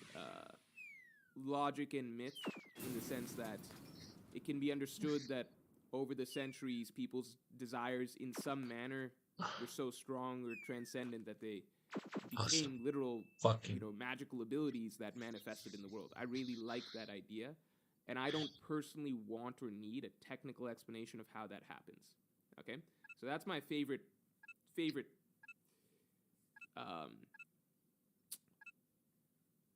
possibility, if we kind of just leave it here. Now, my least favorite, as I said, was the technical science thing. Like, if they're all created by someone like a Vegapunk, but from the Void Century. That's my least favorite, personally. The other option of, okay, they are created by some individual sentient magical being, like the Sea God. Well, it can't be the Sea God, right? Because the Sea God, or Mother Nature, whatever, doesn't like this stuff. But you know what I mean. If it was some sort of godlike being that created all of the devil fruits after, I don't know, fucking hearing out humanity's desires or something like that, that's less fun to me, but still interesting. Still interesting. I think that the explanation that we got here is probably where it's at right now is my favorite spot for the explanation of devil fruits. But I do get the sense that Oda's probably going to clarify more the further we go. So I'm sure there's possibly something more to it. That's all I'll say. The video that I have coming out next, it was supposed to come out tomorrow, but I wanted some time to think it over, basically. So it's coming out Wednesday now. The video that I have coming out next will clarify more my breakdown or analysis of how I think this explanation fits with the ideas of the series so far. But the fact is, there's still a lot that we don't know.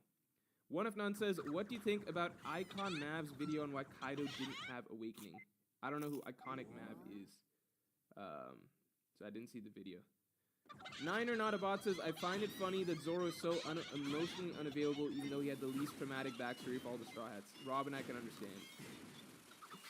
I don't think it has to be tied to that, right? Like, Luffy had Luffy wears his emotions on his sleeve, and he went through some rough stuff through his childhood. Losing Sabo and everything like that. I think that Zoro's just naturally, he's just naturally, it's just naturally who he is. Khalad Suleiman says, good thing Goma Goma was retconned as Nika's fruit because there's only one reason to want to stretch that bad. That's Oh, that's funny. it's tough. Yeah, there should probably be like a big dick fruit, right? If we're really getting down to it, there's some fruits out there that are going to be some questionable ass fruits, right? If it's really a lot of people's desires. I don't know. Just a devil fruit, the only thing it does is increase your dick size. That's got to be a fruit, right?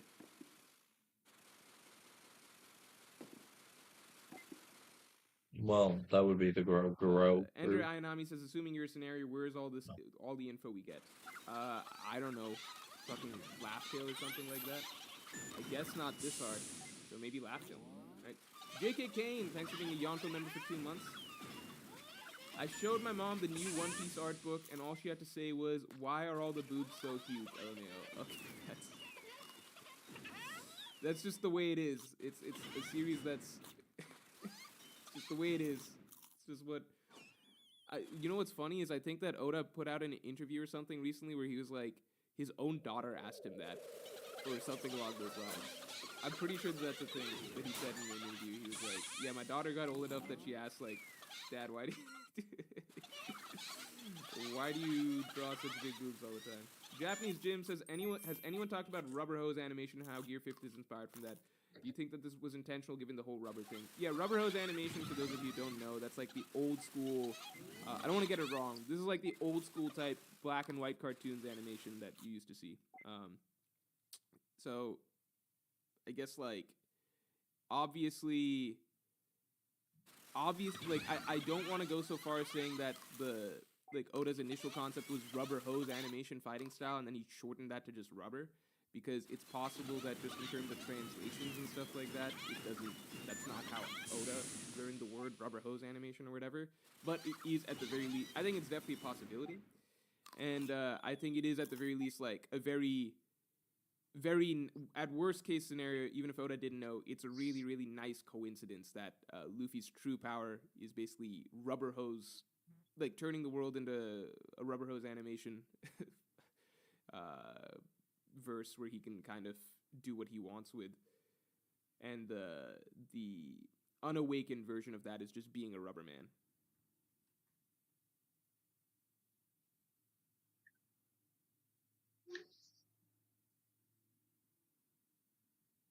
Radman says one of the this is Aofiji. I'm not gonna call him Radman. You can't change your name that many times, dude. At a certain point, it's just like it's the boy who cried wolf. We just don't. You can't respect it. So Aofiji says, one of the best reveals in the series, let me know, Morju. Best reveals in the series. Yeah, I think that this was a really important reveal for the story. Really, really important reveal. Loved it.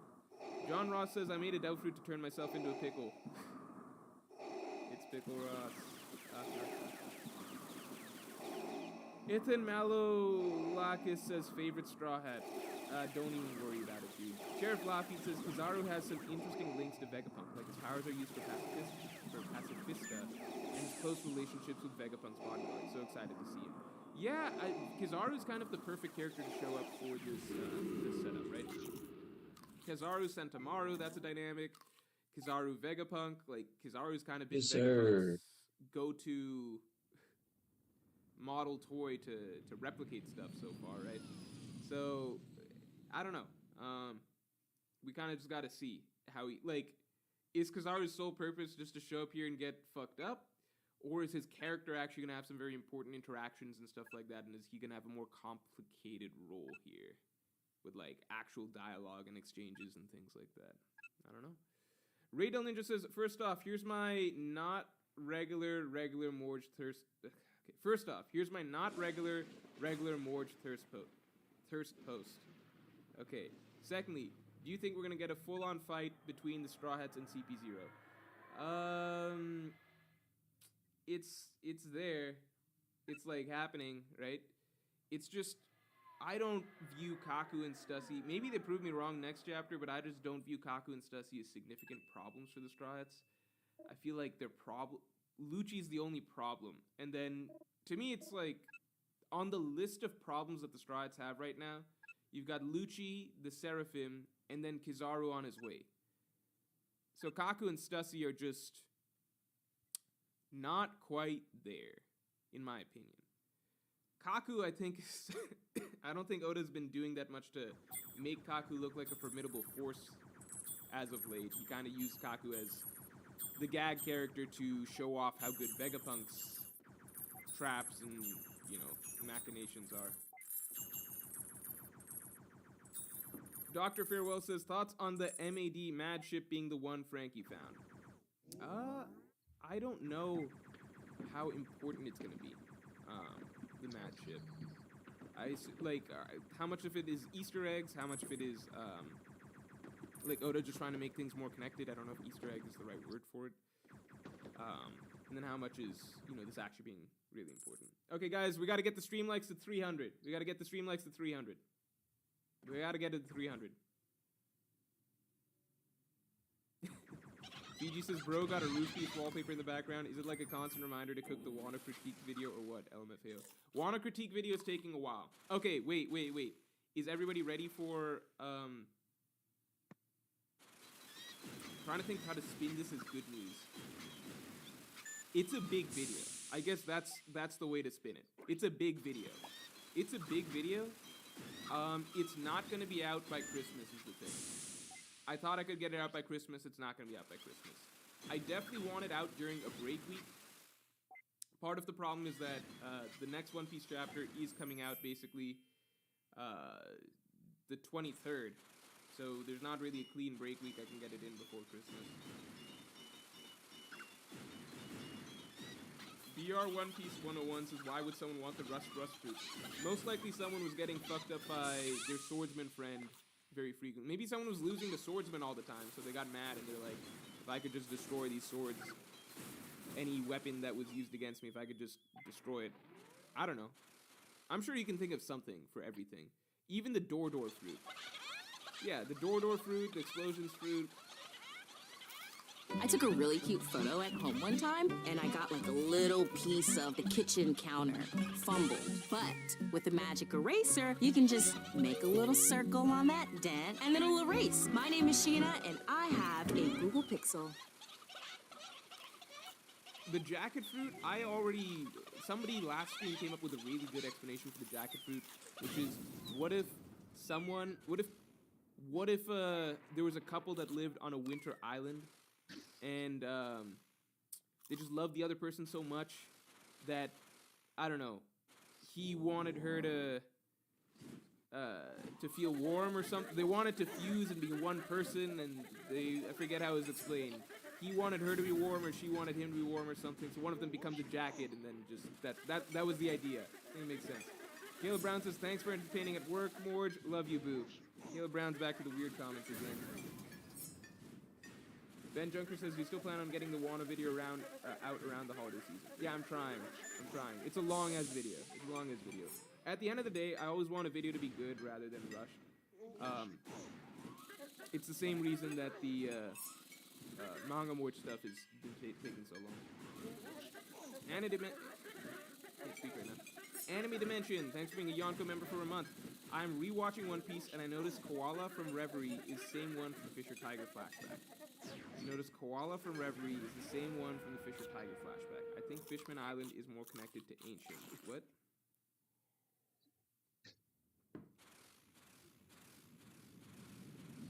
Yeah, from the Revolutionary Army. It's the same one. Yeah. Yeah, that's a well-known thing. Not to insult you, but that is known. That Koala, it's the same person. Fishman Island is more connected to the Ancient Kingdom. I mean, it's most likely important. I think all of the major races, right? So, Tap. Fishman people, Elbaf giants, Zoe people, etc.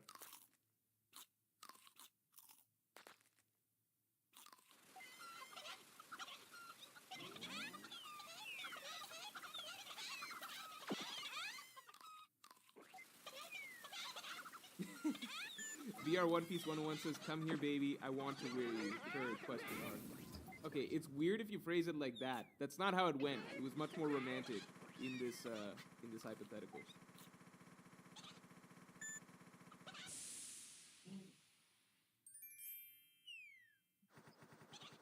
Tongus Vongus says, I think Blackbeard waiting on the island in the most straight line down the Grand Line, but Luffy going completely sideways is funny. He's overestimating Luffy, or he predicted Law's actions well.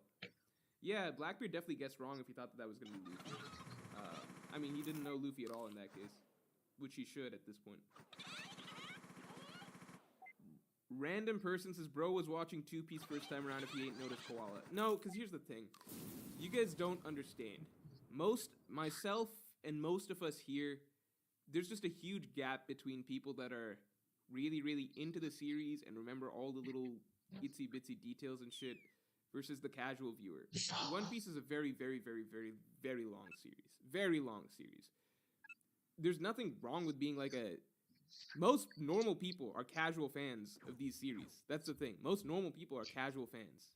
So there's nothing wrong with it because I'm a casual fan of plenty of other series, right?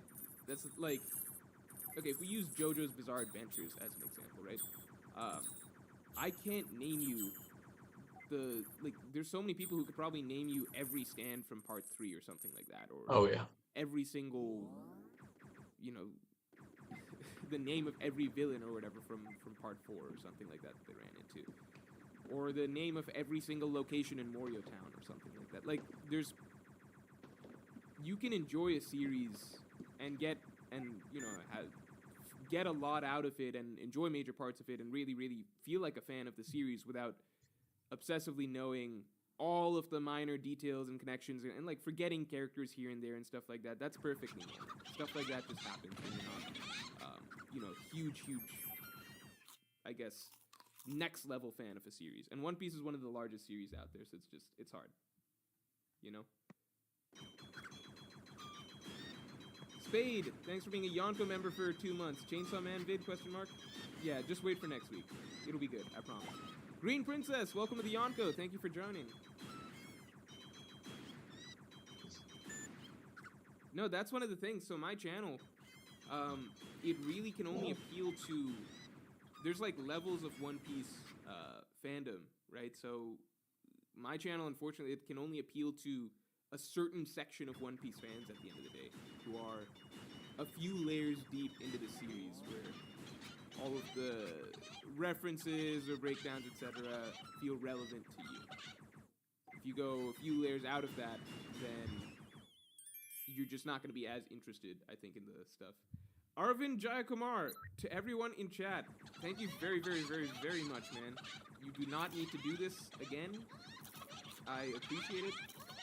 To everyone in chat, consider joining the Yonko. It's just $5 and more just giving us one. This is not a fucking plug. I don't know who this person is. I don't remember him showing up before. I appreciate you very, very much. You do not need to push people to do stuff. Plus, he puts out usually good videos. Also like to stream there. Okay, I don't know who... Thank you, Arvid. I appreciate you very, very much. But you don't have to keep doing this. I appreciate it. First time around was enough. Thanks a lot, though. I appreciate it quite a bit. You've definitely made my day at the very least. Thank you. BG saying, like the stream, people, let's get to 500. But they're not even at 400. How are they going to get to 500? Alright. Thomas Musgrave says, I would still hate Skypiea if I didn't watch this channel. A lot of people, you know what's funny about the Skypiea turnaround? Is that a lot of people, like, it's the reverse circle jerk, right? So for the longest time, it was like, well, Skypiea is that kind of not... It's the One Piece arc that you can kind of skip, or the One Piece arc where it's just not as good, or stuff like that, right? Kind of the sidetracked One Piece arc, or whatever, right? That was the belief for a long time. Gotham Sajith, thank you. Welcome to the Yonko. It was... Oh my god. Like that for as far as I remember. Then things just started becoming more and more and more important. And then I think especially by the end of Wano, it became the cool opinion, right? So now it's the cool opinion that, yeah, Skypiea, actually a fantastic arc. See, but that's the thing. I always loved Skypiea. And now that's like, to me, one of the most One Piece feeling arcs was Skypiea. Is that most of the change in opinion of Skypiea is just because there's been more lore connections to things from Skypiea.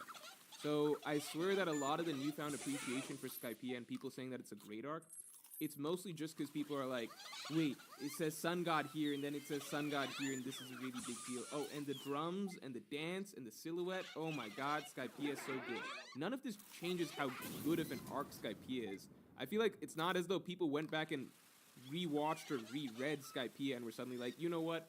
Oh my god, this arc is so much better. It's literally just like fucking seeing images on Twitter or like in YouTube videos or like on Reddit or something like that of like, OMG, look at this connection. It's like the meme of the dude pointing at the board and being like, oh, look at this. And people are like, wow, you know what? The story is so much better. The Skypiea arc is so much better. It's like, no, if you reread it, the story itself is still pretty much the same fucking thing, which is, you know, it is not exactly one of the most, it's definitely a lighter story for the Straw Hats in general. It's definitely got some of the better side characters in One Piece for sure, with Wiper and everything like that. But it also doesn't have necessarily, you know, the best fights, the highest tension, or most investment out of the main characters, etc. for most of the arc. NL is really the only standout threat that generates some real interest. Yeah, over but the course he's of an the arc. amazing And the standout. Nolan Kagara story honestly outshines most of the main story of the actual island. I think that Skypiea is really, really fun to enjoy when you're rereading all of One Piece and you're coming off of Alabasta and you're in the mindset and you're ready for a more meandering sort of side trip through a less high-octane storyline like Skypiea that has almost nothing to do with the events that are taking place in the real world, right? But the reality is that I think no matter how many connections go back to Skypiea, that doesn't change, you know, how gripping the story itself is, right? It adds more little hints that connect more to future stuff to make the arc more relevant. But it's just funny to me how many people are saying that Skypiea is like a goated One Piece arc at this point, when I guarantee those same people, I think a very small number of people went back, even after all the Wano connections, and actually like reread Skypiea from start to finish to suddenly have it in one of their, like, have it in their top 5 arcs, you know? Fontingo says Arvind was the lurking legend. I mean, I appreciate that, dude. BFJ97 says, how long is this arc gonna be? Also, is Lucci getting low different? How long is this arc gonna be? I don't know, man.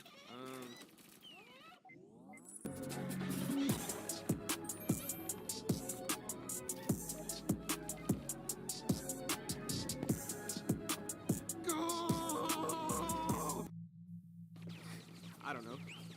How long is the arc gonna be? It's so hard to tell at this point, because it's just like Kizaru's about to show up, and that could really shake things up. Seraphims are about to fight Strides. I don't know why we're getting such extreme fights out of the blue. I've said this before, but it's crazy to me that Wano had so much build-up and setup for so long. And I swear to God, the fights right now, I'm more excited for the Seraphim battles than I was for the Strides versus the Tobiropo or the Calamities. That's just the way it is. That's how I feel right now. Yeah, that's how I feel. How do you guys feel?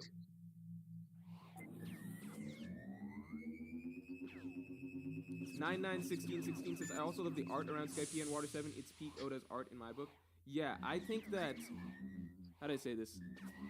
I think that Skypiea arguably has... It has my favorite art style and everything like that.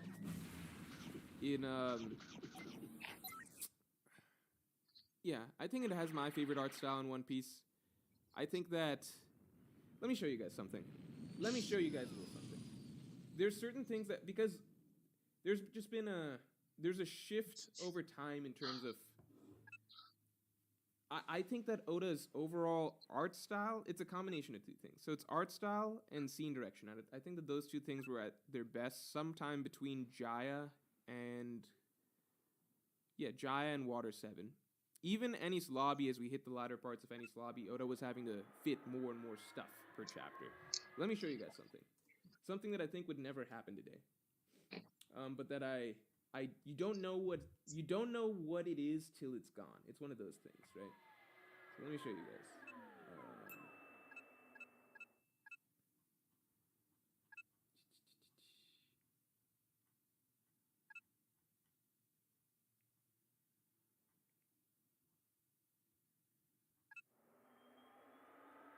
All right. See if you guys agree with me on this. Maybe nobody cares. Maybe nobody cares. But I think it matters a little bit. Okay? So here is from Jaya.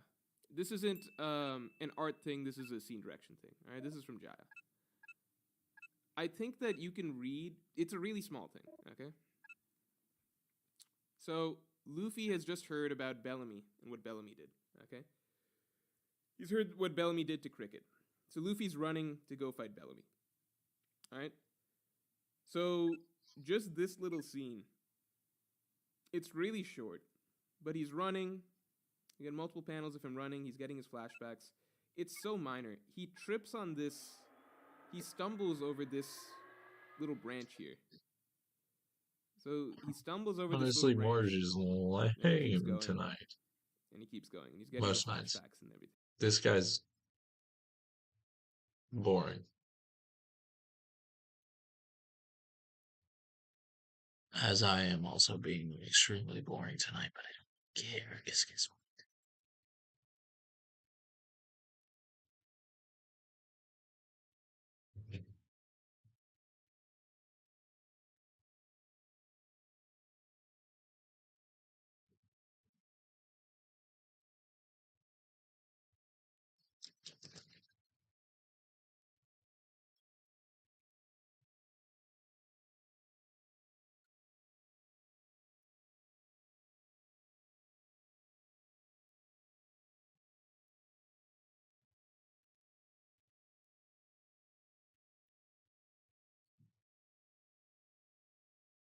Breathe in and know that vaping nicotine can actually increase feelings of stress. Yet some vape companies get rich telling you it's a stress reliever. So let's call it what it is. It's a breath of stress air. Let's step up.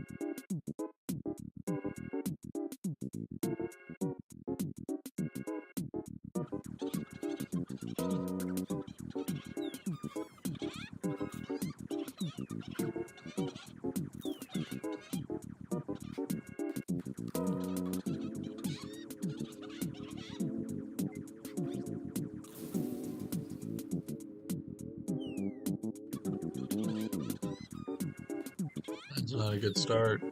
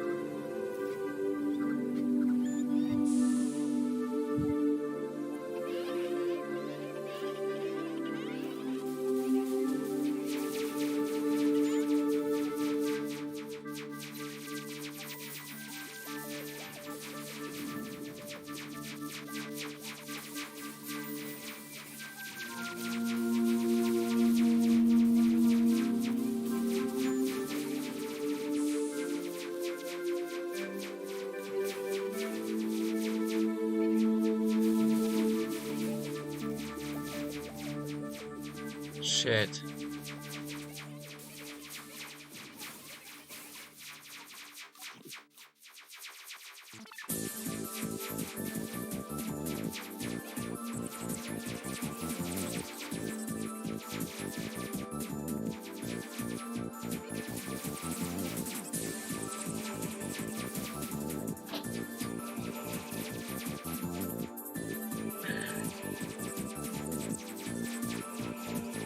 Cool.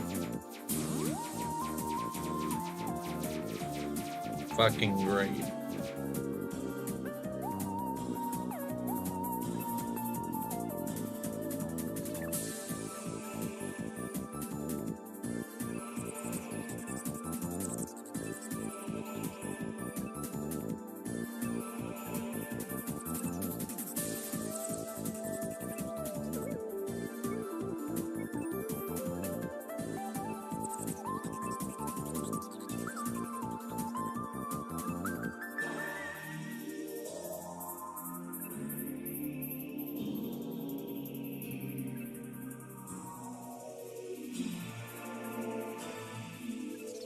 I'm so fucking angry.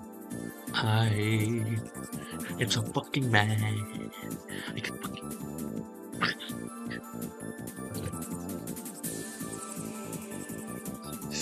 This close. Fucking.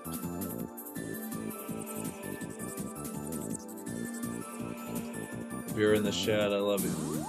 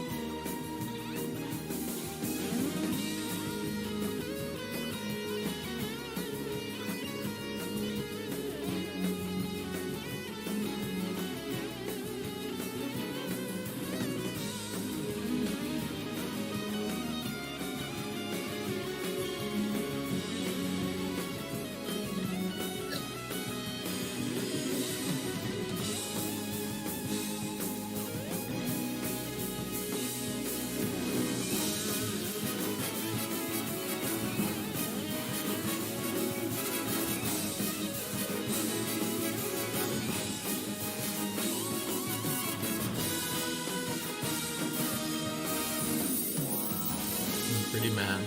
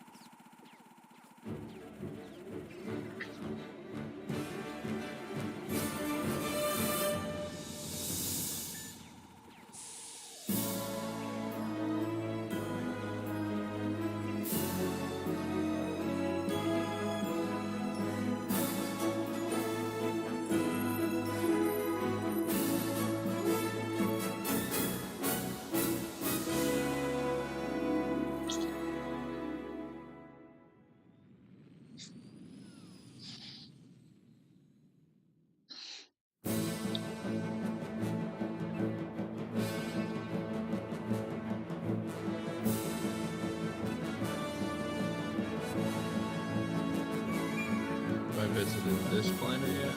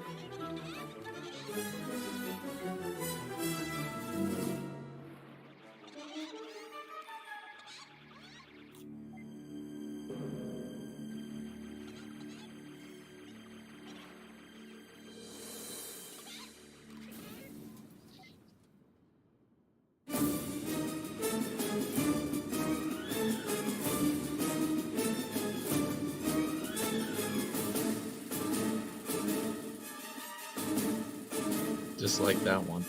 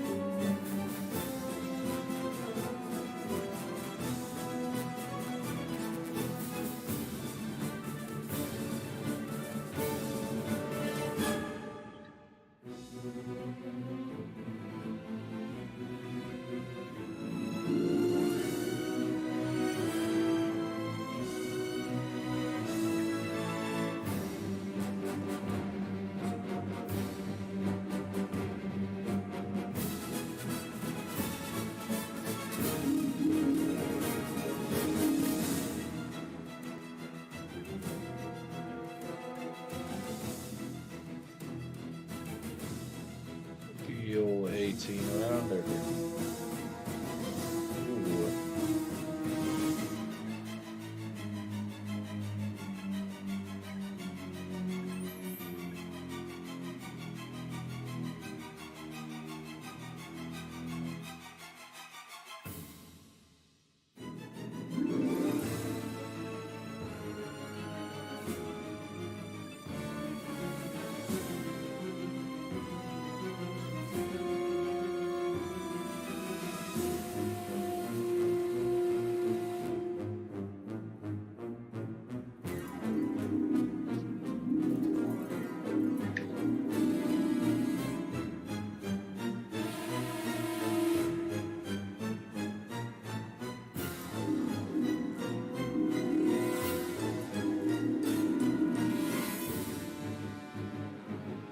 Alright, y'all. I will be right back. There is not a lot going on. I ain't gonna lie. But look at me. Wish I had some concurrence. Anyone live right now I can stream snipe. Yes.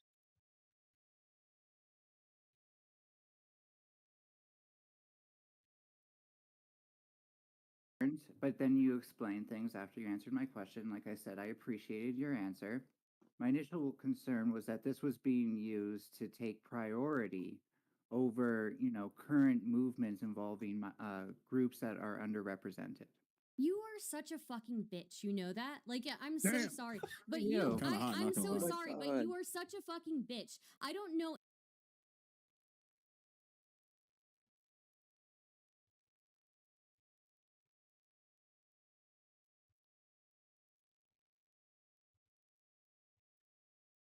Groups that are underrepresented. Wait, hold on. You are such a fucking bitch, you know that? Like, Let's be clear. Ninetales isn't Why just you a understand bitch. stuff? She is a saboteur who takes every opportunity. People were trying to talk about capturing. Okay, let the a women new fight. Let the women delicacy. fight. We get it, Tuna. We get it, Tuna. Let the women fight. So wait, keep going.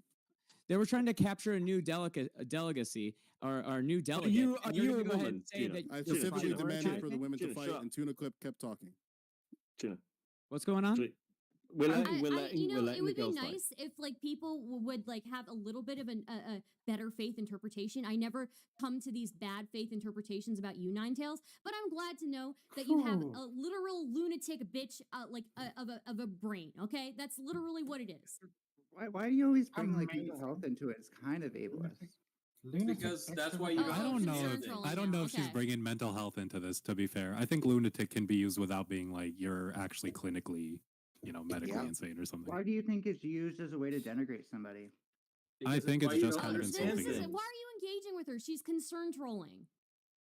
Well, the word is stigma. You Mental are health is literally stigmatized, you are and concern that's why Stardust is weaponizing it I right spent now. the last month talking about Ye's bipolar disorder. You could say and my you dad having weaponize your bipolar mental disorder. illness Don't by using it against me people. Of course about that's mental true. health Of course it was stigmatization, Ye's okay? bipolar that was the Can issue somebody that made you talk about this. Of Can course somebody it was. explain to me? Can somebody explain to me why, as soon as Kanye has a mental issue, everyone forgets that mental issues exist? Everybody really cares about mental health when Kanye is saying some Bro, fucking because he's rank fucking shit about the insane. Jews. Wait. The issue is Wait, no, because I want to get on this. If you had a family member who was like clinically like had You're gonna have to bipolar, turn was into dealing Banana with this shit. Stardust. Wait, There's no one way was out. dealing with this shit, and then this family member is already being like they're saying wild shit. They're starting to get isolated. They find a new community. This community is fucking Nazis, and then they start saying the other Nazi shit. Right? Kanye originally didn't like Jewish people, not because he was really that into the Nazi shit, but because Kanye was a black artist who dealt with like a really fucked up music industry, and he got fucked over, and he had his personal gripes with it, and he got out of it, and he's fucked, right? Like Slavery he was a made money. choice for Wait, something he made Kanye money, said but he pretty got early on. angry. Like he's not happy about it. His contract was shit. FK, can you shut the fuck up because you're completely missing the point. The point that I was fucking making These is guys that seem all of a pretty sudden people seem to tense. care about mental health when Kanye. It's not all of a sudden. People cared about Kanye for a long time. Shut up. Bitch, shut up. Okay, coming from a leftist who doesn't care about someone's mental health, Dang, right? shut Wait a minute, wait a up. minute. Viv was not the one who said that. Viv was Y'all not are the one who said that. To be fair to Viv, garbage. Viv, it is not all of a sudden with me. I grew up with somebody who had it. I lost my dad to it. That's why it was important to me. And I've talked about it before. And when we're talking about Kanye West, there's a difference between some rappers who hold some anti-Semitic beliefs, but maybe don't voice them, versus somebody who is literally in the middle of a manic episode, saying everything, tanking every business they're a part of, and embarrassing and humiliating their children and their wife. And I know those children are going to resent him later, and they're not going to want to have anything to do with him. Oh, that's not true. I mean, at least it's better than like 50 Cent. Like he doesn't care his kids gets hit by buses. So we're moving up in the blackmail parenting. It seems to be. So Who was the guy who swore that he reset a car with his hands? To his wife and his children. I forgot who the guy was, but he swore that he started. I'm just talking on a society level, okay? It's funny watching Ben Shapiro, for example, go from saying like, the left is always talking about Kanye's mental health and saying that he's crazy because he's got some right-wing ideas, to like once Kanye starts really going in on the anti-Semitic shit, Ben Shapiro. I think it's funny. Clearly, he's mentally. I think it's funny. Listen. I'm just gonna call a spade here. I think it's really fucking funny that despite all this like nonsense between like Ye West and trying to talk about anti-Semitism, you have an overt anti-Semitism on major television almost like every single week, has multiple shows, and then like you guys like memed about him just because he's trying to impregnate the entire planet. Wait, who this man was overtly anti-Semitic, called Jewish people savages, and had a lack of melanin. He's talking about Nick Cannon. Because he's the host of The Masked Singer. By the way. It was like, oh, we're gonna watch these. I still don't know who you're talking about. Nick Cannon. Oh. He's overtly an anti-Semite, and he has two jobs, and he never lost. And to be clear about this, he never lost his job when he called Jewish people savages. He never lost his job. He shouldn't have done that, and he. I don't know. But you know what? He did an apology tour. He did an apology tour. He talked to all these Jewish advocates. He donated to a bunch of Jewish organizations, and then all these white people were just like, "Oh, he changed." That nigga did not change. He just shut the fuck up because that's the game. Like Whoopi Goldberg didn't change. She just shut the fuck up. Do you think Kanye's gonna do that though? Kanye does not have the ability to shut the fuck up. I do believe, however, like, though, I think we should be more concerned about Nick Fuentes, who is trying to get into rooms that Ye is allowing him to go into because he's Ye West. Because all this controversy and all these places of Ye West, you know who's the nigga that's standing in the same room and sitting in like eyesight and camera sight? Nick fucking Fuentes. So even in the face of their actual enemy, y'all get upset about black people. It's like really comical. Ooh, he's on y'all's ass. No, he's on y'all's ass. If you're trying to level with fucking criticism at me, like, I don't know, it seems kind of fucking this way. No, I just think it's funny that like when Ye West is talking in a conversation of anti-Semitism, no one cares about Nick. Let the banana speak. Let the banana speak. And also Kanye West does have a quite bit bigger and like a lot more massive following than Nick Cannon. Especially now that Nick Cannon's kind of going on the hinge of his like breeding thing. He also said he felt, to be clear, he also said he felt like a white man based on the level of people getting up on him. Because white men are the more drastic fucking shit. Years, right? Kanye's always been bad. White Lives Matter shirts. Like, come the fuck on. Wait, what do you mean always? That was like 2 years ago. He was bad. He's been bad for a while. He's been bad for a long time. But Don just sucks. So he's been bad. Look, I like his music. I don't like music from anybody else who stands in those rooms, you know? But I actually don't like his fucking music, but like I do try and pay attention to like conversations that are going on. The last Kanye US song I heard was Jesus I've been covering that sphere for ever since it started taking off. You know, the black community sphere. When did the black community take off? I'm confused. I'm talking about the Nick Fuentes Ye stuff I've been covering ever since that thing has been going on a whirlwind. So. Oh fuck yes. Okay. Fuentes is a massive piece of shit. I wanna open up the conversation a little more to some of the people who haven't been able to speak much here. Brento just got here. Desperado Sensei just got here. I know Maxwell may have wanted to say something, and Real Blunt Thrower. But first, we're gonna give it to Desperado, and then we're going to Brento, then Real Blunt Thrower, and then Maxwell. That's where we're going. So Real I'm gonna what? pull it back to where we're talking about education with parents and children and parents' role inside of education. I don't think parents necessarily have a role inside of education inside the classroom as it is. Do they have a role as in terms of like making sure like homework gets done or checking up to make sure that their children understand the material? Yes. They have a role in that aspect. But when it comes to the actual like inside the classroom curriculum and what is it, just like how the classroom is run in general, they should basically have next to no say. It's kind of like walking in on a pilot as he's flying a plane and then sitting down in the co-pilot seat and telling the pilot how to fly the plane. Or walking into a pediatrician's office with a sick kid and then telling the pediatrician what medicine to Well, I don't think prescribe this the is. kid. I don't think this is hugely fucking controversial. I think the problem is exactly what I fucking said at the start. Some people believe that actually parents should have that control, should have control over every single aspect of their child's life because they own the fucking child. That's the fundamental issue here. Is that some people believe that it's like moral for people to own other people. Well, Yeah, there's a difference between ownership and guardianship, though, right? There is a Yeah. difference between ownership and guardianship. Absolutely. Somebody who's appointed as a guardian doesn't own the fucking person. They're not appointed. It's their kid. You're appointed by Your the state. family. You're allowed. No, you're not appointed by the state. Yes, you you had are. the child. You're appointed by fucking God. You're appointed by literally whatever created us. I've been streaming for, Like, that is the most ridiculous argument let's I've see ever here, heard. 4 hours and 31 minutes. You should give me money, all right? Chat, give me money. You know what to do. Give me money. Because I have been entertaining you, and I deserve to make more than minimum wage, okay? Daily sub goal on Twitch is 25 subs. Daily, YouTube Shut the fuck sub up. goal, not sub goal, daily YouTube goal is the monetary equivalent of whatever that is. Please, for the love of God, give me money.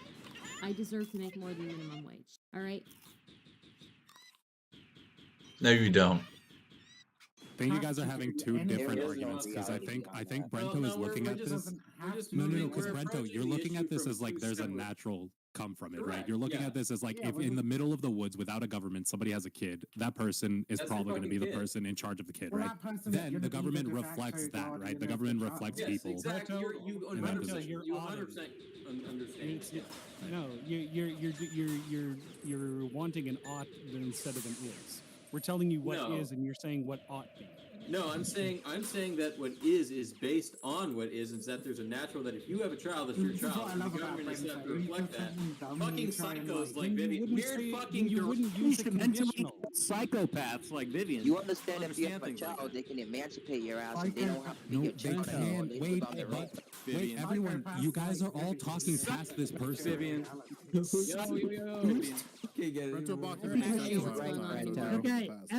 FK, are you the Brento whisperer here? He said yeah, because everyone's You're the talking Brento past whisperer? Brento. completely understands the situation. I'm not. Like the issue is, the issue is you guys are looking at the state.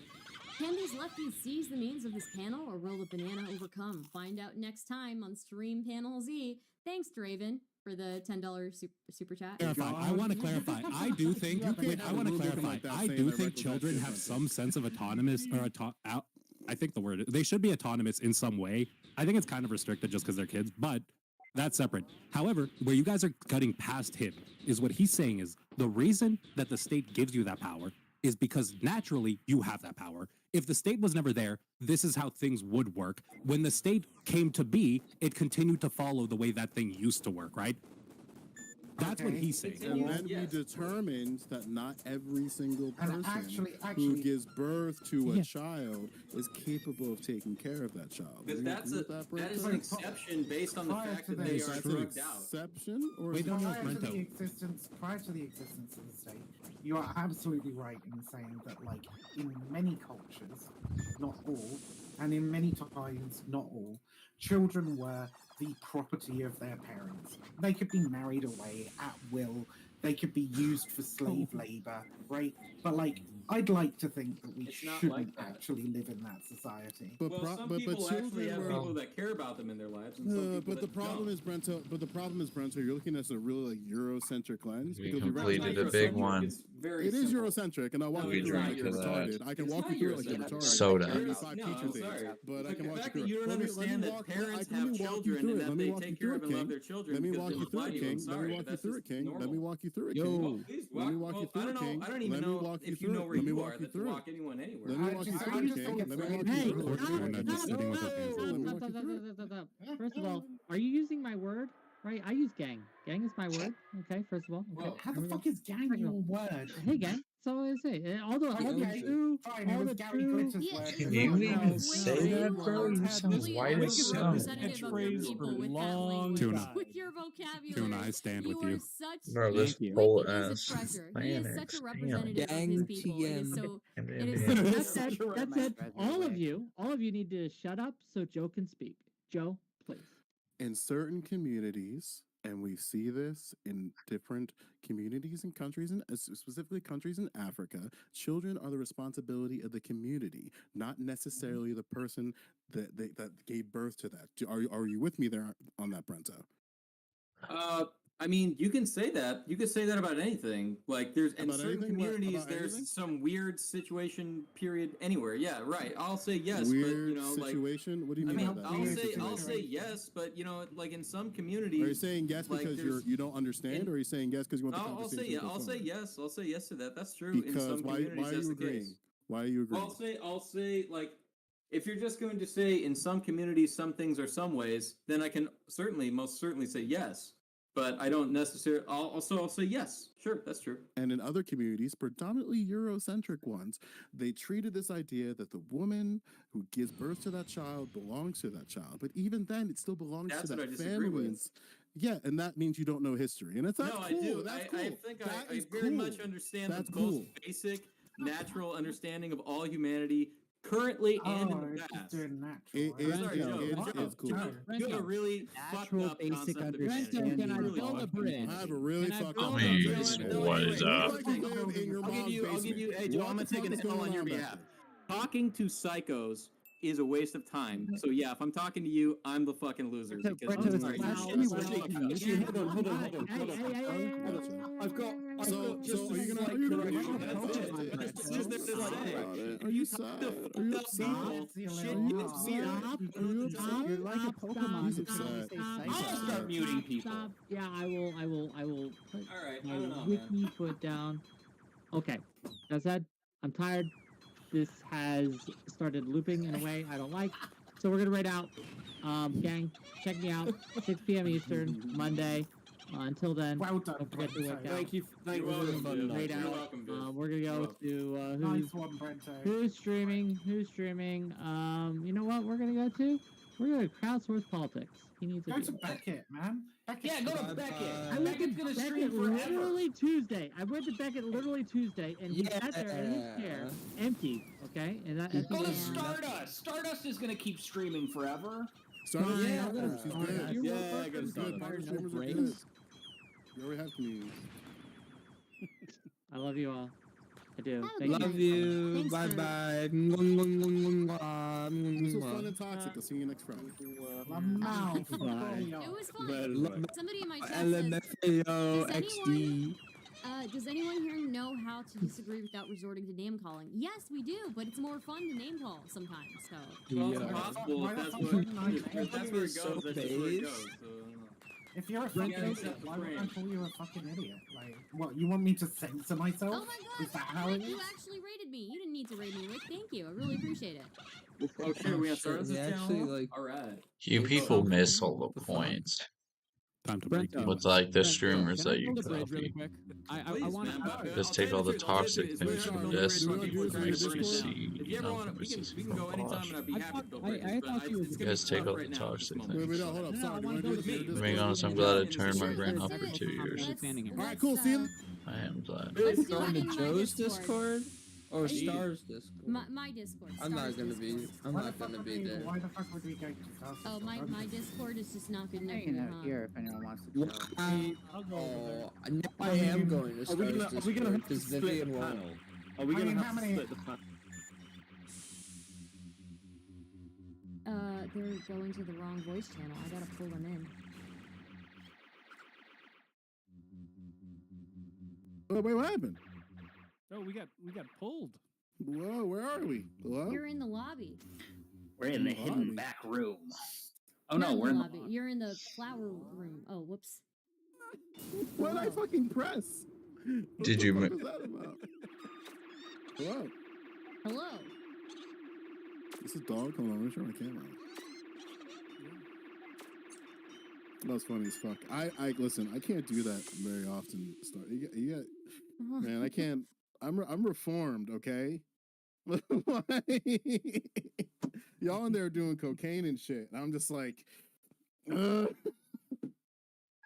this is what my night. This is what my night was. Okay, I was just chilling. I'm the guy at the bar that's just watching the football game with like a soda. And I'm just like, I'm being a good boy. And then all you guys just come slobbering in, getting all these drinks. And it's like, oh shit, it's Joe. You want to drink with us? And it's like, ah, fuck. I feel bad. I split the panel. There, so many of them I think are still over there. Maybe we should move back. It's okay. Brento's kind of myopic, so he's funny enough. Very easy to round him up. So how was the panel? So what happened? Who was arguing? We were arguing about parental people. Sorry, my brain. Where was I? Okay. We were arguing about how much rights should parents have within their children's education.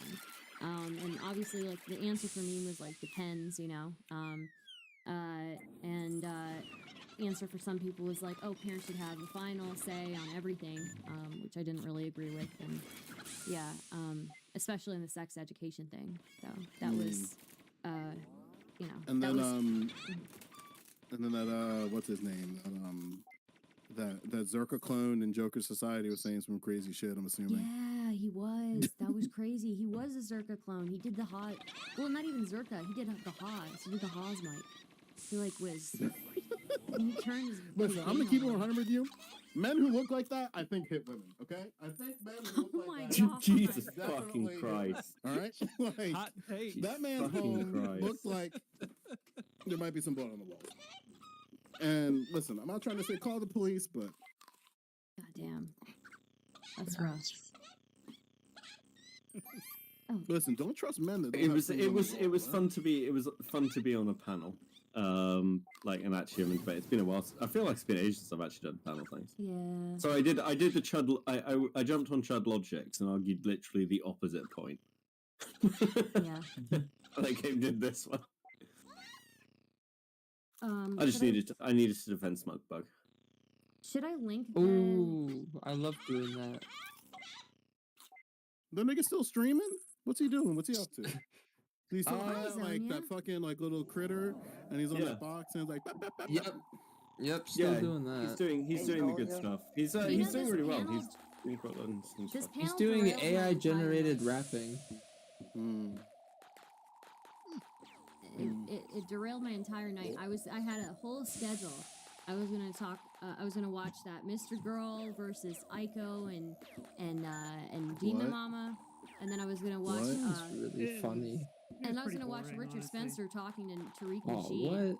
And then Why would Richard Spencer talk to Tariq Nasheed? He that's like he's like two opposing ideologies. Yeah, no. Spencer You gotta find. I got one for you. So remember Kazi Kodo, the head of he actually talked to Gavin McGinnis. And that shit is toxic. I covered it. It was so Did good. you see that? Did you see the Cope stream after when the kidnapping shit and Gavin was like getting some heat? I didn't see Man, the he coat was saying. stream. Yeah, The he started. original- He turned. He turned like he turned all Joker-fied, saying some like really cool words. I didn't even know were slurs. So Gavin, the one that I watched with Gavin and Ghazi, Gavin literally threw up in the middle from like alcohol poisoning. It was hilarious. Yeah. It was so funny. And then Ghazi was there, like cheering him on and stuff, and the other two people on the panel were like, "Oh God, what's going on?" And at one They point, he even debated starts- about. Yeah, sorry, go ahead. They debated about systemic racism before that, and Ghazi was like a deep proponent. This is before he started like putting people like not letting people out of his house for shit, and I don't know how that happens. Like how you go from like going like strongly against an individual and all of a sudden be buddying with them, and then they just turn on you after. That's really cool, man. Yeah, I have no idea. I have no idea. That was wild to me. By the way, would you guys pay $99 for the NFT of Trump? No. Trump cards? Which Yeah. one? Which one? I wouldn't pay. I wouldn't pay any money for any NFT of You any know they're like kind worth ever. 200K now, right? What's the attack and defense of it? No. Like buying into those systems, buying into the systems as they currently are feels like I'm scamming somebody else down the road. Like You it's are. fucking ridiculous. Like all the people who bought eight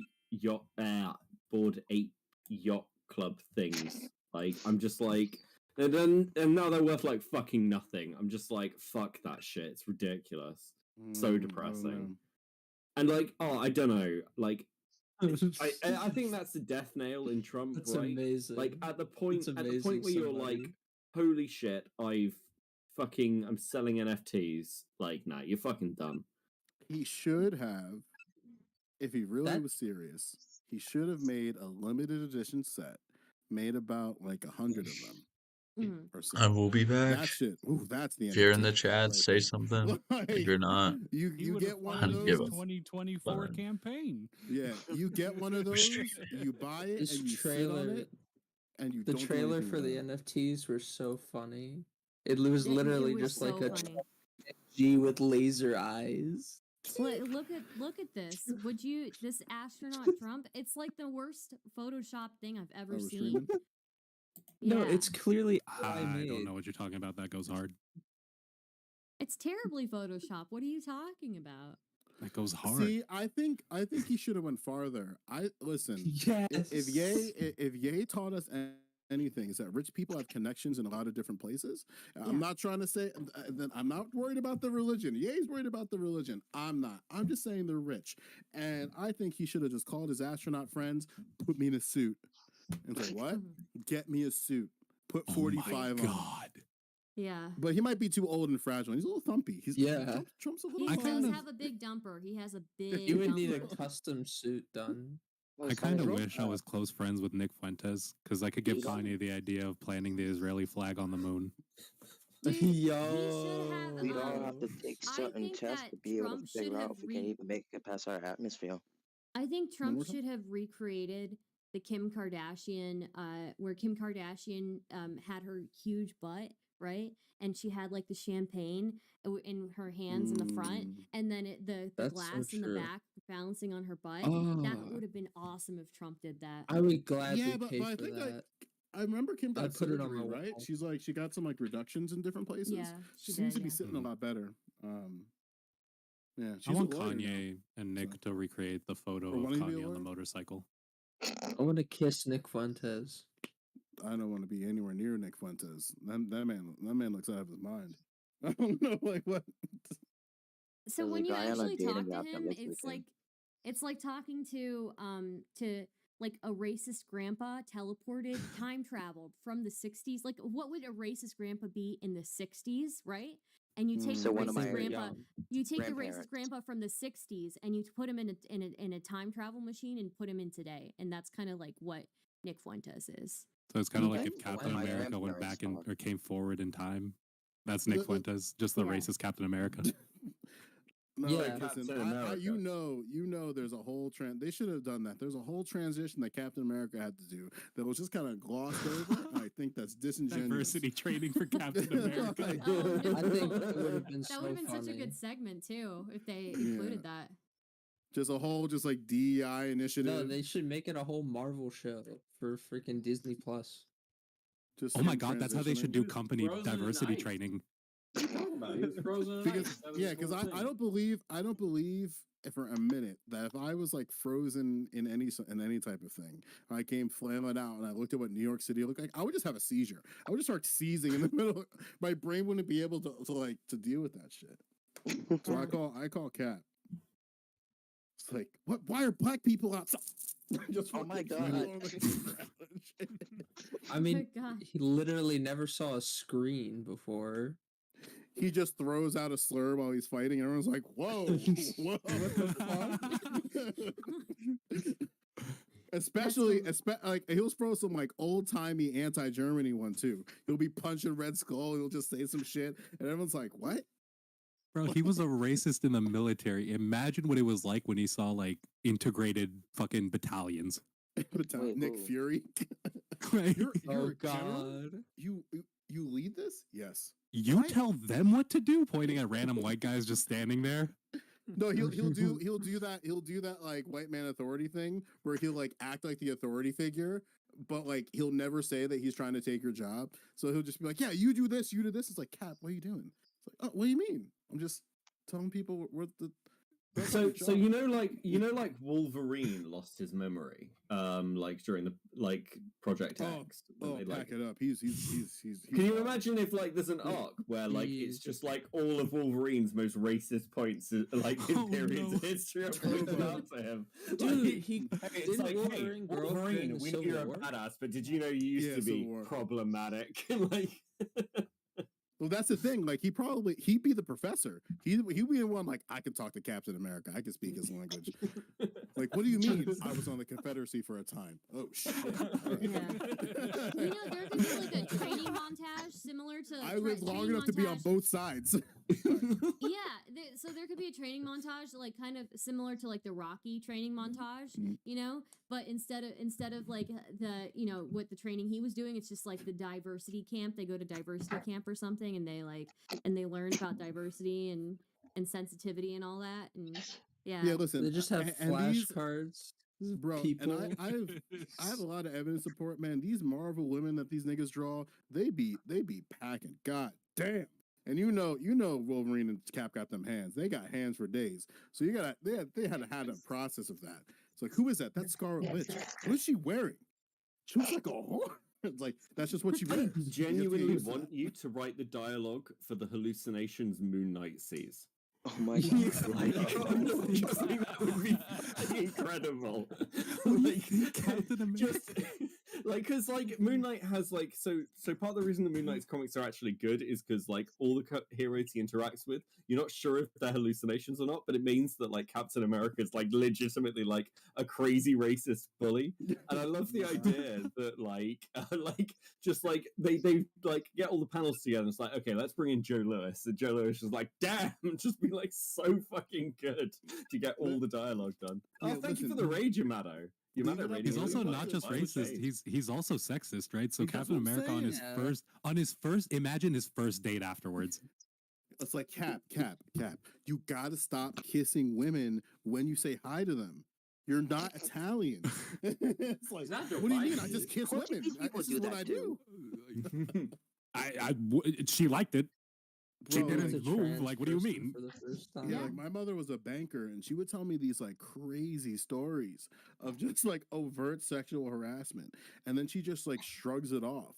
Like she told me about this one time when she was like trying to be like in a higher up position in terms of like her tellers. The only like the way that she did it, I was like, so like how did you like move up? And she's like, I just dated the bank manager. And I was like, what? And she's like, yeah, like he touched me like in a lot, like in ways I wasn't okay with, but I was trying to get the job. And it's like, what? Damn. And it's like, weren't you married? It's like, yeah, but I just had to do it for my family. It's like, god damn. It's really funny when people talk about like historically fucked up shit that happens to them in modern eras. Yeah. Or like when they talk about it in the modern era, because it's just like they'll laugh about it, right? No, you think it's sad, but it's like being a kid who was beat when you were younger, right? Like you grow up and like for most kids, right, outside of the very severe shit, you grow up and you laugh about that shit. Sometimes you might laugh about it with some people who didn't experience that, and they'll look at you and they'll be like, "Yo, you got abused," and you'll be like, "Well, I didn't view it as abuse. It was just kind of like what happened." Right? I got hit with everything: a bell, a wire, a chair. Pick a switch. No, but it's just one of those things. It's like that bank teller story. It's a really fucked up thing that happened, but to them in that era, right? They come out of it. They're like, yeah, like I didn't like it, but it's just how shit works.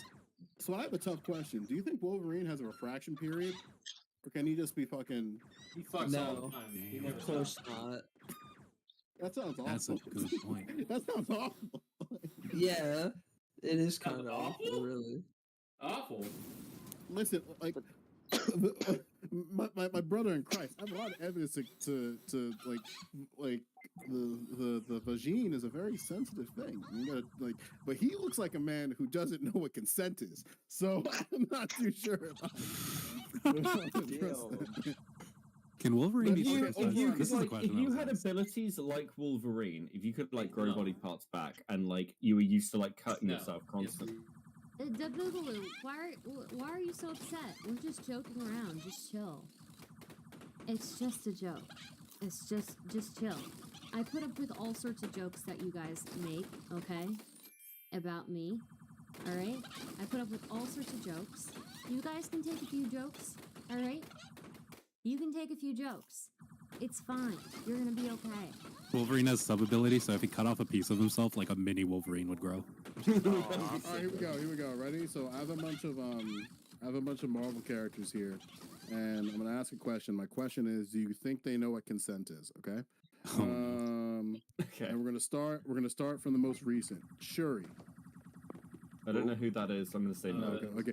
All right, we'll skip. Can you stream this so we can see? Wait. Can you stream it so we can see what they look like? Okay. All right. I'll do that. Because I feel like the view gives us another ability to judge on. I was gonna say I'm not good with names. Okay, 1 second. See if I can do this. I'm not good with new Marvel shit. Yes. Also, by the way. after we answer, can we know their powers? Also, chat. Or no, because she's on like the autistic side. Please give me money, okay? Thank you. I have been live for, let's see here, almost 5 hours. I deserve to make at least minimum wage. Please give me minimum wage. Thank you. I love you. Oh, best. I don't know if she does that. Leave his dick as a dildo for one. Sorry. The boo I'm sorry. You can handle it. If I handled people making jokes about me on YouTube, and I handle people in different spheres making jokes about me, you can handle one joke about Marvel characters, okay? Marvel characters throughout history. Are you serious? Like, you think that if Wolverine fought for Confederacy, that joke isn't funny to talk about diversity training? Seriously? Just chill, dude. I deal with all sorts of people making jokes at my expense. I don't like Starlight, by the way. Anytime any joke happens, you guys lose your fucking minds. I don't even make jokes like that often. You know, one time after like months and months of me not making any jokes, it's like, God forbid Star hangs out with people who make some jokes. Good God. You can handle it. You're an adult. Do I complain every time that somebody makes a joke about me at the expense of me because of my fucking ethnicity? No, I don't fucking soy out every time. Please don't soy out. Fantastic Four. All right, sure. Yeah, Fantastic Four is easy. But, oh my God, this site is so awful. I agree. Is this the official Marvel site? Yeah, this is awful. So what happens if I hit characters? Oh my god. There's only these characters. We know which one. On Google. Okay, sure. I shouldn't do. Hold on, let me clear my history first. All right. Smart. Y'all trying to get me in trouble. I don't use No, this is clearly us being problematic. Our bad. Alright, Marvel. Eventually this game's just gonna devolve to Smash or Pass. I'm just gonna go ahead and answer. I don't think the Invisible Girl knows what consent is. No, I don't think Mystique knows either. I think Reed Richards knows what consent is, but doesn't care. Yeah, I agree. I think Reed Richards is a man who's been through a lot of HR like sensitivity training sessions. Reed Richards gives me The only Mr. hero Girl in vibes. the Fantastic Four that understands consent and would probably actually like follow it would be Thing, and I think that's it. Yeah, that's true. You know, I actually don't know any of these characters, so I'm so lost in this conversation. You gotta watch the original Fantastic Four. You don't think the Invisible Woman understands consent? No. Well, she's invisible. She is so going around looking. Actually, wait, she might understand it, but she also breaks it. Yeah. All right, I'm gonna start here. I'm actually gonna let's see. Here's what I'm gonna do. I'm gonna pick a character. I'm gonna try and find one within its wiki and then see where it takes us. All right, here's number 1. Matthew Murdoch, Earth 616. Oh, aka yes. Daredevil. Yeah, he's a lawyer. Yeah, he's a lawyer. Yeah, he's a lawyer. He is a lawyer. Let me go through his abilities. Oh, okay. Daboogaloo says, I'm not as mad as you think I am. I'm trying to instill outrage in your community, if I'm just being honest, an agent of chaos and transfers. Okay. Well, okay, that makes it different. I did not realize you were just joking around, okay? I get sometimes I get people who like come into the chat who can't take any jokes, right? Even though that like I've been walking around in like different circles that make jokes at my expense all the time. It's so strange. But anyways, yeah, Boogaloo's cool. He actually wasn't upset, so. His Indomitable Will gives him +2 to persuasion checks, all right? No. His ability is devout Catholicism. No. Indomitable Will's obviously a wisdom save. What the fuck are you talking about? You're right, but the devout Catholicism is proficiency in religion. I don't speak D&D. True. Indomitable Will, Master Acrobat. Oh. Yeah, Weapons proficiency. That makes sense. A bard cleric. Expert marksman. Yeah, he fucks. I think he fucks. Personally. I think he's gay. Wait, here's his weaknesses. Weakness, sense perception. His weakness is sense Let me just precision. get this straight. Are you outing Daredevil right now? No. Damn. I'm just speculating. Wow. We're helping him. He's blind. He can't see his way out the closet. That's all. I just think it's funny. Superhuman sense disruption. His superhuman senses render him extraordinarily vulnerable to odors and excess.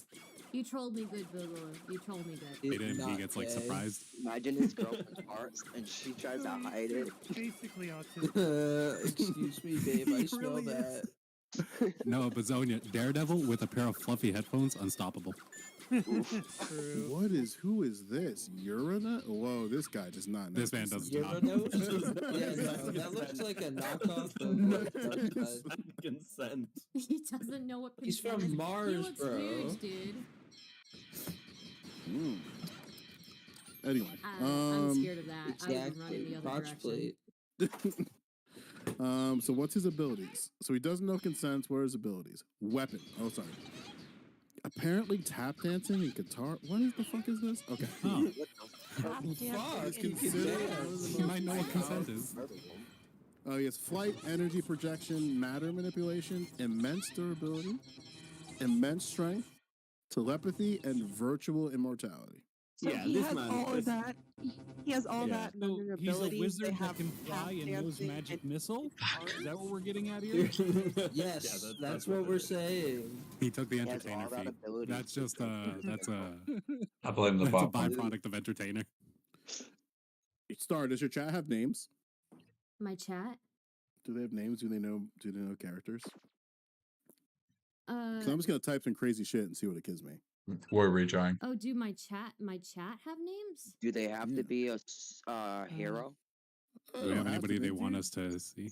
Oh yeah, chat. Who do you guys want to look up? Who That's DC. like Marvel characters? yeah. Who you think know whether they know what consent is? Are we only looking chat, at give Marvel us your characters? names. I was gonna say I'm Let's do the Scarlet Witch. Ooh, do Deadpool. Do Deadpool. Deadpool? All right, Scarlet all right. Witch? No, what That's the most excited I think I've ever heard Sonia sound about anything. What the Deadpool fuck? absolutely, is understands consent and follows it. Okay, we've got some Wade. names in the chat as well. When you guys Okay, do that. I'll use those for reference. Oh, somebody Wade said Wilson. Gambit. No. Ooh.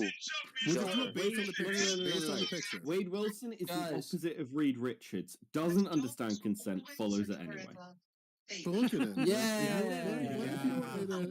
He follows consent by accident.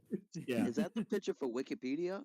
Yeah, You know you what, look, you're in an intimate moment. What the hell? No, this is the Marvel fan base picture. I think he does understand consent. Look at the way he's leaning back. He's not putting any pressure on his partner in that intimate moment. He could be leaning forward intently, you know, but he's not. He's got a boner. He's giving a thumbs up. No, this is just pants stretch. She is not erect. This is just pants stretch. No, if Deadpool saw something sussy, high probability of condoms. Man gives to a woman. If Deadpool saw something kind of sus happening to a woman at a party, how would he react? I feel like he would just murder them. I think he'd step in. He would shoot the other person being bad. Yeah. He would probably shoot them in front of her and then like walk up and be like, "Hey, are you okay?" Somebody asked for Morbius. Can we look at Morbius? Oh God! Yes, Netflix. please. All right. I think By the way, that movie was great. understands consent as long as he's not under contract. Morbius is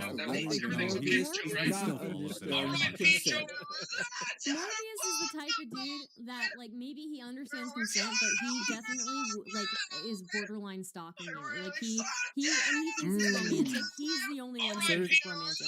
So you're saying knows consent? Hold on, so you're saying knows consent, doesn't understand boundaries. I think Yeah. Mobius. Yes. I think he the type of understands dude, consent too well. He thinks that he's being romantic by standing outside your window in the middle of the rain with a boombox, and you're Wouldn't like, you "Who say is this the guy psychotic motherfucker outside my window?" You know? You said it was really nice when I did About the it. other guy that morbs? Wait, what? Wouldn't you say that about the psychotic guy that morbs too? Wouldn't you say that about him? He seems like the one that would be like the fucking psycho that'd be looking out the window. Morpheus? I don't know his abilities. Why is he a vampire? Pseudo-vampirism. Pseudo-vampirism. He's not even a real vampire? What the fuck? Vampires be real, so they made him a science vampire.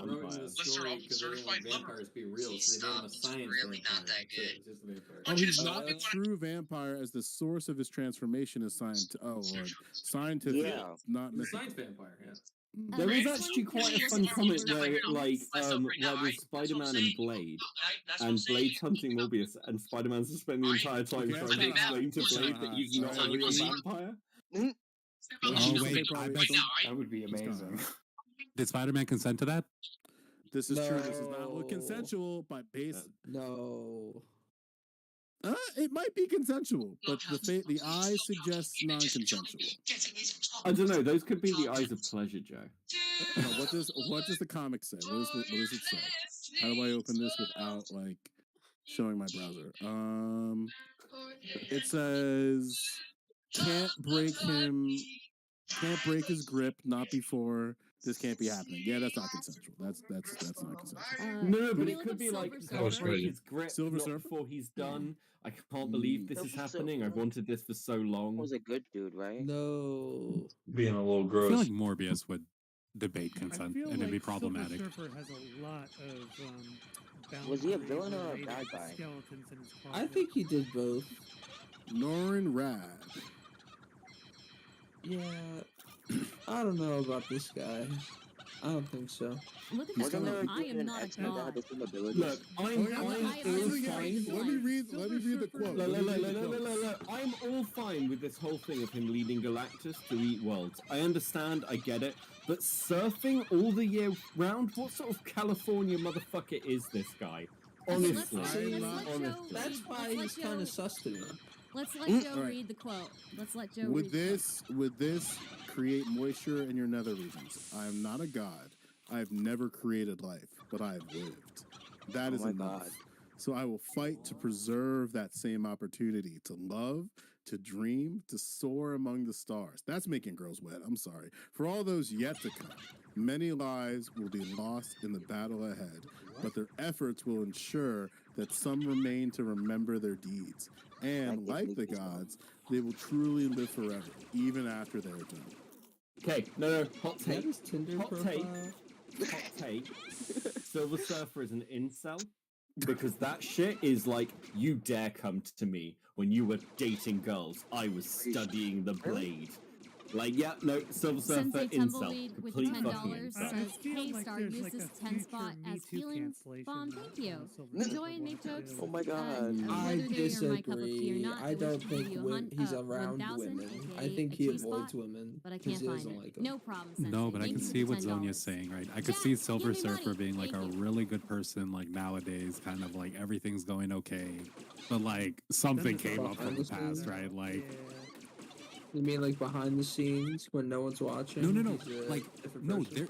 they're still a good person now, but like something happened in the past. There was something there, right? There was like there's a monster in their closet. Well, he led Galactus to eat several worlds. That's pretty bad. Who is Armless Tiger Man? Is that a real person? And Yeah, I've heard Shadow. Yes, that is a real person. I'm drawing like a mind blank on all the superheroes. that's a real person. Oh my gosh. Armless Gustavo Hertz. Jesus Christ. I think he knows consent. Yeah. What's it? He doesn't have a quote. So I think he Gustavo learned consent Hertz, the hard way. Oh, sorry, Gustav Hertz worked in a I'm sorry, that was racist to me. Gustav Hertz worked in a mechanical laboratory in Munich, Germany during the 1940s. One day, his arms were caught in a machine and were amputated. Surviving the experience and given reading material on how to operate day to day using his mouth and feet. Ooh! How extensive was that book?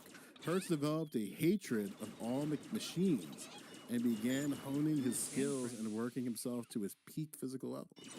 Okay, and Prim. I'm thinking, yeah, probably understands consent quite well. Wait, hold on. Is this something about Nazi Germany? Yeah, let's read the last part. This is the part that makes Jay upset. Hertz used his enhanced strength to wreck machinery in Nazi Germany. Captured by the Nazis, they learned of Hertz's hatred of machines and sent them to the United States to undermine their defense efforts. Based Antifa socialist? He might be a Nazi, though. They weaponized Ted Look Kaczynski. at that face. Can we zoom in on that Yes. face? It's Ted. It's Ted. Where the like this guy is actually like an anarcho-primitivist. Yeah, he is. He hates machines. Bro, He doesn't even hate the Nazis. I just realized that this man was in Nazi Germany, fucking wreaking havoc. Didn't care about the Nazis. He just hated the machines that they were using, and they captured him and said, "Send him to America. He'll How fuck do this you shit up read a too." book without hands, by the way? Yeah, and I bet you His it was like feet. mad I weird don't too. know. His He's feet. probably like, "Fuck these machines." I was like, "But what about us? What about us? Oh, fuck these just machines, right? Okay, we could use that. We can use that. We can use that." Like, just looking at his face, you think that he knows what consent is? No way. No. Yeah. Consent is. Look at that haircut. Like, what the Wait, fuck? wait.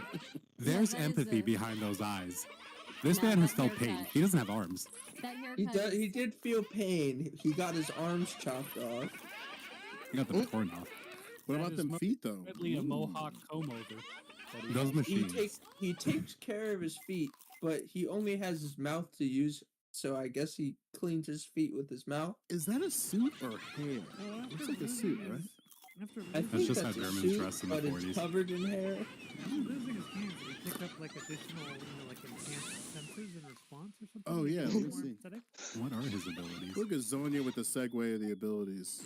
All right. Wow, just a paragraph. That's fucked Wait, up. how does he use Tiger knives? Man is well skilled in using his teeth and feet in place of his amputated arms. He has sharpened his teeth into fangs and uses of weapons and has above average strength, allowing him to bend steel with his mouth.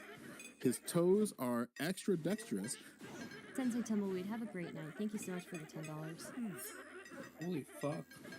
I don't see Can we a look lot, up like, Gambit leaning next? toward empathy there. No. I just want to know, somebody in chat asked this.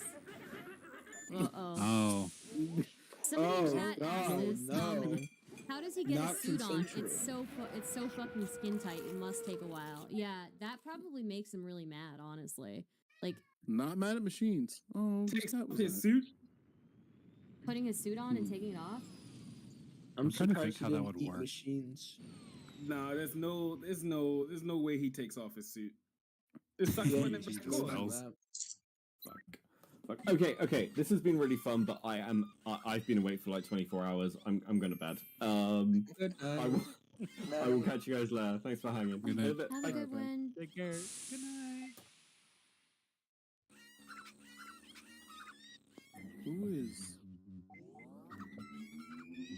Who's this?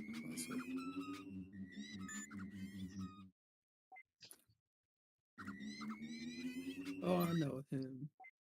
Mr. He's a Spider-Man character. Mr. Negative. That doesn't look Does real. not know consent. Whoa. Oh, sorry. I always like to have reminders around that there is no good he can do. I cannot corrupt. What? Mr. Negative is the evil alter ego to some other character. Might be Mr. Positive, but that's just Maybe. That actually fucking reminds me of- conjecture. That reminds me of Negasonic Teenage Warhead. So true, sister. The man who became Mr. Negative was a member of the Snakeheads gang in China, which was involved in human trafficking operations. He was pushed into the life of crime by the crime boss known as Silver Fang. Beckett, thank you for the raid. United States. Oh, Trump doesn't like him. As a crew member of the Golden Mountain. When the ship nearly crashed to New York City shores, he stole the identity of one of the descended Fujian slaves, Martin Lee, who was headed to America to join his wife. Martin Lee came to his skinhead gang in Flushing, only to discover them dead and himself eventually captured by the Magyar crime family. He's been through some shit. Silvermane, who forcibly delivered Martin Lee to the criminal chemist Simon Marshall. And I guess that's how it got made. Damn right. But yeah, developing a new Okay. synthetic designer drug called D-Light. I got a question. Is he like, Nazi skinhead or like the non-Nazi skinhead? No, Joe Oh my misread God. Snakehead. Did I say snakeheads and skinheads? Damn, I'm racist. Oh, you said skinhead.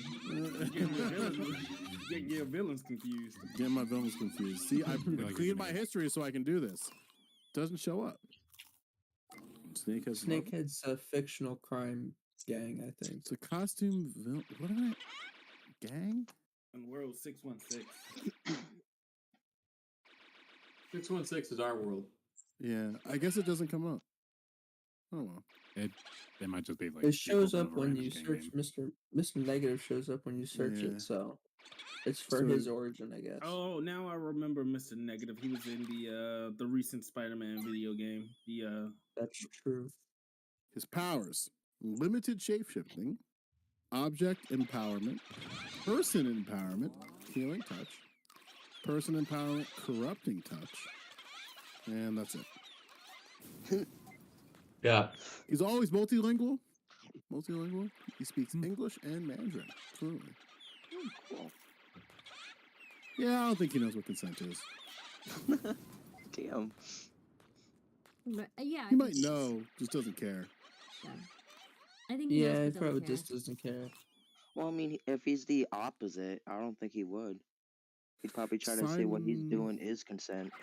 Simon Walterson Throg. Yo. Oh my gosh, Throg, I think that's so I cute. think they know consent. Oh God, that's Doobie if he They gave know consent. Damn, that's true. Wow. Simon Walterson was a human who was cursed into becoming a frog by the mystic. As Puddle Gulp, he aided King Goldwell. What the fuck are these names? During telling the you, it's D&D, Frogs bro. War with the rats. That might be racist. We'll move on. As the time of the thing, I can't read this. I don't speak weed. This is too like D&D Yeah, this adjacent. is too much. This is way too D&D adjacent. Somebody pretend to be our DM for a Where's minute. counterpoints? You Oh tell- yeah, we need counterpoints. He can read it while he's painting. That's fucked up. As the time of the offering drawed near, the Asgardians wondered where Thor was. Okay, don't care. Don't care. Here we go. So when a rat attacked him, he easily fought it off. Thor befriended Puddle Gulp, who led to King. I can't do this. What are his abilities? Amphibian physiology. Being a frog, Puddle Gulp had all the abilities associated with amphibious species. He still retained his human intellect and memories, but is unable to converse with humans. He does not know what consent is. Well, he can't. Well, he does. Maybe He just can't knows, but communicate he it. can't communicate it. Do you think the real question here is though? I Is think he consents with other frogs. if he here's the real question. The real question is if he bangs a human, is it bestiality? Yes. He's literally a frog. Yeah. Wait, does he? Wait. Does he got some like type of shape shifting powers? Can he turn himself human? No, he just No, he turned just into a frog, human. bro. Then it's still bestiality. Then it's This still says- bestiality. This says just a frog, bro. If he had a Damn. wife Yeah, beforehand and he got turned into a frog, imagine how sad that is. Yeah, like it's sad, right? But also, like, is the wife really he gonna have can sex with a enter. frog? He can. To I be don't know. fair, Well, he Maybe can he's got enter a into good tongue. places. He can enter into no. places a man can never reach. If you know what I mean. So Yeah, but don't frogs get all slimy That's and shit? unsanitary. yeah, that is kind of unsanitary. But you know, some people are down for that. You know, some people are down for that sloppy. Oh no! It just hits the clit from a distance. Oh. Oh my god. You'd never have a no. bug problem. Oh god. That was gross. Newbie actually told me that's how he does it. That's amazing. Oh, Your God. chat's slacking. Someone bolded Magneto. Iceman. Yeah, Go. somebody wanted Magneto or Gambit. Iceman definitely does not understand consent. Oh god. What about Magneto? Mephisto? I think Magneto's Magneto the type to grab doesn't people by care. the pussy. He just looks like the type who grabs people Yeah, by he the doesn't pussy. know consent. Magneto's the type. Joe, Magneto walks what up to about women. what about Mephisto? Mephisto. Mephisto? No. Mephisto. I was gonna say No, Magneto no, walks up to Does women. not get consent. How about Magneto just walks up to women, points at them, and just goes, "Give me your IUD." Woof. Let's go with Oh the my classic. God. Go with Mysterio. That was gross. Mephisto, he's literally a devil. How could he get consent? Hold on. Well, How I think dare devils you? will He's an Hey, he's very extra nice. dimensional Well, demon. he can convince people to consent even Oh if my they God. really would. That is That's true. Right. Is that still consent? Devils make If you ask, contracts. if you ask Mephisto, yeah. It's That's manipulation. true. Devils what make contracts. Wait, what? Say that again? So he's an I was- extra. Sorry. I was gonna say, what about like Sabretooth? Sabretooth? Yes. Sabretooth doesn't know consent. Actually, no, he does. What do you mean? Who the Simon fuck is Alton. Sabretooth? What? That Oh, is wait, no. not. That's not that is Sabretooth. not That's somebody Sabretooth. else. That's a different Sabretooth. I thought Sabretooth was the cool guy from the Marvel GameCube game where you fight Am him I as spelling Wolverine. it wrong? That's who I we're went to school thinking for of. music. Yeah, that's who Sabretooth is. Sabretooth is Wolverine's sort of nemesis. He's got a lot of those, though. Does he Yeah, have you're an gonna have to American use name? or his some real shit, or- name, like his actual name. I don't know. All right. Well, somebody I find wonder that for if me. he's I'm a gonna look up DC guy. Black. No, he's not. Sabretooth? Bolton. Who the fuck is this? I have no idea who that Black is. Black Bolt? Bolt. It's Oh my Victor god, Creed. he knows rules the moon, consent. dude. Look at him. Hey, He definitely so knows consent. Sabretooth, And he's hyper Sabretooth romantic. is Victor Creed. Black Okay. Bolt's the king of the Inhumans. He rules the moon and he kills Right, so everybody. yeah, who speaks. Sabretooth would be Victor. You said Victor Creed, right? Yes. Oh, Victor Creed. Sorry, I spaced out. Victor with a C or a K. See, Oh, See, they look said at me, Sabretooth knowing. is with an with SABRE. Oh my god. Well, got there anyway. Let's go. Hey, it's right there. Yep, that's Dude, right. he's not There you packing go. anything. That's just like Yeah. that's washboard. Damn. Bro, leave him be. He hides it inside of his body when he doesn't need it. Literally tucking. True. He's a grower, not a shower. Yeah, He there's must nothing be wrong with growing a that. lot. So what's his bit? He's When Wolverine. Victor Creed's mutation first manifested, he accidentally killed his brother over a piece of pie. Uh-oh. What the fuck? Damn, He that hits women. ruined Thanksgiving His forever. father, That hits hard, man. That hits hard. his father confined him to a cellar and would systematically make him watch Mr. Girls content. Oh, I'm sorry. Pull out Victor's teeth. That definitely doesn't understand consent then. Has some boundary issues there. No, Zonia, you're wrong. He understands consent too well now. It's gotten to the point where he's like, can anyone ever truly consent? So I have an unironic He'd be question. saying consent is complicated. Do you think that there's like over under? If we had 10 men, right? We got 10 dudes. What of those men, how many do you think at some point debate broed about sex with their partner? How are we there A lot yet? of dudes have I debate would road. say 9 out of 10. What do you I would go to say 7. 7 out of 10. I have no 7? point of reference, but I'm going to say 10 out of 10. 10 out of 10? So I want to say that I'm trying to think of my experience. I agree with Zonia. So I want to say that I want to say that there are a lot of us have cringe moments that we don't want to own up to, and I think we just need to start acknowledging that we have cringe moments. I knew a guy who talked about how he went on a date with a girl and he wanted to kiss her and she didn't want him to kiss her, and then he debated her about it. What? Yeah. So I think dudes have. Did he invoke a man named Steven in his argument? I don't think so. Oh no. Yeah, I mean, I think it's like 5 or 6. Well, that's I don't not think fair. it's that I should have asked how old, because then it might have been a Vosh fan. So Yeah, you're right. True. Too dark. I might get in trouble for that one. So. You're gonna get canceled. Disavow. But like, how are they debating? I'm trying to think how most guys would probably debate it, because I feel like a lot of guys probably have. But like, what's the most common way they probably have debated it? Although it's usually here, I'll tell you. It's usually, oh, why? Oh, I thought you were into it. It just seemed like, Yeah. you know, with the way that you were talking or the way that you were acting, it just seemed like you were really into it, you know. And then, yeah, oh, okay, well, I'm sorry, I didn't mean to make you uncomfortable. Oh, okay. And then Let me try this. some whatever quip to make you feel as guilty as possible about it. So, yeah. So I could see that happen. Can I show you guys something? Well, I was just going to say something. Well, I was going to say, you know who's definitely tried to debate bro consent issues? Darrell Brooks. Oh god. Oh, definitely. Yeah. that's toxic. Ooh. Anyways, go ahead, Joe. So like, I just want to know what did this man say, and is there a recording? I don't think I bet he said something I think like accents are funny wrong. sometimes. I think accents are funny sometimes, and I think we should how do start you- allowing them again. How is this a headline? I could see. Wait, I could see how this exactly happened. what happened. I could see a scenario.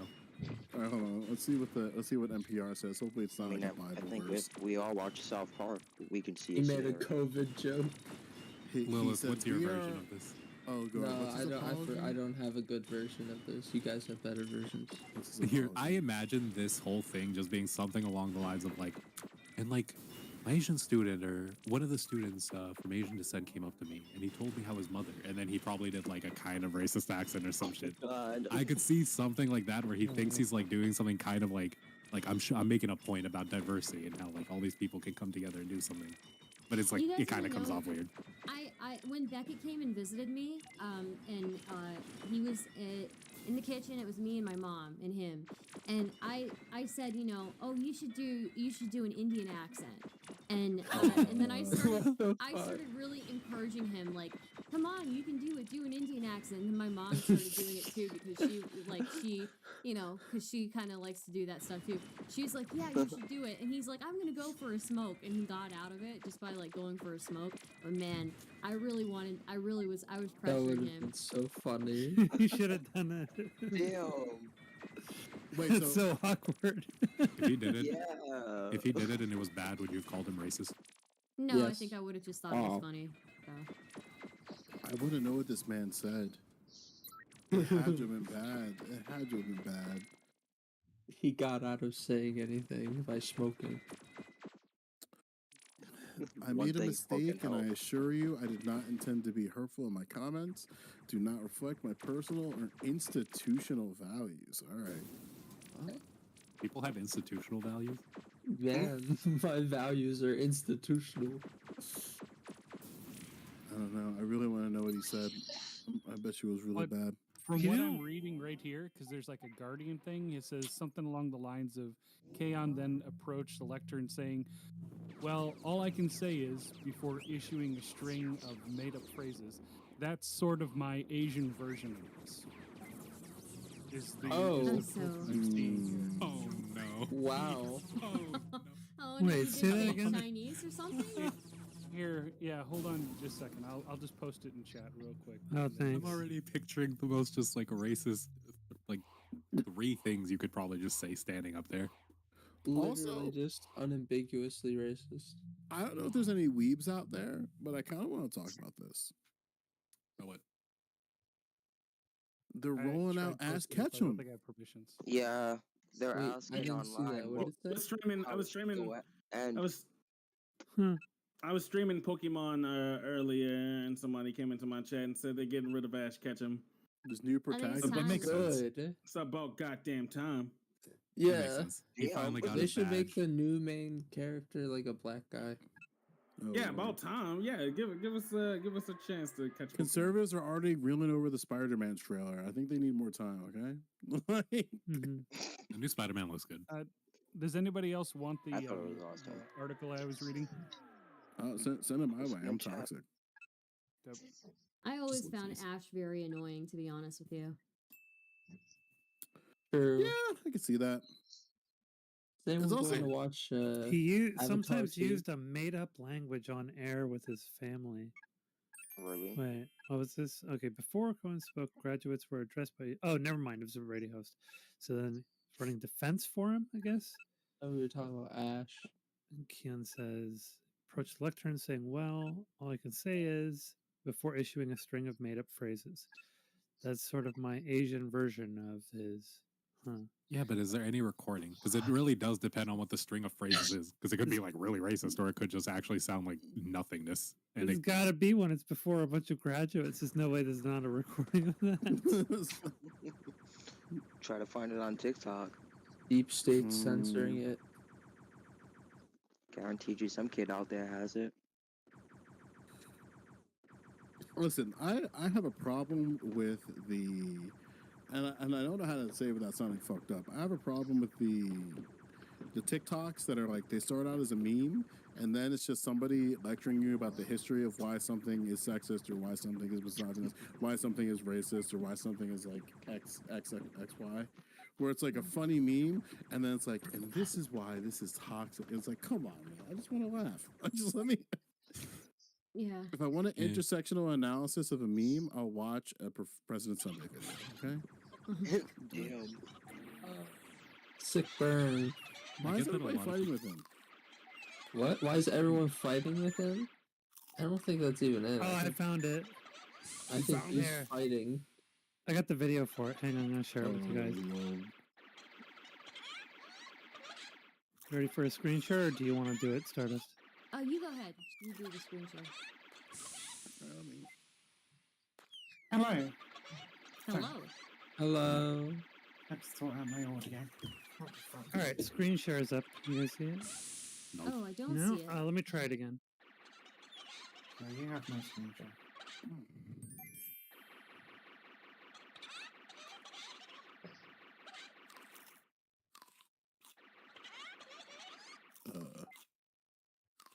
Dead silence. This is Still not doing it. I'm having some issues with the screen share right now for some reason. Do I have permissions? I've got the. You I've got the. You should. You have. Let me just give you the video. Try now.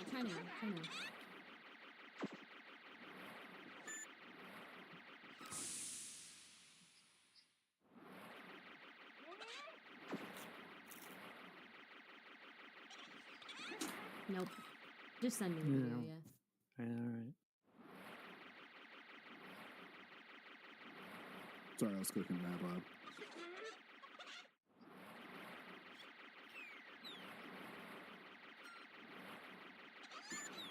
There you go. Yeah, I'm still not seeing any screen share. Oh, I'll get it up. Just give me 1 second here. What are you drinking from Taco Bell? I've never seen it. This is strawberry lemonade, I think. They fucked up my drink, and I didn't feel Oh like. my god, it's so complaining bad, about it. guys. It's so bad. What I did you tried say? to make sure that I didn't see it, but I already saw it. Okay, here, I'm gonna share it to you. Oh no. I feel like it's gonna be the stereotype I'm thinking he says. It's bad. I'm thinking about driving or something like that. Is it something Nick Fuentes would defend? I mean, Someone in chat said he pulled an I show speed. I think Chud Logic an would probably ice defend it. Chud Logic, I think, did a better version of it though. Yeah, I think he did. Okay, you guys ready for it? Go for it. Well, all I can say is. God damn. That was like a Steven Powder bit. We always have a speaker that's a graduate, and this time it's unusual to have the graduate graduating today. I have a thing on the air, if you ever listen, I sometimes just roll off into a made-up language, and I've taught it to my granddaughter, so if she starts crying, or this baby over here starts crying, I have something for them. I can barely hear it. Language, and hopefully You can I don't barely have hear to it? use it. I can hear Oh it wait, fine. no, never mind. Sorry, that's my end. Well, you're all human. I made Yeah, a mistake. that didn't really sound like a mistake. Join me in thanking Jim for sharing some information with us today. Run that back.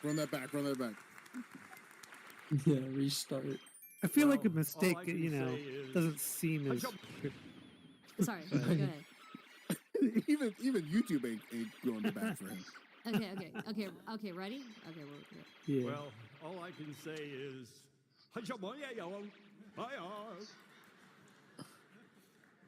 That's sort of my Asian version of his. Woo! Oh, this happened in Yikers. Purdue. Yikers. so he's gonna say that, then say that's my Asian version, and then say, you know, it's just a made up language. Yeah. You know? That is fucked up. Seriously, that is He seriously. could have at least done it a little bit better. You know, if you're gonna do it better. Like I What, said. what do you mean? You think he should have put on Yellowface beforehand? No, he should have I'm really not saying played that. into Good it. God, I'm not saying that. What? How could he do the racism better? What do you mean? At least learn a couple better. phrases in the language. Yeah, he should learn identify actual. Like I was specific saying, when Becca language. came to visit me, I told him, okay, now's your chance to impress my mom. Let's do an Indian accent. And he refused to do it. He had the chance. He could have. You had the chance to impress my mother. No, we'll never be married. I can't believe that guy said that in front of those people. And people laughed too. It's wild. I mean, I think I would have laughed too because that's so fucking out of pocket. That's wild. I would have laughed. I'd be like, nah. I'm trying to end up in this video. I'm not trying to. I would have been dying, bro. That shit, bro. It's bad. I would have so been wild. checked out of reality. This when the edibles would have hit. You kind of can't laugh. You're either gonna laugh out of cringe or like fear of crying. Yeah. Right. Like that's actually privilege. When people talk about what privilege looks like, that's what it looks like. This man did not have a single thought go through his mind of like, this is a problem to say. Yeah, that is privilege. He had that shit cooking too. That's like. Well, I mean, to be clear, that's entitlement rather than privilege. And entitlement generally comes from privilege. He practiced that in the mirror. Don't forget that racist comedian doing Indian accents, Russell Peters. Russell Peters is half Indian. I'm pretty sure he can do it. Isn't that the same one? Who's half Indian? I don't know. That's it. Yeah, that's Russell Peters. I don't know. He had a really good bit about people throwing rice at weddings. I really feel like with the accents in all of this, it really just comes down to what the joke is. If your joke is kind of just making fun of the culture, it is what it is. But like, if you got some jokes about like the culture itself, like if you know what happens in the culture and you hit into an accent and you can make those jokes, it's just funny. Yeah, no, Russell Peters used to do this. He did this bit where That's not good. he talked about the difference between white people and like Asian people at weddings, right? Asian as an Indian, and like and rice, shit, you know, okay. white people throwing rice at the wedding, and then like imagine if that happened at an Indian wedding, and the Indian parents would be so mad, like you shouldn't have invited your friends to throwing all the food. Yeah. Yeah, my girl would be telling me some wrecky shit. I can't even repeat it on stream. What happened to Viv? You know, my people, we throw potatoes at weddings. It can get a little dangerous. You gotta duck sometimes. Where'd Viv go? She said she had to go. Oh. My people shoot guns in the air at weddings, okay? So I have a question. I'm gonna send it to you, Star. My people I are need you. Jewish. I need you to explain a clip. Hold on. Hey, Omnislab. I haven't seen you in a while. Hey, what's up? Not much. I DM'd it to you. Just chilling. Nice. Oh, let's see. This clip. I haven't seen this clip. No, when you said throw potatoes at weddings, are you talking about Irish people, Zonia? Yeah. That base? All right, yeah, same. Yeah, I'm another potato thrower, so. Oh my god. I could just imagine someone. I bet you thought I was going to call you racist there or something. All right, you guys ready for this? I've never seen this clip before, so we're in for a treat, I guess. What is this? Yeah, this one. Looks like white people. Looks like Alex Stein. You're trying to answer. Oh, no. So after this panel, I think I've been led to believe that you might not really be a Zelensky stan. And that kind of leads me to my next question, which in the video where you stated that, you said you were also a pimp on a blimp, and it kind of puts it the question for me. So like, can you please tell me? Has the blimp burned? Is it on the ground? Are we still a Zelensky stan? Is anything else not true? No, I am a Zelensky stan. I love Zelensky, but I'm just mad at him right now because he's on the cover of Vogue. I feel like... Did he not text you back? That's what I'm saying. I feel like I should have been on the cover instead of his wife. And, yeah, the blimp right now... Do you think he might have stopped texting you because you forgot how to wipe your butt?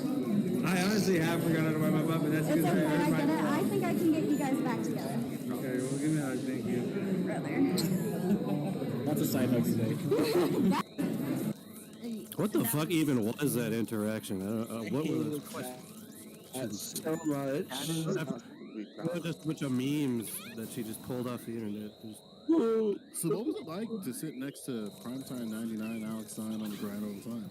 Yeah, I know that my so actually it's funny. Beckett got kind of annoyed because he felt like he was invading my space. I didn't even really notice, honestly.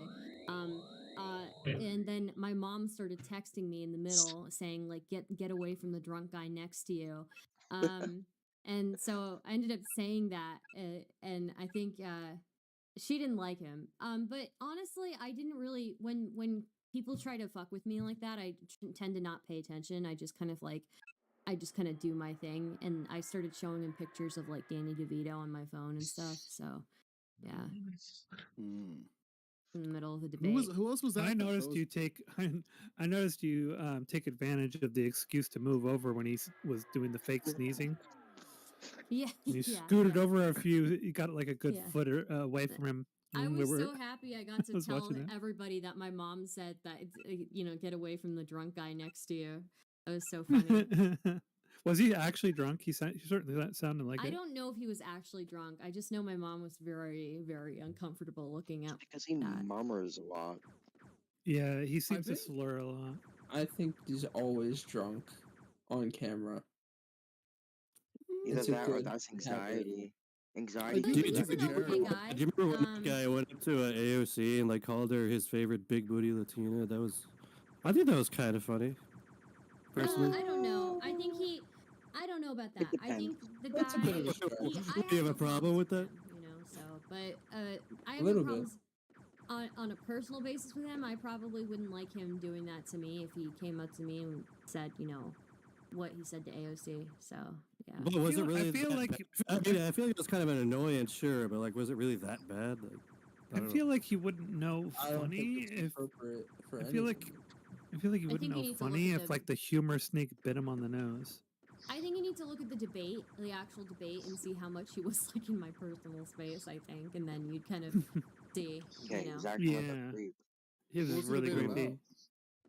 Oh yeah, I didn't see that, so I can't speak to that. I was just talking Multiple about the fucking topics. AOC thing.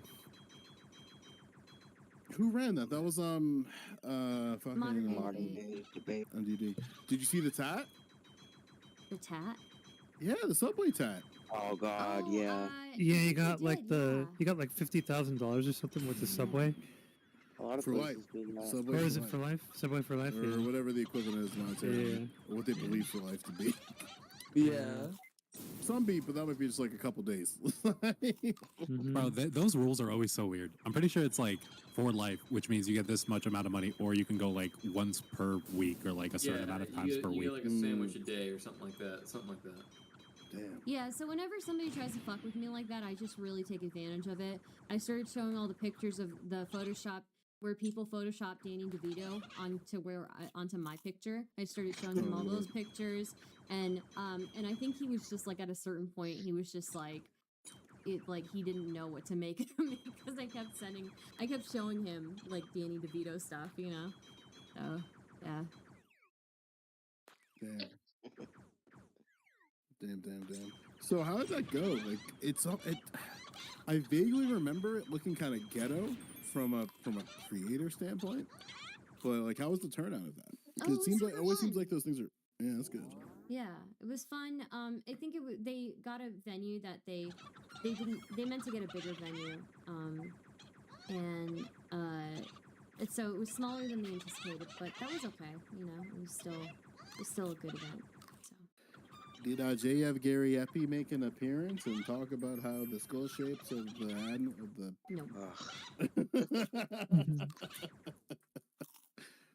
That's the first time I've ever seen Alex Stein break character, by the way.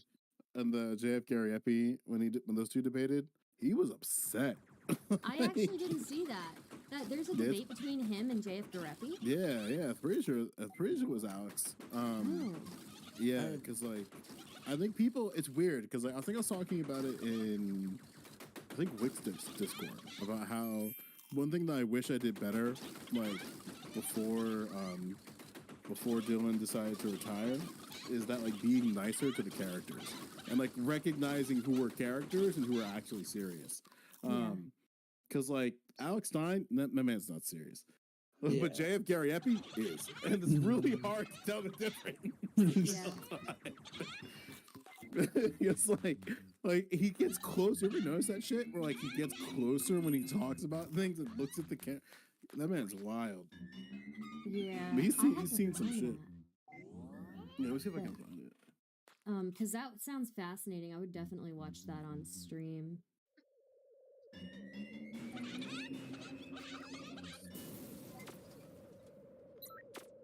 Found it.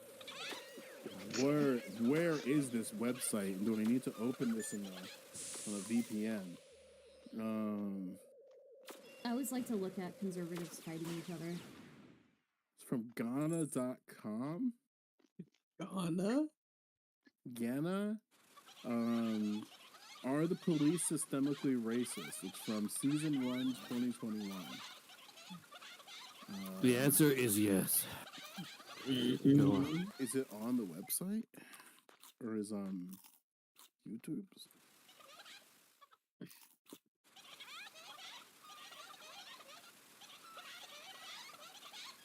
Oh, here it is. Wait, no. Wait. Huh.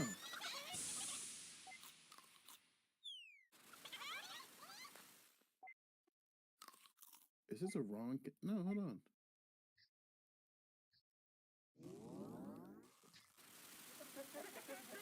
Okay, so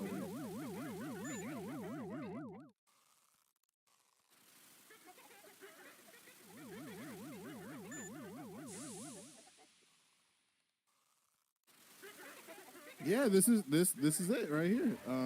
I can't find the video, but it's on the podcast page. Explicit and only on podcast. Oh, okay. Wow. Can you link it to me? Yeah, I got you. I'm gonna listen to this on stream one day. Yeah, we should be able to hear him break character. Pretty sure it's this one. Hold on, I'm not getting in trouble. Alright. There you go. Oh, thanks. Yup. Yes, sir. Damn, that sucks, man.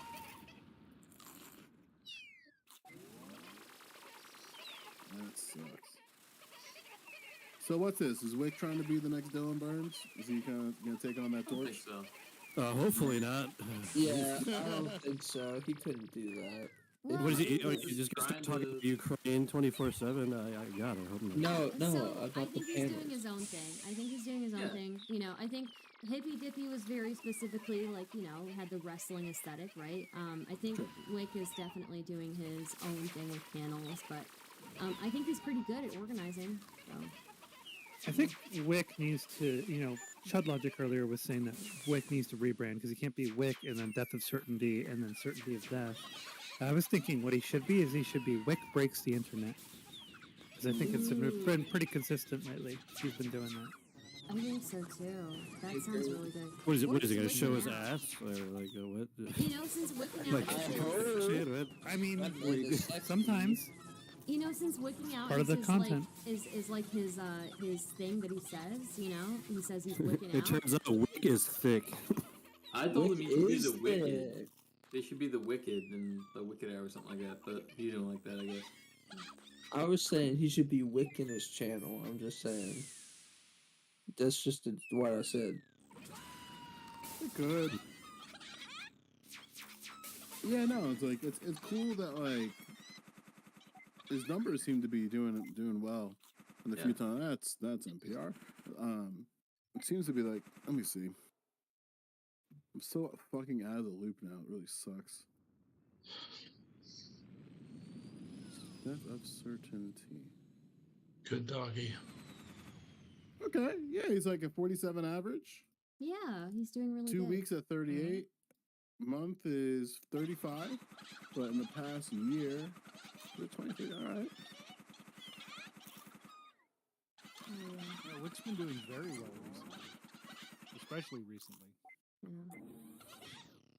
60 in the past 14 days, 66 followers gained.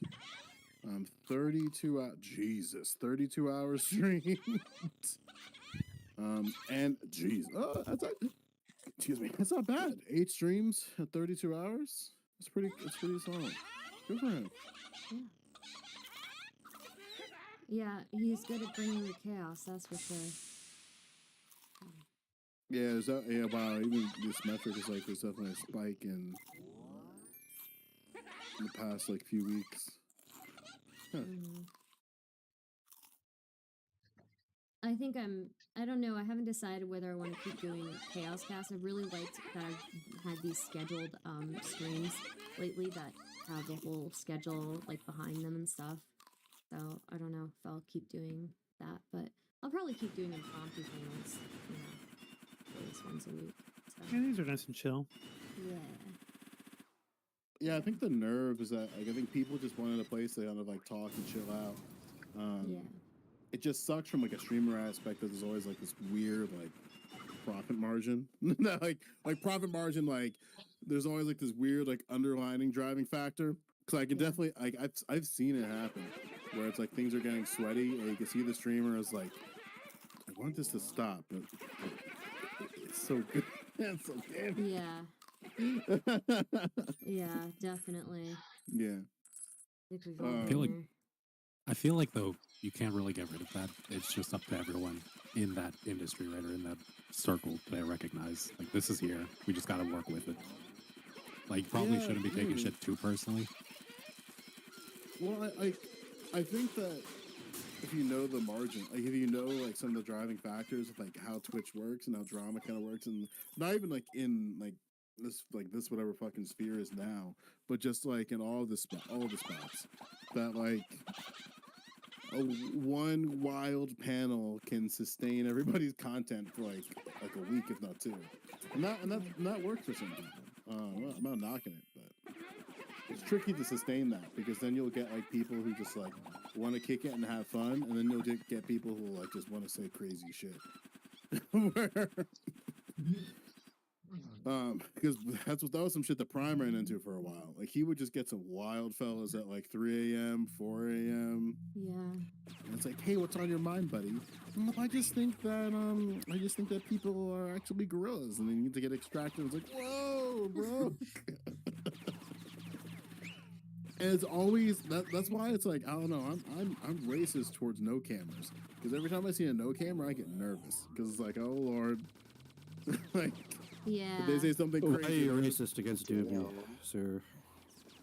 Come on now. Well, even VTubers are okay in comparison to no cameras, you know?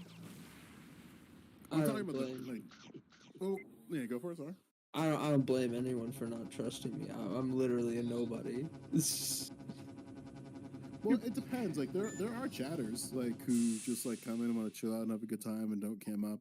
Like some of one of the Prime regulars weren't chatters. Like they weren't like streamers, and that was always kind of refreshing. Because then every once in a while you would get people who were just like, you're just in it for the clout, and it's like, dude, I'm just a fucking chatter. Like, what are you? Or the worst is the dudes that are just like, hang on, like I can't hear you, and you can tell they're getting some shit in their ear from their stream, and they're just muting talking. It's like, oh Lord, what are we doing here? It's way better now though. Like you were never just a chatter, Joe. You were like on Prime's panels all the time. I started out as a chatter in A4 Andre's community. And like I started doing that. That was awful. I was like doing that from my phone and my iPad at the time. So like I would have the whereby on my phone, and then the like actual stream on my iPad. I was using the Galaxy Buds for audio. My shit was fucked. Like, I can't believe he kept me letting me keep going on. I saw A4 Andre was streaming the other day. I didn't get to catch it though. Yeah. He's been like bouncing back and forth in like different types of content. Yeah. No more Pokemon cards. I don't know what he's doing for content. I have Pokemon cards. I have a hell of Pokemon cards. I don't know, bro. I'm new. This is like my second panel I've been on. Good. So I may get going soon, guys, just because I did have some scheduled content that I was going to go over with chat. The Spencer, at least the versus Tariq Nasheed conversation, I think. So. I still don't believe that happened. It's like it happened. It happened. I promised my chat we would at least watch that tonight, so I do have to do that with them. But I do appreciate you guys coming over and hanging out with me. Thanks for having us, Star. It was fun. Yeah. DM me.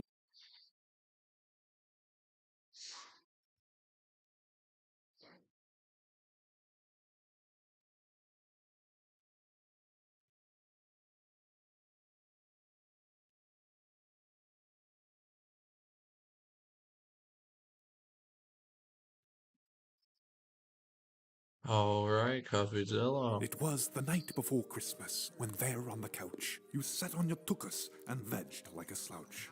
You watched and you ate with a heart full of gloom. When suddenly Washington came in the room. A Christmas miracle. Could it be true? He changed the channel to PragerU. There's content galore to nourish your mind. You can watch all you want without spending a dime. It's on your TV and your smartphone too. A gift to your brain cells to save your IQ.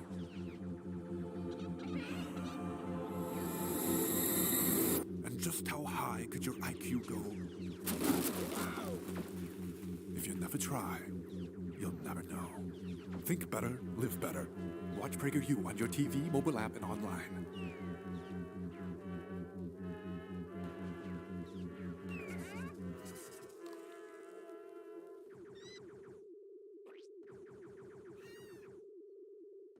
These glasses here from Nreal. Wait, is these are ready to go? Are the Nreal Air AR glasses? The Nreal Airs are finally coming to the United States. They'll see like an overlay of a virtual environment. The default one fit me very well. With Android phones like the Samsung Galaxy S22 Ultra and the Oppo Find X5. I did this with the help of a dongle that is sold separately. This allows you to connect to HDMI devices as well as also your iPhone. That aren't much bigger than your average everyday specs. There are the Nreal Air glasses, taking them out of the case. And by that, I mean that the glasses don't look like too gnarly.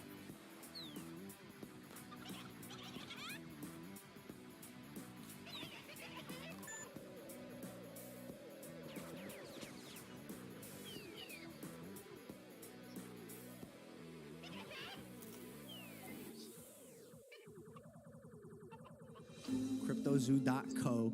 I am so excited about this project. It's so fun. It's a really fun game that makes you money. A fun game that earns you money. How much did you guys make from CryptoZoo? I lost around $50,000 in CryptoZoo. I lost $40,000. I lost around 15,000 US dollars. I lost $25,000. $120,000.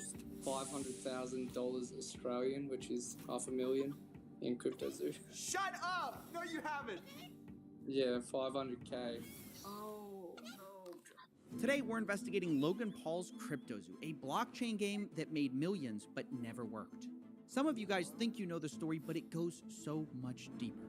I've uncovered sociopaths, billionaires, fake orphans. Did I mention fake orphans? And of course, at the center of it, we have Logan Paul himself, who has abandoned this thing, leaving thousands of fake orphans in his wake. Wait a second. Thousands of victims in his wake. Now, you'll be hearing from some of those people because their stories are heartbreaking. This is the first in a 3-part series that's been a year in the making. And if you like high-effort investigations like this one, please consider supporting this channel on Patreon. I don't take sponsors. We are viewer-supported, so if you want to and are able to, thank you. Either way, enjoy the video. For the last 6 months, I've been working on my own NFT project. We have a massive team behind it and are probably out of pocket like $1 million just because we believe it's going to work. September 1st, CryptoZoo.co. We don't scam. I've never scammed anyone before. Logan cares extremely deeply about his audience, loves his brand, doesn't have to scam to make money.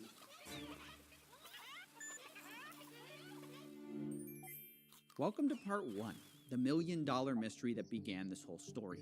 Like many people, I first heard about CryptoZoo from a podcast Logan runs called Impulsive, which was the experience of a lot of people that I spoke to. So I first heard about it on the Logan Paul podcast. Impulsive, I think. It was off one of the Impulsive episodes. The thing that I'm most excited for, and this is the first time I've ever said anything about this, for the last 6 months, I've been working on my own NFT project. I mean, I remember this shit. There needs to shit. be a fresh take, and this project that I have is that fresh take. Now look, at first, I was just as surprised at this pitch as anyone else because I just got finished roasting Logan for a different coin called Dink Doink, which his fans lost money on. I'm a Dink Doink fan. Dumbest shit I've ever seen, that's why I'm all in. It's comedic, it's fun, it's comedy. Now look, I know Logan and his friends tried to make it look like Dink Doink was all about the memes, but it turns out they secretly were tied to the project, and Logan created the Dink Doink character himself and subsequently abandoned that project. So if you invested in it, you got blasted, and Logan rightfully took a lot of heat for Dink Doink, which is why I was surprised when he seemingly immediately jumped into another crypto project. But Logan insisted CryptoZoo, it was different. It wasn't his friend's project this time, it was his. And it wasn't even a project at all. It was a game that could earn you money. I'm excited to launch my game. You keep using and you just did it again, you keep using a word there. Game. You're not using like a project. It's a game. It's a game. It's a really fun game that makes you money. Now you might be wondering, how's it possible to earn money from a game? Well, let me try to break it down for you. This is how it was supposed to work. You started by buying this crypto token called Zoo, which is their in-game currency, and you use Zoo coins to then buy egg NFTs, which you can then hatch to become animals. You then can breed those two animals to become hybrid animals. For example, if you breed a gorilla and a kitten, you get a gore kitty. And the more rare the NFT, the higher the daily yield of Zoo tokens that animal earns you every day. Theoretically, it works like almost like passive income.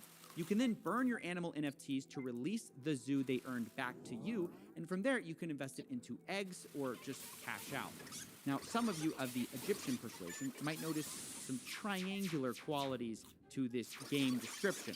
Let's not be too quick to judge, because remember, there are a lot of NFT games built on this model. It's called play to earn. Now, Logan admits that there are other games like his, but what's going to really make his stand out is that other games have randomly generated assets. His game has handmade art. It's quick to make a digital asset with, unique, randomly generated characteristics.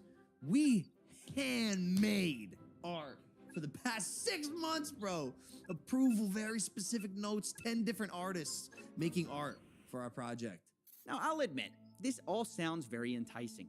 Handmade art, a fun game that can earn you money, and one of the biggest influencers in the world backing it. You might think, how can I lose? Which is why when people were told all you had to do to play was buy an egg, people spent millions. Just on the first launch between ETH and Zoo, people bought $2.5 million worth of eggs in the first day. And did I mention the game hadn't even been launched yet? All people were buying was the marketing and the promises. And it wasn't just the NFTs they bought either. The Zoo token also skyrocketed in value, reaching a $2 billion market cap pre-game launch, right? The trading volume was in the tens of millions of dollars per day, which kind of is like Fortnite not coming out, but people trading tens of millions of dollars in V-Bucks every day. That's what this was like.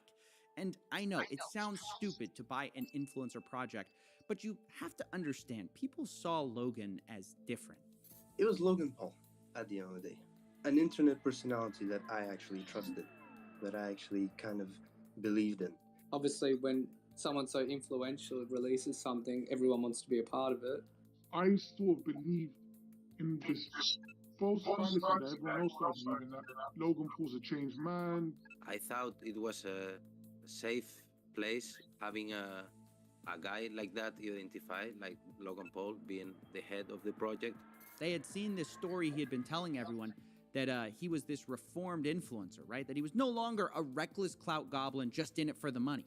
They thought this time it's different. Logan Paul couldn't possibly scam us, right? But as the game got closer to release, the CryptoZoo team started releasing the first ever photos of these animals. And come to find out, this handmade art story wasn't really true. It was actually Adobe stock photos mashed together. This was the sort of first red flag of this project.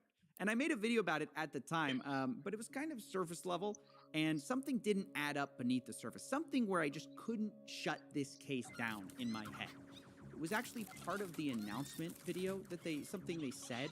See if you can spot it. We have a massive team behind it and are probably out of pocket like $1 million just because we believe it's going to work. On development. Yeah. That's the line that started this whole mystery. We spent $1 million on development. I couldn't get this out of my head. Is he lying? There's no way he expects people to believe he spent it on art. So wait, maybe he spent it on blockchain stuff, right? That's what I thought. But then I audited the smart contract, and it's not handmade at all. It's not even original. It's what's called a fork, a copy of, some other code that exists out there. One of them is called Floki Shib X, which launched before it. So where'd this $1 million go? I didn't understand. And Logan just kept repeating this claim. We've put hundreds of thousands of dollars in it. Personally, the whole team, $1 million plus. Now, at the time I'm looking into this, there's a teaser going around for Hatch Day, which is the day you can hatch your egg NFTs. And it kind of symbolized the true launch of crypto. So I thought, maybe this is it. Maybe this is where they spent all the money on their game. Even their community manager, Ben Roth, promised people, after Hatch Day, things will take a turn for the 180. So I put Ben Roth on the board too. I needed to know all the characters in CryptoZoo. And I waited. And finally, on November 3rd, 2021, Ben Roth turned out to be right. Things did take a turn on Hatch Day, only for the worse. Let's meet one of the victims, Helicopter Bob, to explain more. My name is Rob. Helicopter Bob lost just under $7,000 with CryptoZoo. And the first thing I asked Bob was about his animals. If he was making money with CryptoZoo, how much he made, and if the passive yield worked. Oh, it never did from the beginning. It wasn't even written into the contract where it showed that you were actually yielding Zoo, but there was nothing that was actually, backing that up. There was no way to claim your yield. There never was. Wait. Play that again. Did you hear that? There was no way to claim your yield. There never was. Hold on. The core mechanic of CryptoZoo, that you can make money with these stupid animals, didn't even work on launch day. And still, to this day, a year later, still does not work, is what the investors are saying. Which, this is just crazy. People spent millions of dollars on these eggs. But it even gets worse because I kept talking to people and I discovered something. Because remember I told you you could buy eggs with those zoo coins? Well, apparently they also made it so you could buy them with Ethereum.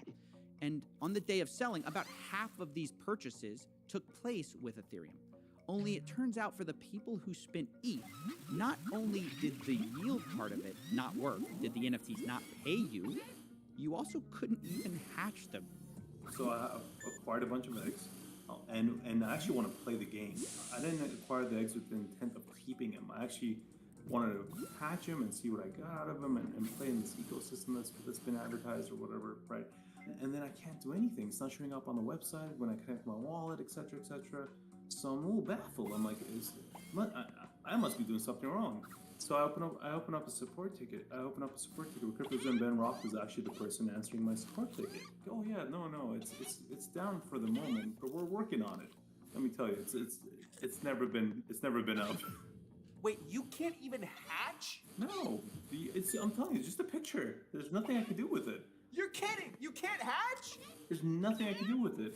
You can ask any of those community guys. It's basically worth nothing whatsoever.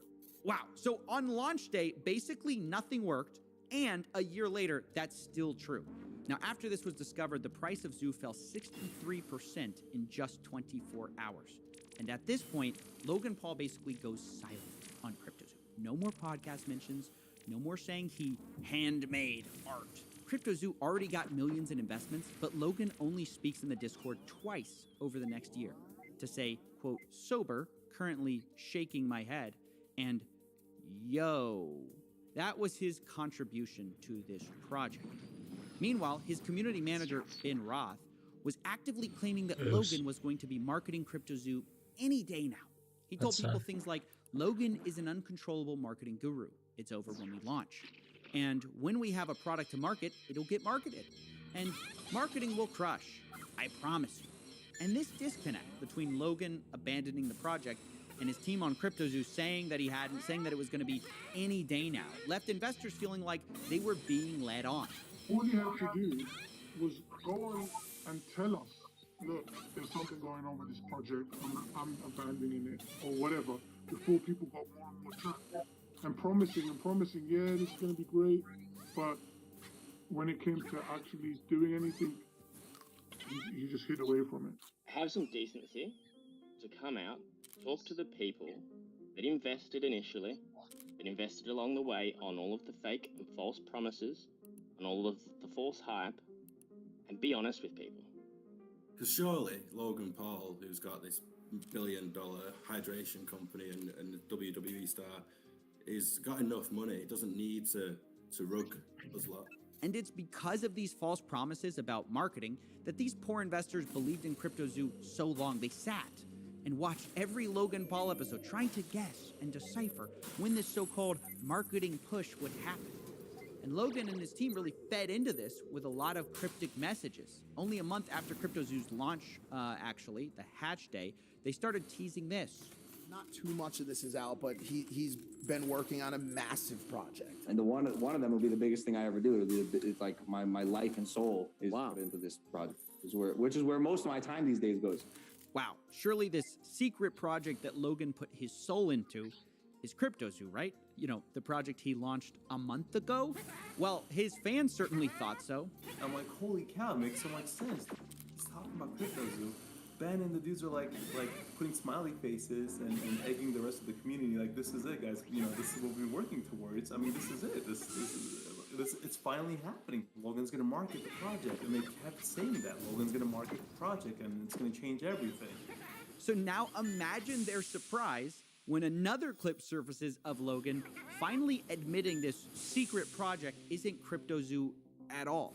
It's something else entirely. I'll tell you about this project when we get closer to launch. This project of mine is going to be... Is that the thing with the egg? Like this? No. Okay, This one's going to be, this will be crazy. Oh, man, can you imagine if you're one of these investors and Logan Paul's going pitching this new secret project and you're thinking it's CryptoZoo and someone's like, oh, is it that thing with the eggs? And he's like, no, definitely not. That was the last project. This is the real project that I'm working on. Thankfully, people didn't just let this slide because as he went around making the rounds on his new project called 99 Originals, people were like, hey, didn't you just abandon your last one? Unsurprisingly, it's not his fault. It's the bad actors who ruined the project. As I see people giving multiple explanations for why these haven't worked, and you know there's accusations out there. How does it make you feel when people are doing these takedown videos about your NFT projects previously?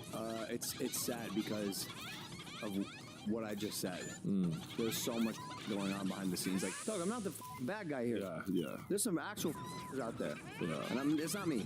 Like, I'm here to build. This is a space where a lot of people do see dollar signs. Like any burgeoning industry, if there's money to be made, there's going to be both good and bad people.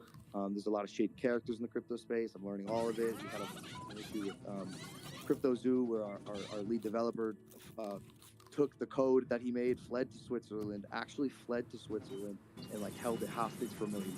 Like behind the scenes drama that took a stick and stuck it in the spokes of my wheels. Oh, well, that wasn't expected. There's a shady developer who held up Logan's code hostage in Switzerland. That's why this hasn't worked the whole time. He held it hostage for $1 million. Well, let's add that to the board. I mean, isn't the mystery solved? Now, obviously, the first thing I wanted to do was hunt down this developer, who we'll be calling Z here, and find out the truth of what happened. Why did he steal Logan's code for $1 million?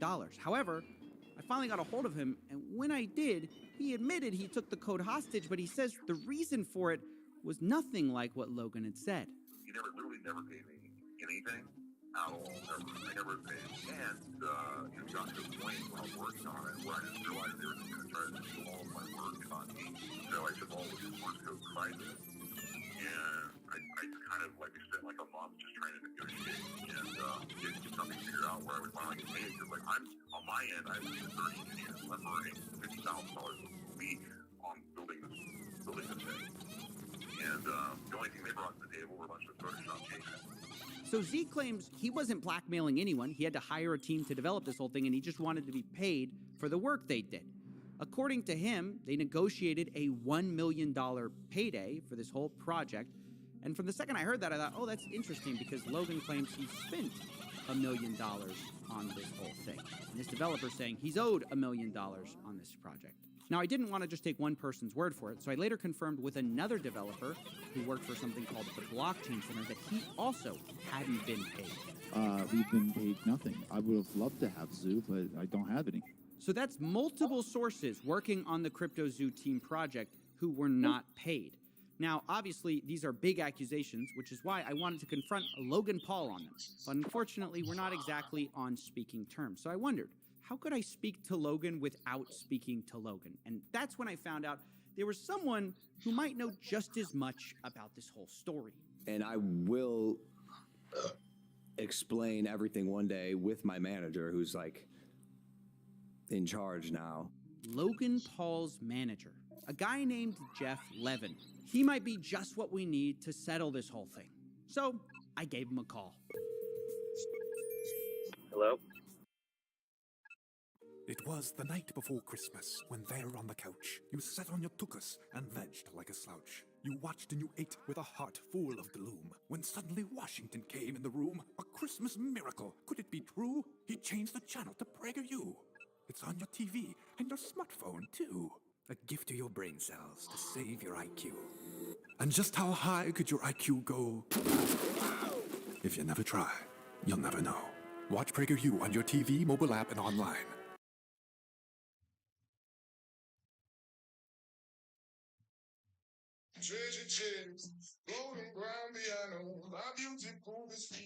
Hey, Jeff. Hey, sorry to bother you. This is Steven with CoffeeZilla. I'm calling because I've heard reports that CryptoZoo hasn't paid their development team, and I'm just reaching out for comment. before I do this story. I got your number from one of the development team, and they just wanted to. I just want to follow up on that. I have no comment for it.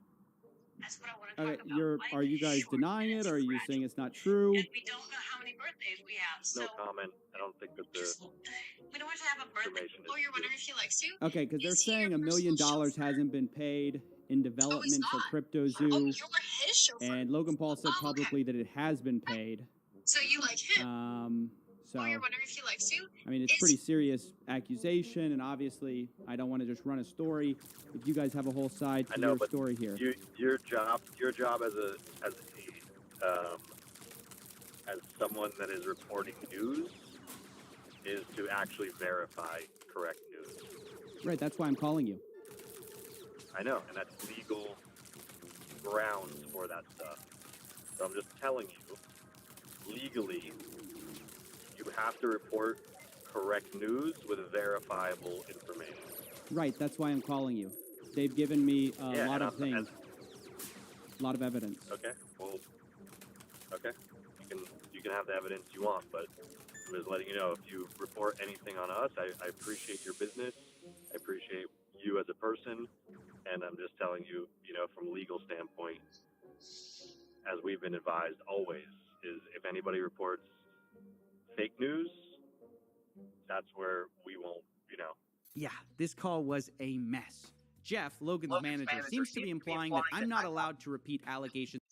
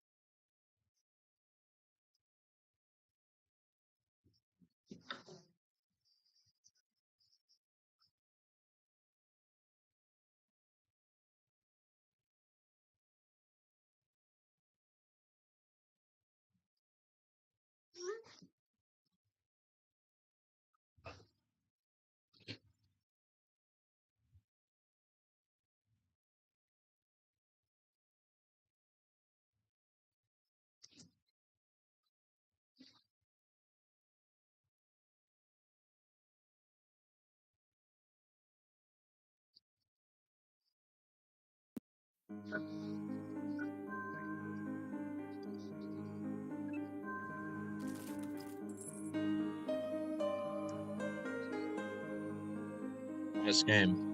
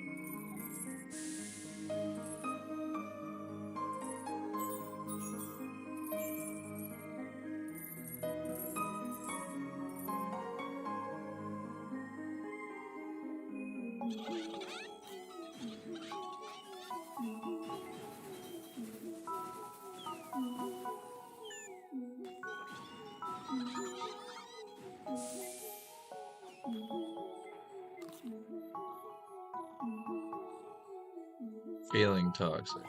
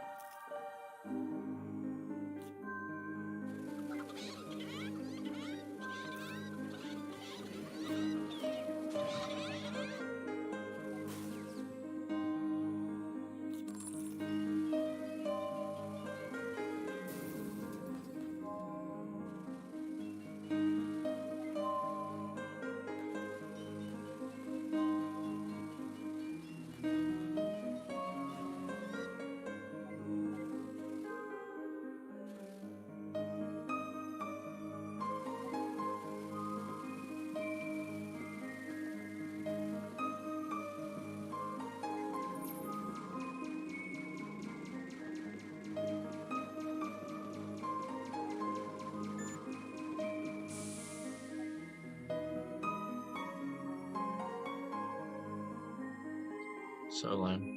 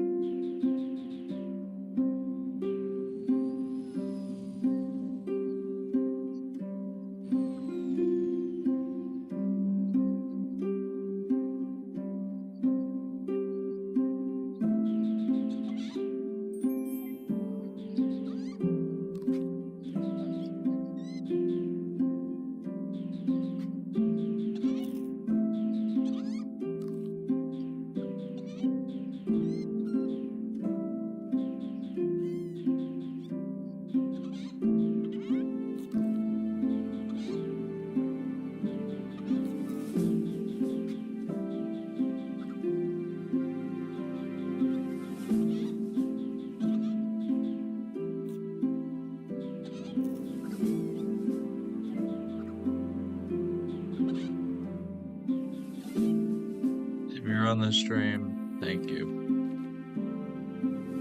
I love every single one of y'all. And I hope I'm out of this little funk I'm in, and y'all can get to know a little bit more of the roommate, if he's still in there.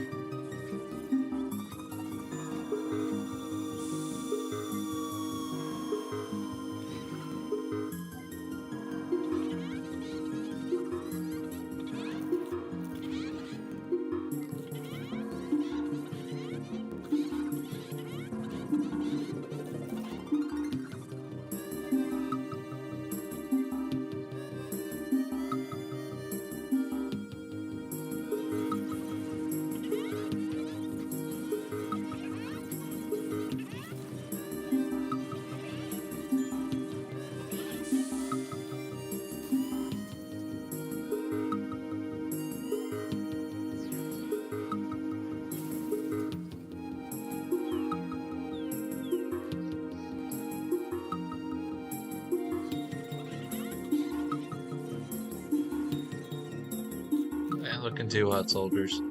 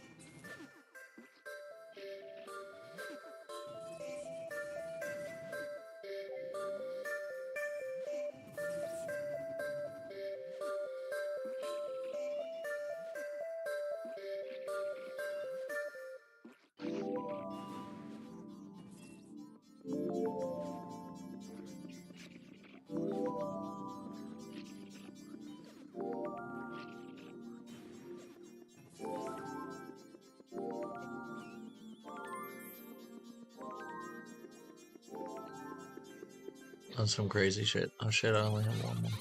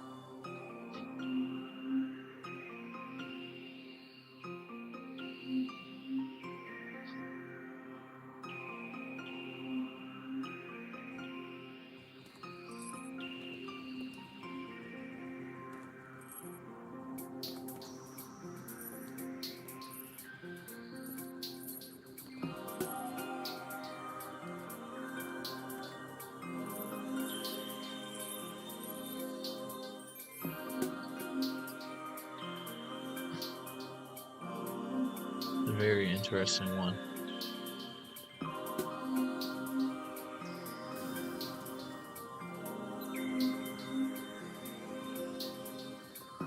We're going for big loots though. And maximum vibes.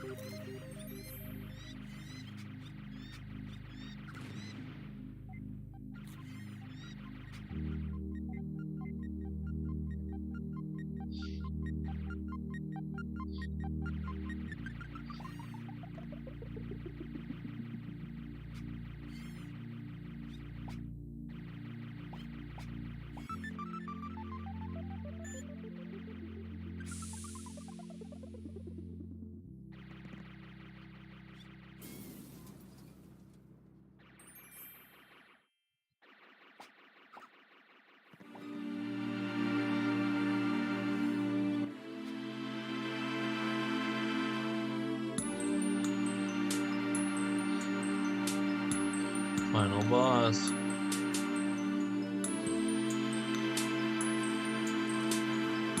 I have dog shit weapons.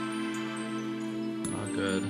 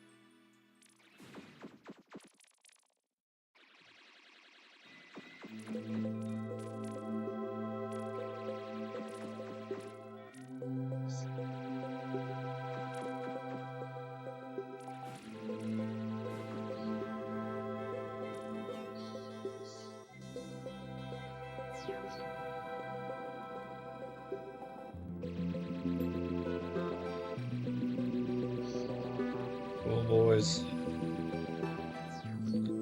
my mission is complete.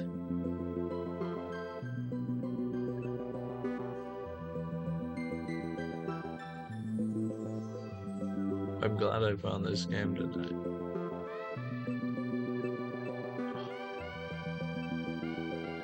We'll definitely see around.